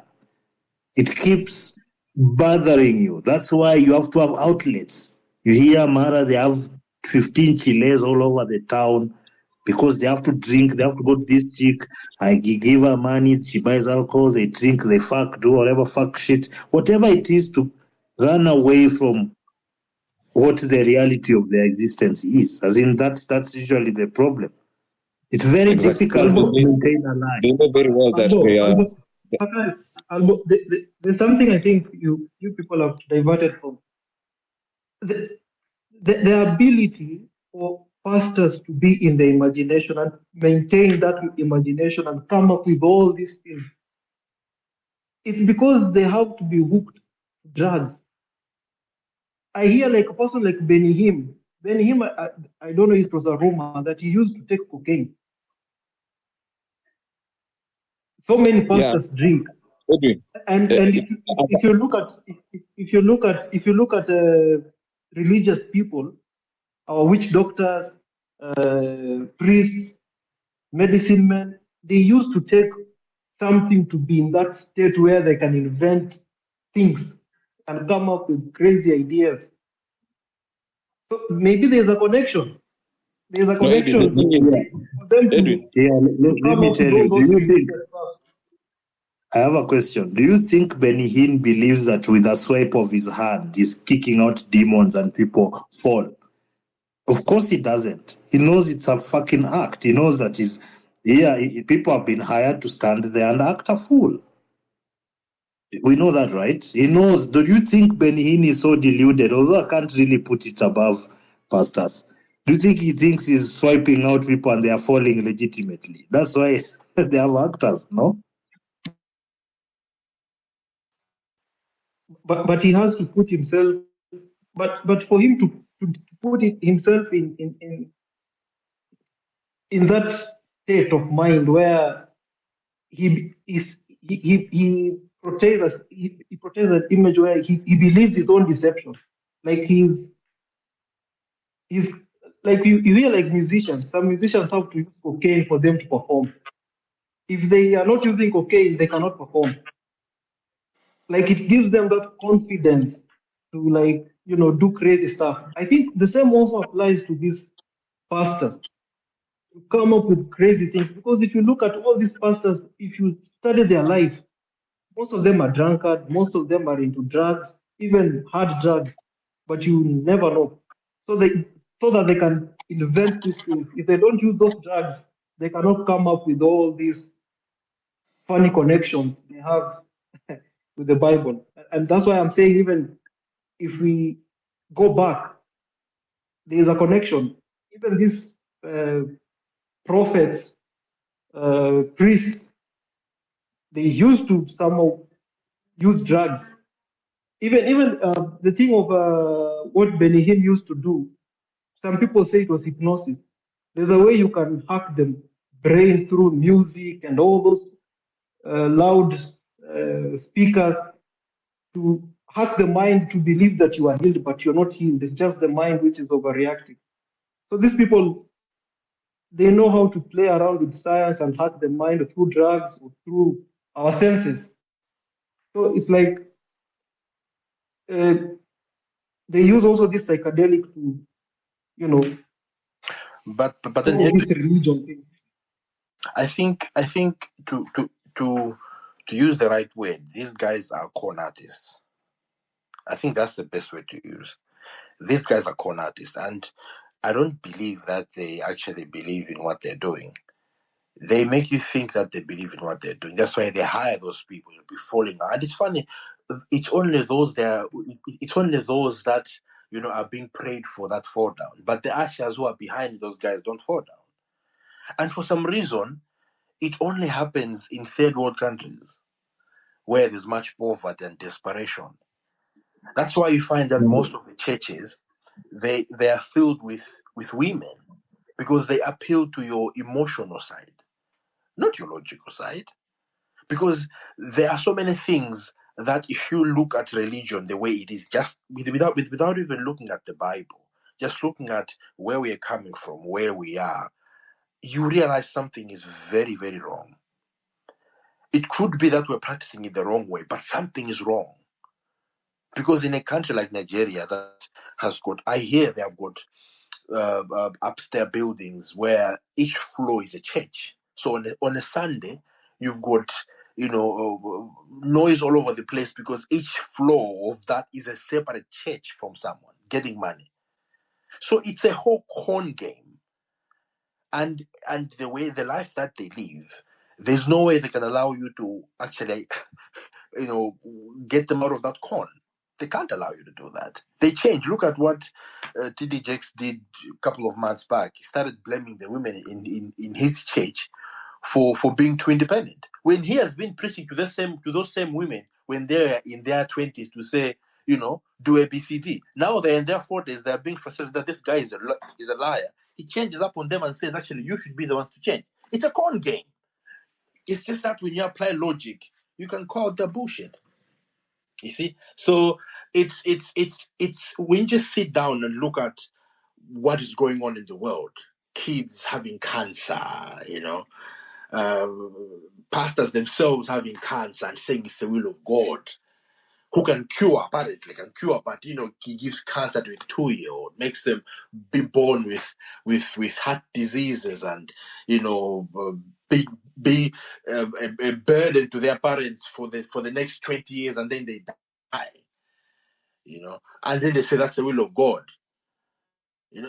There are so many things flawed in Christianity and maybe other parts of religion. There's so much you can actually say it's just not right.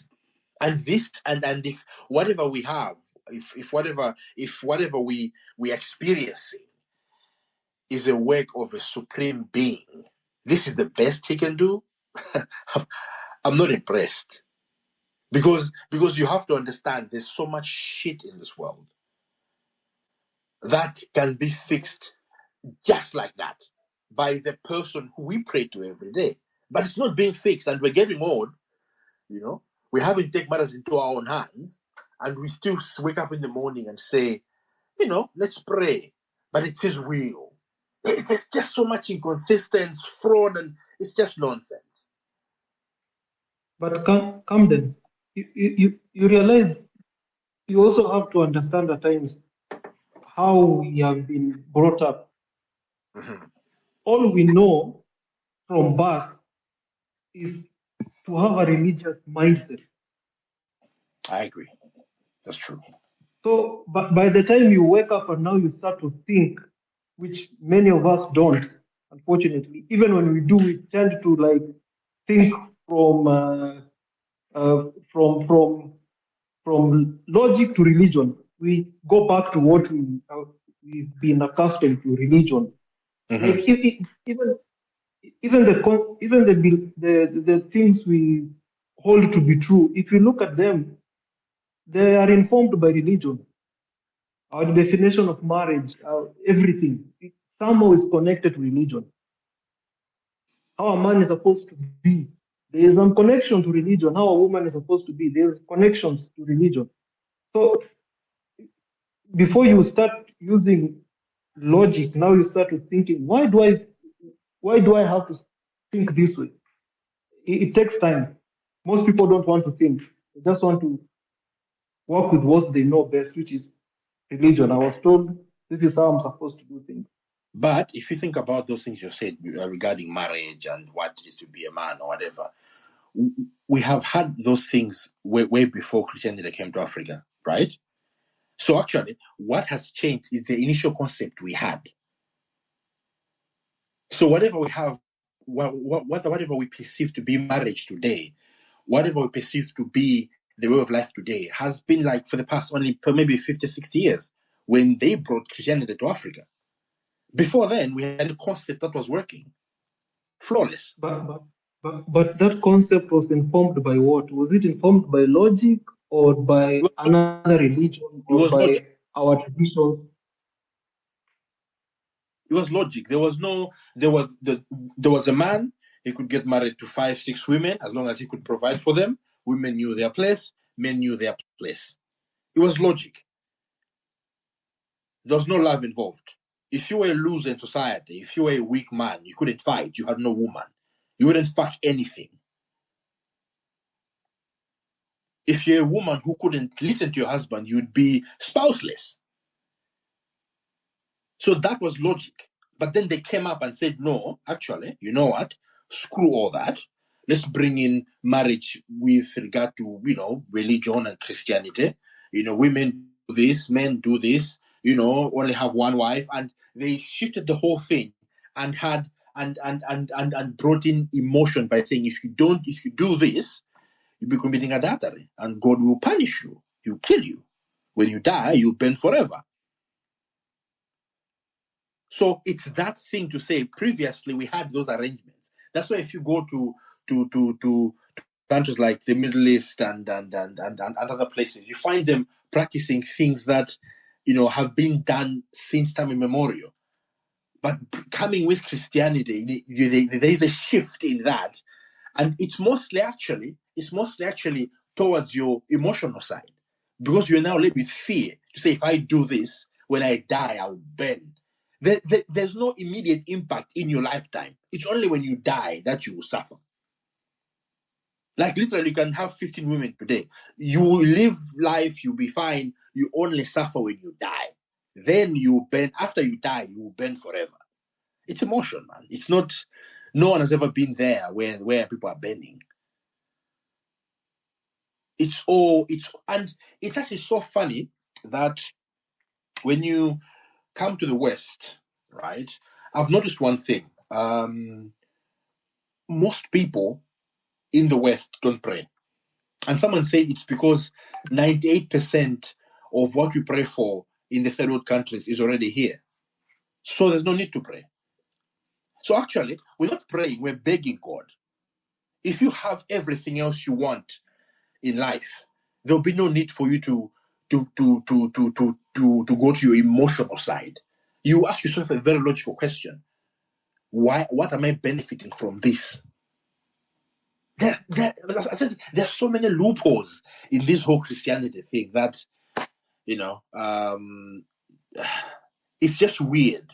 But I think to also agree partly with what you said, Edwin, it's where we're coming from. If you have never been in a situation where people like Albo and Andrew are asking you those questions, those critical questions, you just go with life. Just go with life. Because no one in your community has never asked you those questions. That's why when you go to India, they have got more than 2,000 gods. Literally, a god for everything. For food, for rent, for sex, for marriage, for kids. Everything is a god for everything. To us Christians, that's illogical. To them, we are the ones who are illogical. So to actually partly agree with you, we are a product of our society.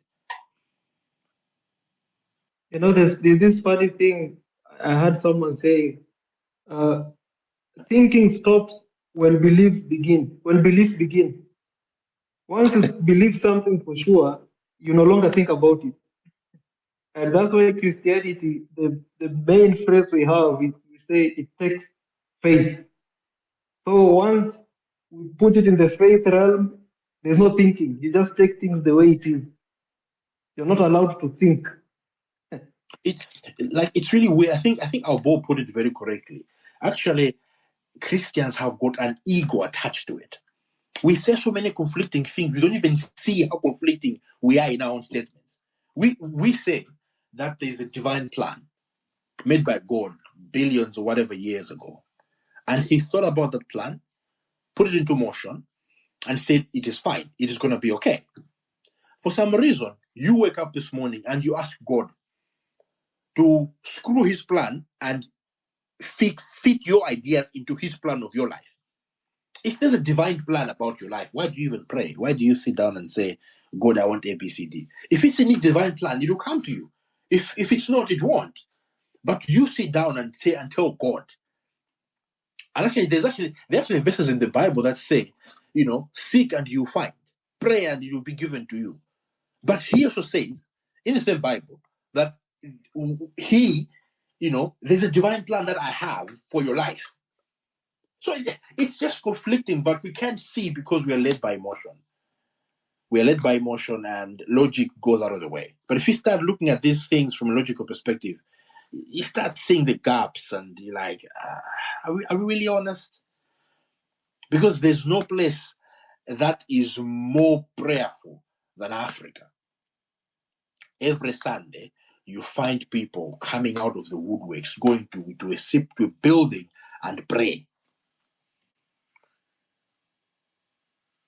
They paying tithe to a man who flies every Christmas, flies in his first class with his family, coming to the UK, coming to the US, going to the Swiss, for skiing and stuff. They don't even have food in their own house, but they're giving that man tithe every single month. But your kid don't have school fees. You don't even have healthcare yourself. But you're giving this man who you have actually most of these prophets, most of the members have seen them rise from nothing. Now they are rich and they now fear them. Don't you know that you made this guy who is when they were starting, you were there as the first members of the church. Now this guy is so rich and you now start fearing him. But it's your money making him rich. But you don't even think about that. It's just weird. It's really weird when you think about it. That's why I always say, overall, poverty makes you do stupid things because you become desperate. When you become desperate, you become illogical, become emotional. If you take away poverty, these churches will be empty. I'm telling you. If you give everyone a job, if you give everyone minimum income, just to have a house and food, just that, house, food, and basics, these churches will be empty.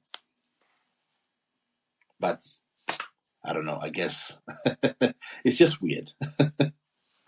Can't you even realize the story of salvation? It's an emotional appeal. If you remove emotion out of it, that story does not make sense. Actually, you know what's very It funny rides about on emotion. salvation and the promise of a good life is that if you search through the Bible, the entire Bible, God does not use poor people except for illustration. The entire Bible, everybody mentioned and who has a major role to play was rich. Not just rich, but filthy rich. But for some reason, we sit down and sing songs about we will see God in heaven. Well, why not experience it right here on earth? It's creating a dependency syndrome, depending on something to give you your good life. Even in the Bible, and now I'm repeating, even in the Bible, there's nobody who was poor that had a major role to play. They were all rich in their own right. God does not use poor people. He's never used poor people except for illustrations. That's all. So I find it very funny that we are promised a heaven where there'll be gold and whatever, and those who don't believe in that. How do you know God doesn't use poor people, and which God particularly? People are just making statements that make absolutely no sense. It's just weird, man. You know, that I will go to heaven and our boy will be burning in hell. You know, I'm actually it's funny because Christians look at you, our boy, and they'll be laughing to say, we'll see. He will burn in hell. What are you talking about? So why is God not punishing our boy now? He will live for the next 70 years. Scot-free. Everything is But fine. no, you forget how vindictive Jehovah is. Jehovah is punishing us here for apple eating today to this date. I mean, Jehovah is very vindictive, very petty, very petty, very petty day. Because Eve ate an apple, today we've got cancer. We've got kids who are struggling in hospitals today with cancer because Eve ate an apple. Because before then, remember, there was no diseases. Everything was fine. For some reason, one woman listened to whatever snake or whatever it was, ate a fruit of a tree, and now we've got famine. There are parts of the world people are malnourished because they are in the desert. But only God can create rain. And he lets people suffer, die, malnourished because there's no rain. It's just weird when you think about it. It's really weird. I'm not an atheist. I'm actually a Christian. Don't get me wrong. But you have to sit down and understand to sacrifice what am I believing in. These are questions for myself, actually. I'm not trying to convince anyone. No. The problem we have is that people are reading Harry Potter of the medieval ages and believing the fiction. That's the problem we have here. People, they should have just left fiction as fiction, but now they're telling you, no, actually, that thing of walking on water. I've never seen anyone walk on water. I've never seen a situation where a person is three things and comes down as himself, as the sun, and enters a girl and gives birth to himself and kills himself, but not himself, but the son. It is such baloney that you're like, okay, fine. It will be if you look at it nicely, all these Superman stories, whatnot, they extract from that God complex. At least it's good for that, creating good movies. And it's funny because how many people have been killed in the name of religion? How many wars have been fought in the name of religion? Back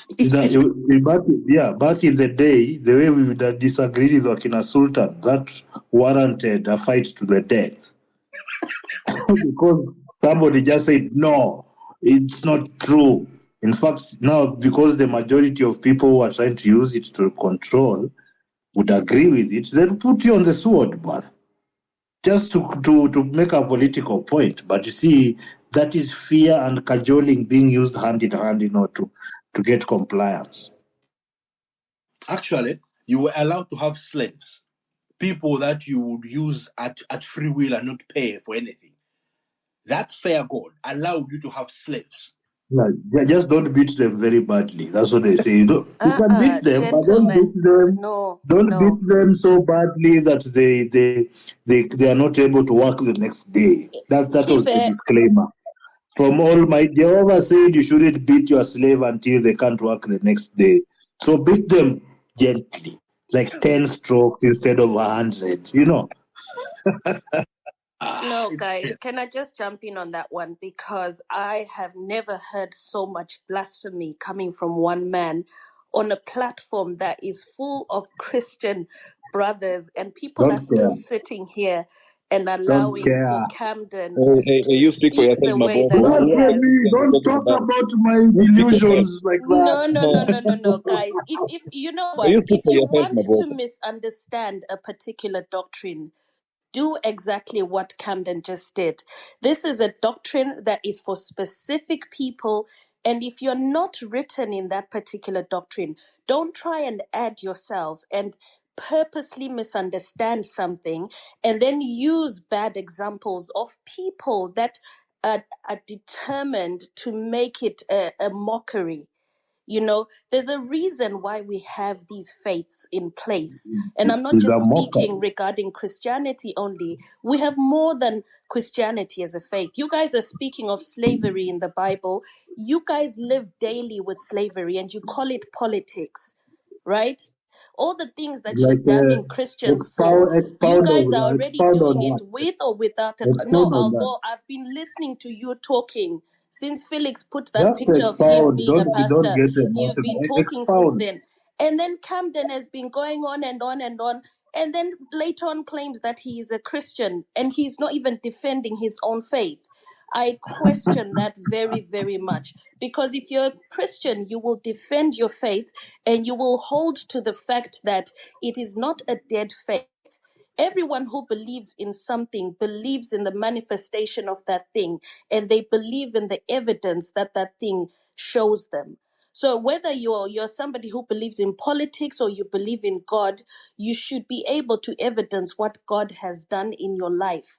I'm surprised that Christian brothers are sitting here listening to Camden talk the way that he has, talking about God only uses poor people, no, rich people and not poor people. Come on, guys. That is ridiculous. There's so many examples that you can pick from.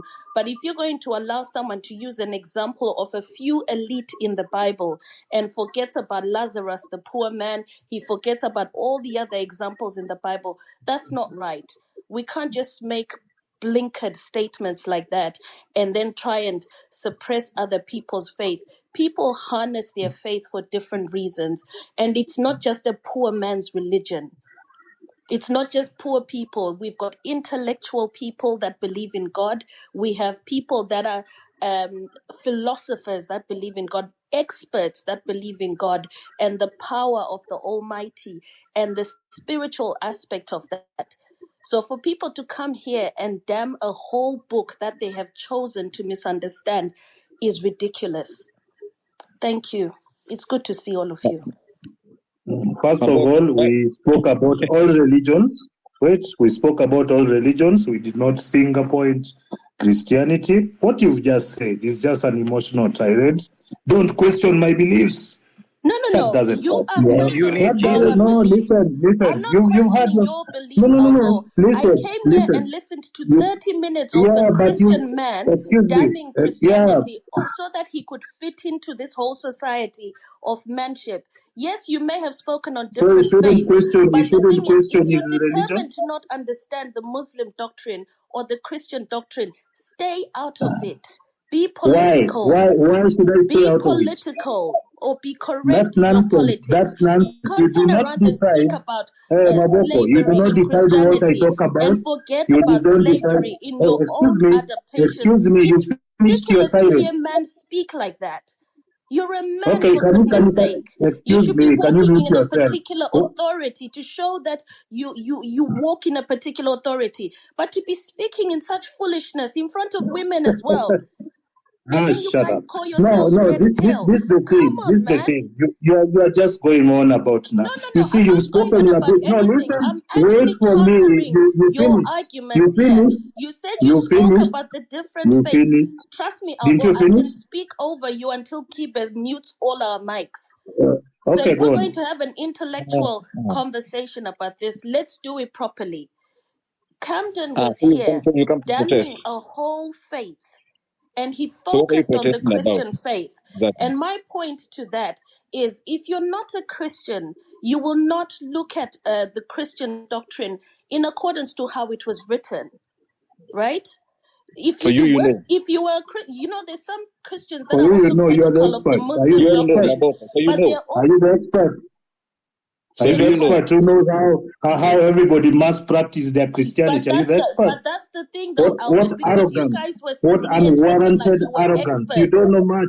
You were You don't sitting know here much talking about like this. experts. So let me You're with just my making noise expertise over and talking school you people all because you know motherfuckers your on this argument is thing. Come nonsensical. on. You know you're not speaking on logic. You're speaking emotional because you wanted to shut This up is nothing to do about with emotions. I have criticizing a come in with a religion. We will female voice criticize and your have managed to religion. argue We will with you criticize and tell everything you that that we your want. statements are You do not decide what mendacious. happens You've here. come here and lied to a whole 587 listeners about their own Who, faiths.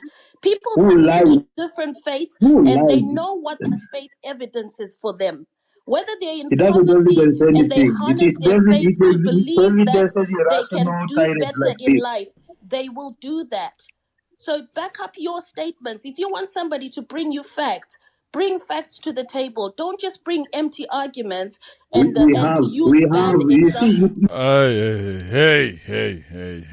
Hey. As much as I was enjoying that, I almost got a rise hearing Maboko screaming like that. I'm like, hey, Maboko, it's too much screaming. She's getting so worked up. Albo, you need to destroy this woman. She should not be taking you on that. What do you call it? Emotional tirade. Mariam, let's start to close this up now. We've done too much. Too much. If you guys are getting this worked up, then we've gone too far. And Maboko, you're full of shit, by the way. I can see exactly what you're doing. So let me hear from Mariam. Mariam. Hi, good afternoon, everyone. That's a very nice conversation. I came to talk to Cynthia and Sultan. I don't think Sultan is here anymore. Now, Cynthia, I was once born again. I was born again for 3 years, and there's something that I came to realize. When you take away the story of the judgment, when you take away the fear of what happens after you're dead, religion is 100% dead. That is to me. It took me a while. When I was born again, I began researching on life after death, and I started reading other material that, of course, I cannot say that it's that they are better than the Bible or they are more correct than the Bible. But the fact is that when you take away the fear of what happens to you after death, religion is definitely dead. Because if you examine your life as a Christian, and I really wanted, what's his name, Camden? I really wanted Camden to explain what he meant by he's a Christian, because he's destroying the whole doctrine. He seems not to believe in what Christianity is based on. So I wanted him to really explain what he means by he's a Christian. So what I was telling you, Cynthia, if you examine your life as a Christian, you'll realize that most of the things thanks for are things that you have to really work hard for. Now, when you have misfortunes in your life, you have no one to hold accountable to. You will never hold God accountable for the things that are happening in your life because of the fear that you have in you and because of the ignorance that you have in you. But everything good that you work so hard for, you give the praise to God. You give him thanks. Now, the bottom line is Christianity, or not Christianity, but religion gives you a feel-good feeling. That comfort that human beings need for whatever reason. We seek for a lot of comfort, for a lot of reassurance. That's what Christianity does to you. But in truth, God exists in your head. I think Kibe has told me this before. I've taken my time, and I know it's true that God exists in your head. You can kill him anytime you want to, make him alive anytime you want to. You can make him do things for you in your head. And sometimes those things will come to pass, sometimes they will fail, but you will never hold him accountable for the things that he has failed you in.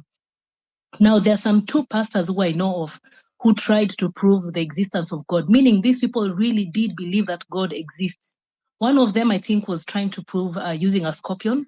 One of them was trying to use a snake, and they were both beaten to death. I mean, that was the right time for God to at least, and I know what Christians say. God says, do not test me. Come on. How else can you tell people he's real? And he gave us the mission, quote unquote, to go and preach the word. How can he give you the word with nothing to back you up? Come on. How can he give you something to go spread without anything that can back you up? This is someone who was preaching the gospel, someone who believed in him so much that he took a poisonous snake just to prove to 1,000 people that this person exists. But the snake beat him to death. If that's not a sign enough, then there's really no other sign. And then when it comes to predictions, Cynthia, I think you need to go and do some research. There are so many predictions that have been done, scientifically proven, including COVID. Apparently, it was predicted by Bill Gates. He is not God. Predictions are all about patterns. They're all about patterns. There's nothing in the Bible that you can prove has happened today. Nothing. Everything is about patterns. We have so many predictions. You can go and research on them, and they have nothing to do with the Bible. So my closing statement is this. If you want to believe in God, nobody should make you not believe in God. If it gives you comfort, whatever it does for you, good for you. Again, any person who doesn't believe in God doesn't need to be convinced, because this God is really you. It's in your head. You can switch him on and off when you want to. If it gives you comfort, go for it. So thank you.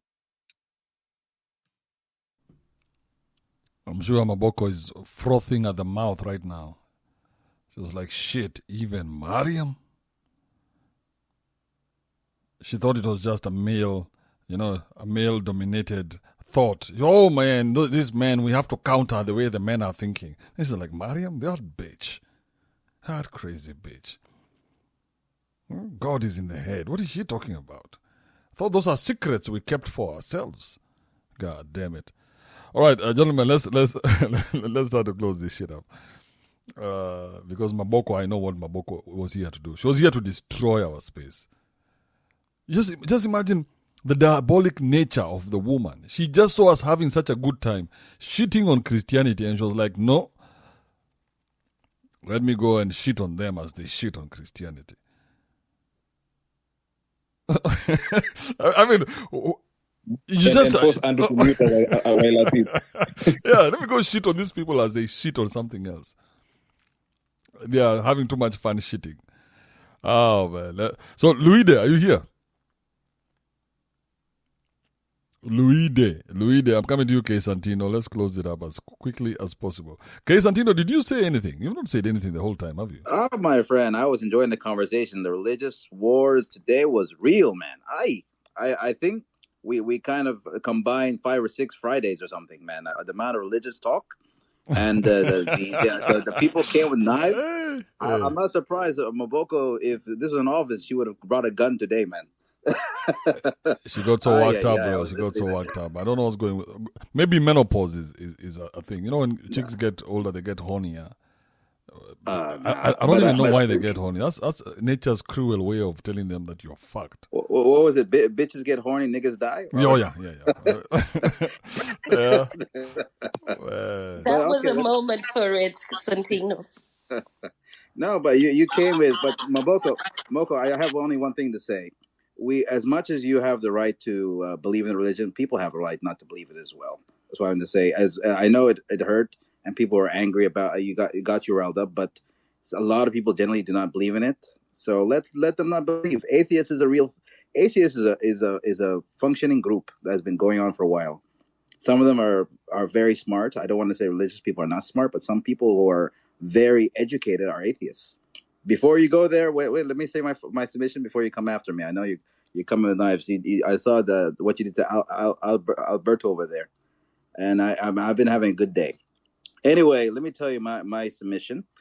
There are a lot of things I was thinking. Okay, I was thinking a lot because we had last space we had a mama's boy talk, and then we had a religious thing talk, and I said to myself, they should make a kind of a what we called a survey.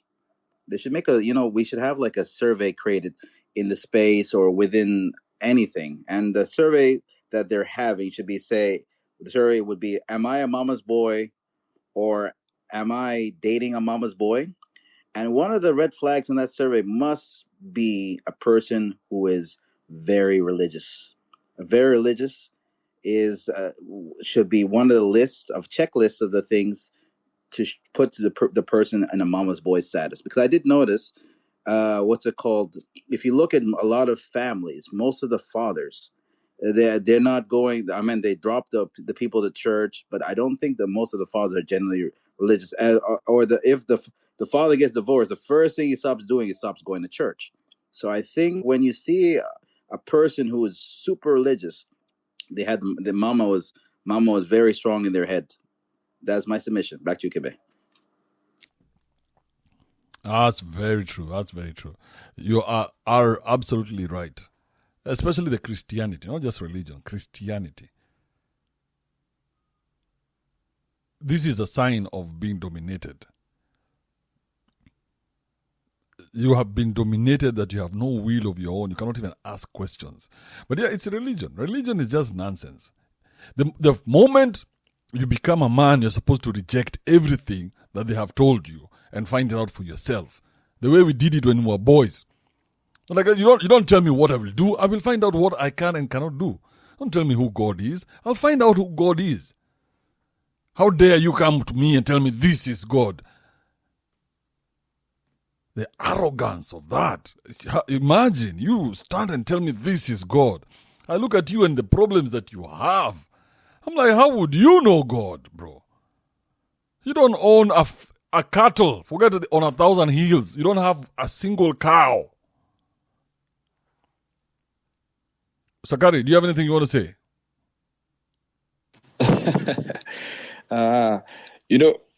What's funny is we always defend something that was not even originally ours. That's the weird shit. And when I'm listening to my book, I'm like, this is exactly how I used to be back then. I'm like, man. I used to sound mad.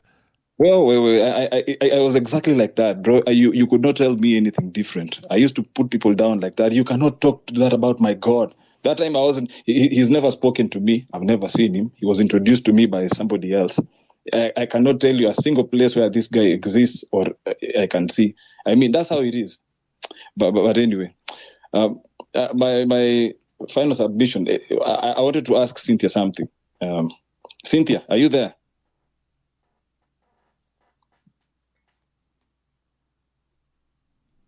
Cynthia? It was the spaces or the vibrator, you guy. We know what she chose. Just do your submission, man. Forget about her. Yeah, I'm here. Okay. You said earlier that the Bible is full of predictions, right? 100%.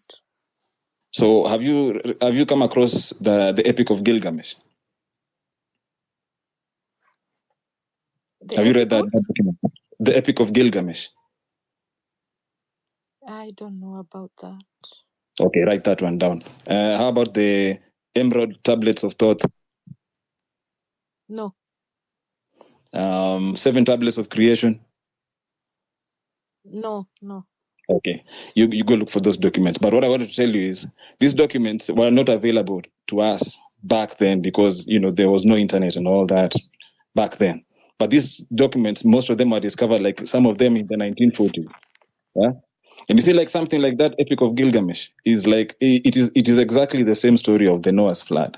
And this document was dated way, way much earlier, thousands of years before the Bible itself. So go look at those documents and you will find that out there are so many documents. I don't even know whether that document is true, but I know one thing. It has been dated earlier than the Bible. Okay? So you will find that there are so many stories out there that you can find them elsewhere, that have existed somewhere else. It's only that back then people didn't know, but now this information is out there. You can go and look for yourself. Then you'll realize that this whole idea of predictions and all that, it's something that anybody can do. If right now you'd get a document, you find a document that was buried way, way ago, and then you look at it and it has some ideas there, yeah.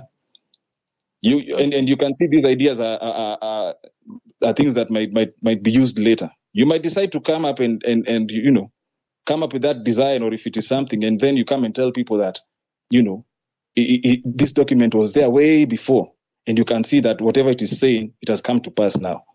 So it is not something that you can say for sure. And also another thing, do you know when the Bible was written, like when it was dated? You do know that the Bible actually was written here. It didn't come from God, that his words came down there. Yeah. Do you know the earliest text that was written? Okay, like for the gospel, let me give you like for the gospels. Do you know the earliest gospel that was written? For ones that you know. No. So what do you know about the Bible? That's what I'm trying to say, Cynthia. What do you know about the Bible? Is real. How? And yet I'm asking you all these things and you still don't know about them. So what do you know about it? That's what I'm saying.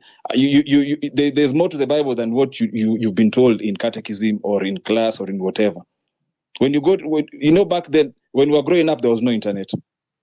So whatever you were told, there was nothing to go back and research on. You just took whatever you are given. But right now there's information. There's information you can go and Google, and you can see, you can verify, and you can see. Even the theologians themselves right now, they know these things. It's not that they don't know. Those documents I've mentioned, they know them. Even the church knows that these documents exist. But the problem The is The Catholic Church has the biggest library. The Catholic Church has the biggest library of that those ancient tablets. They know everything, but that's not what they. Even if you go there at the Vatican, they have the museum. It's right there. It's not a secret. But most people would not look into anything. If it's going to shake the faith, so to speak, they would not look into it. I'm telling you, the intellectual cowardice that is always involved, and that's why I always have this feeling that often I don't try. I just argue out people because it's fun, and maybe one person hears something and says, "Yeah, man, maybe I need to think about this more," because we can't keep assuming there's someone who has our back who's not there. It doesn't give you the freedom to go out there fearlessly, knowing that you can only look up to yourself and maybe one or two of your friends, or maybe whatever it is. Those are factual things. But now, when you're creating this other amorphous character that we can't even describe well, that who seems to not influence how you act, and also seems to influence everything that you do, it's very confusing, and it doesn't help anyone because it lacks knowledge. It needs an abundance of emotion, an emotional outpour for people to just be quiet. But no, it's not that. So thank you, Albo. So Cynthia, that was it. You need to do more research on the Bible and just look even at the history of the church itself, the way it began, and then flow with it, rather than what you know right now. Because if you do that research, then you come back here and then you see whether you'll be thinking the same thing. That's what I wanted to say. Otherwise, thank you, Andrew. Okay. All right. Cynthia, you have anything to say? I can give you 30 seconds. So, for me, what I can say is everyone has their own belief, because as much as we fight, I'm right, you're right, whoever is right is right. As long as you have that sixth sense that tells you what is the right thing to do, just follow what you think is true.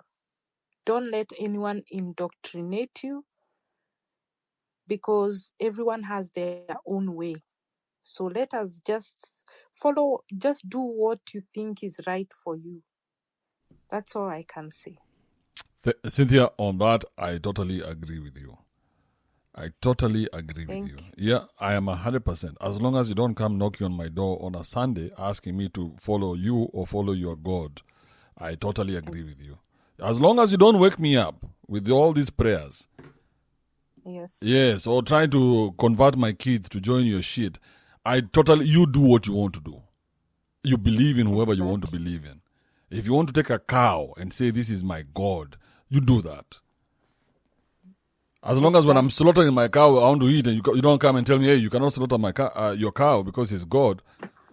I'm like, somebody needs to pay me for this God I've been here raising.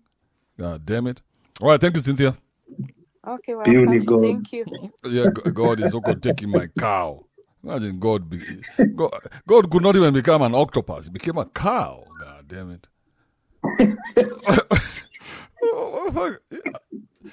And you know what Cynthia is saying is very true.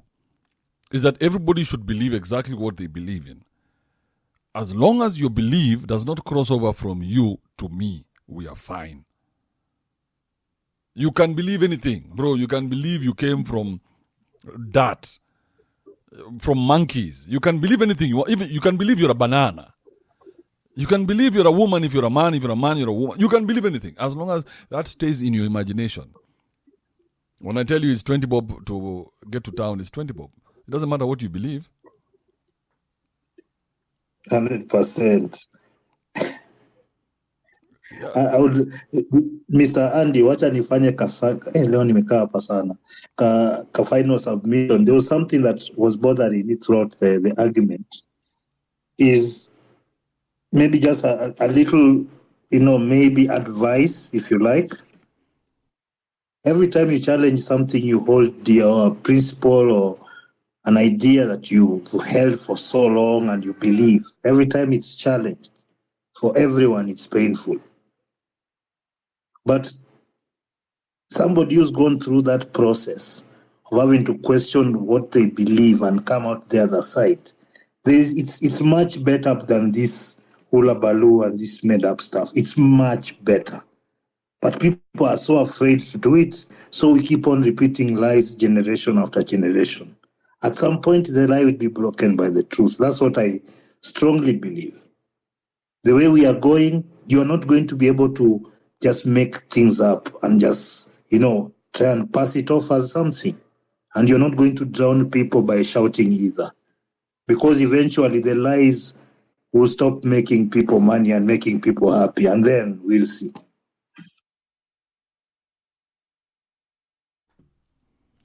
Thank you, Albo. Appreciate it. Mariam, did you want to say anything? Yes, I can add to the question of free will. Free will is a lie. Free will does not exist. Free will is, for example, when a child is living under your roof before they hit 18, they must follow your rules, and whatever they do has repercussions. The moment they hit 18 and they move out, they have free will to do whatever they want, and the consequences is up to them. That is free will. So Sultan and Cynthia, when it comes to religion, free will is there's nothing like free will according to religion. So thank you. That's it. Thank you, Mariam. Maboko, are you still here? I'm breathing, Andrew. You know what? The way Albo and Sakari spoke to Cynthia right now, that's nicer. You see, they were being gentlemen there. And I think that's the important part, because sometimes when people speak against religion, they don't realize how much harm they're causing to other people. We all grow in different stages in our discovery of self, and just in our discovery of self. And I think the thing is, when people want to search out something, they will. When it comes to matters of the spirit or faith, things like that, people will always hold to what has been evidenced to them as true and right, until they discover otherwise. Some people have backslidden. They no longer believe in God because that was their journey. But you have to allow other people to journey on and discover. Not everybody who is into these faiths or religions is naive and being dragged about. They might eat grass for a moment, but they wake up and realize, But why am I eating Maboko, grass? And they stop. Maboko, what is the fear with this? Just like you have information, this is different information. What is the fear with people being exposed to this information? Why are you so worried that they will leave you alone walking this journey and jump on this other side? I mean, it's just information. Information trumps. It's not a fear, Andrew. It's the way that we adopt a cancel culture and then claim it's not canceling people out. And I think, But Christianity is the first one to cancel. It says if you don't, this will happen to you. No, but it's not. It's not though, Andrew. What I'm trying to say says, is that be not unholy yoked, and be not yoked to the unholy, or something like that. Yes. Yeah, because it's that's canceling, right? Looking at itself. No, what I'm trying to say, Andrew, it is very intolerant, Maboko. It's not intolerance. Be it's not when you submit to a particular lifestyle, Andrew, you want to maintain that particular lifestyle. So even if we look at the elite in society, they may turn around and say, we don't want to live with the poor of society. We don't associate with that. And I think it's the same thing when it comes to religions. They find themselves, they work together, and they do whatever they do to prove who they are. But the problem is that some people want to expose their non-belief. Let's stop there. Let's stop there and ask the question. So religion is telling you what you can and cannot do. On a from a moral standpoint, telling you should not involve yourself with people who are not from the same religion as you. And there's nothing wrong with that. What's wrong with that? And the same religion tells you, go ye out there and make disciples of everyone. Andrew, it's the same thing. Once you become a disciple, then me and you are equal. No, Andrew, let me even use a simpler example. You're a heterosexual male. You don't want another man to make a move on you. You stick with your own beliefs. They stick with their own beliefs. If I'm making any sense with that. My whole point is, if you're going to say you don't believe in something, evidence that. Don't try and let your light shine louder by blowing out other people's candles. No, your analogy doesn't make sense. You see, if I'm a heterosexual man and a homosexual guy looks at me and wants me, and he comes to me and tells me, hey, listen, I want you, that is not a problem, okay? The problem is not that he wants me. Problem would be if he came to try and convert me to now become like him. Now, I would ask him, why would I do that? Like I was not okay doing what I was doing. So that's the problem with Christianity and all other religions, that not only are you happy being gay out there, you want to walk into my house and convince me to be happy that you're gay out there. No, but the thing is, and I totally get that, because for me, from a Christian perspective, something like evangelism is something that I've struggled with, only because of how I have approached my Christian faith.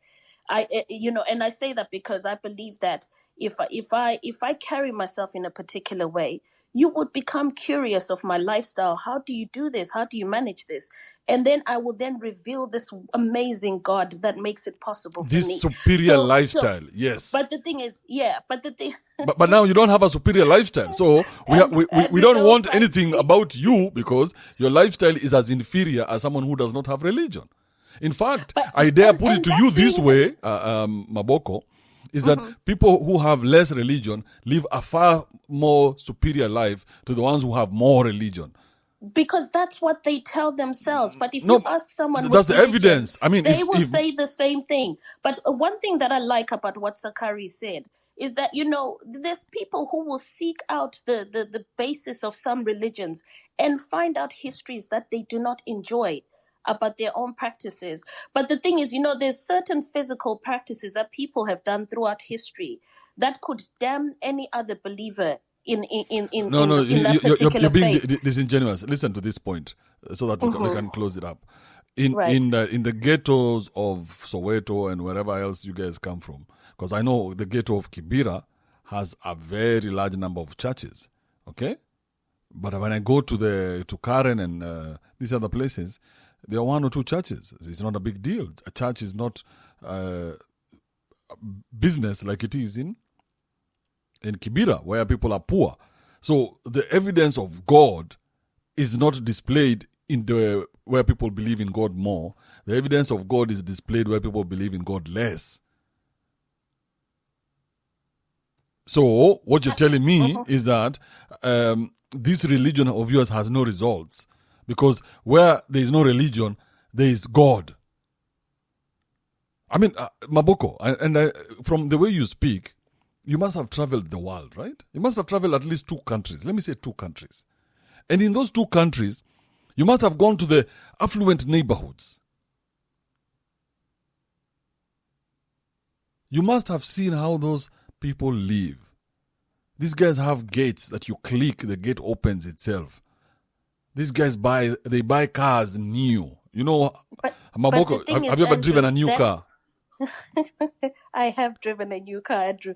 And you know what that means, right? It feels like heaven. That is heaven right there. That is God. Mm-hmm. Yeah, the poor man will never know God, but he has. He knows a lot about God. That's exactly my point, Andrew. That the way that I would experience God as Maboko might be different to the way somebody who is in a rural area would experience God. So why not, Maboko? So why not keep this God to yourself, and the person in the rural area will keep their God to themselves, and everybody can do exactly that without you having to come and put this God of yours in my face and tell me because of this God of mine gave me this. Isn't that like witchcraft? It's not like witchcraft, Andrew. But my whole point, guys, is that when we even look at the rogue people that are using the church for their own means, we know that there's people that use the church to do money laundering. We know there's people that use the church to make their own money or fool people. But my whole point is that do not think of it that it is truth to what the gospel is all about. You know, that's why if Sakari and Albo are saying to Cynthia, seek out your faith, go and look into the history of this doctrine that you're holding steadfast to, I would rather they speak like that rather than use the wrong misrepresentation of it. At the end of that conversation, you heard what Cynthia said. Cynthia didn't listen to them. Cynthia said, hey, listen, you guys leave me to believe what I believe in my own naivety, and you believe what you believe. So I liked that statement, because I was like, I have no problem you believing in what you believe, as long as when we come down to reality, then we deal with reality as something that as is, okay? Because when we say this car has to go to town, if we're saying this car has to go to town, then we have to put fuel. The car has to be mechanically sound to get to town. So you don't tell me let's pray that God will put fuel in the car, in the tank. No. Let's come down from your imagination of who your God is to the reality on the ground. It goes in hand with how we grow as a people. We can't all be at the same level, guys. And that's why I won't agree with anyone who crushes somebody else's spirit in order but for who them died to and, look and, like and made they're you more knowledgeable. the social justice warrior? People to seek out. No, but allow who died and made you that you're the one who knows when somebody's being beat down and when they're not. That now you're defending their right to speak. Because I am empowered in that way. No, who gave you the right to defend anybody? There's some people who are empowered to know that, hold on a minute, Andrew's talking shit right now. Let's not listen to Why him. does it bother you? There's some who will follow why does it bother you, and though? they will do what you say. But Maboko, my point is that don't destroy people. No, Maboko, you cannot say that. Because you're speaking from a point of trauma. You're speaking from what happened to you. So now you think every time you see something that is exactly what is going down. No, but you've never been a man. You've never seen a man talk to a woman.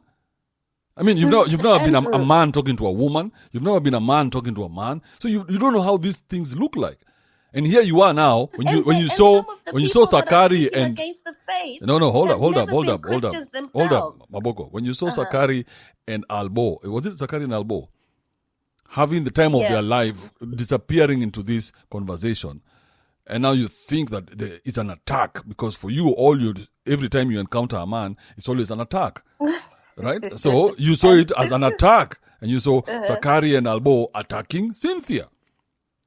No. Yeah, so now the mother inside you, mother hen, was activated. Oh no, let me go help. And you came running, and you didn't even want to hear what Albo had to say. You just came running to destroy whatever he's saying because mother hen is here. I don't care who's right. I just don't care. I just don't like how it is being done. You know what it was, Andrew? It was Camden. And he's even doing a fist pump too to say power to the Finally, people. they said it. Camden. Camden. Yeah. Camden. Oh, those Camden Camden. spoke a You whole said it 30 finally, minutes. the Like, I said confession. to myself, where are the people who believe on this platform? Like, how could you guys allow Camden to talk like that? But why does it have to be us against them? Why can't it just be us dissecting any argument? When you say it's There was no Christianity, dissection yeah, there. why do we have to take sides? That, we're just like, what is this Christianity we're talking about? Now you are like, oh no, I need to defend my position. Nobody needs to defend shit.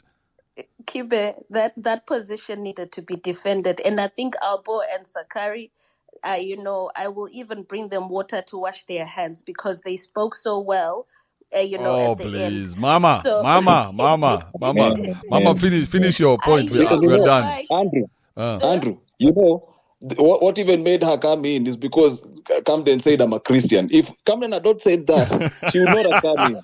She held on to that thing. How dare you not defend? Thing that brought her here. Oh, how can he be a Christian and he's saying all these things? Honestly, I was like, the what? problem with her is that she's comfortable with Albo and the others because in her mind, she considers them heathens. So they can speak. They're heathens, atheists, useless people.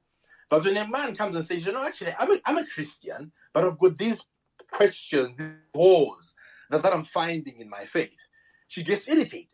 Wait, Camden, I have a question. And Maboko, don't interrupt. Camden, where are you from?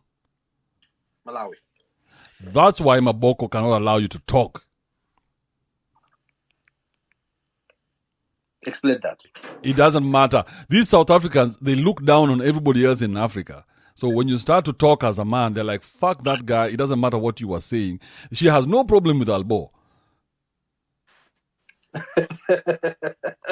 But then that's the question, though, because I find it hard to believe why she would take offense to what I'm saying. No, Camden, you made some statements that are not true to the doctrine that To you whom? hold to. To whom? You spoke. No, come on. True to whom? Do you read the Bible? No, true to whom? Let's go back to that. True to whom? Okay, true to the Christian faith that you confess. No, but you no. sat here But for a what good makes you 30, think that 40 you minutes. are the judge and the jury as to what the The Christian Bible is sounds the like? one that's judging you. You're reading it upside down. No, but the same and coming in Bible. front No, of wait. But 600 then the same people Bible has got claiming people all who your pray on lies Saturday because and you're Sunday. reading a The same doctrine Bible's got upside down. inconsistencies. So which That's Bible? nonsense. That is No, nonsense. it's not nonsense. You What cannot is come in nonsense front is of you people. coming here taking offense to someone else speaking No, their I mind. did not take offense. That is what is nonsense. I did not take It's offense. because of I people corrected like you. your Wait, thinking.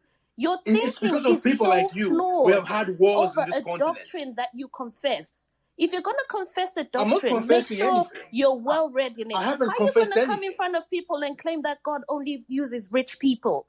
What kind of nonsense is that? That is not No. doctrine. Can you give me an example? That Can you give is me an example in the Bible societal of a poor man who perspective. was used other than There's illustration? Lazarus. I mentioned Lazarus earlier. No, Why didn't you Lazarus was speak of used to him? proclaim his God's own power of raising Why from the dead. did you not speak of Lazarus? Was he not I'm used? answering you. God even Lazarus used a was dead only man, and used he for wasn't reference even to rich. God What are being you able to talking raise about? people from the dead.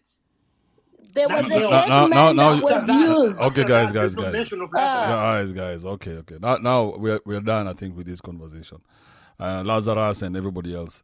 Oh man, these guys can go at each other forever. You see, the problem is the message cannot be delivered by a man, not in 2023.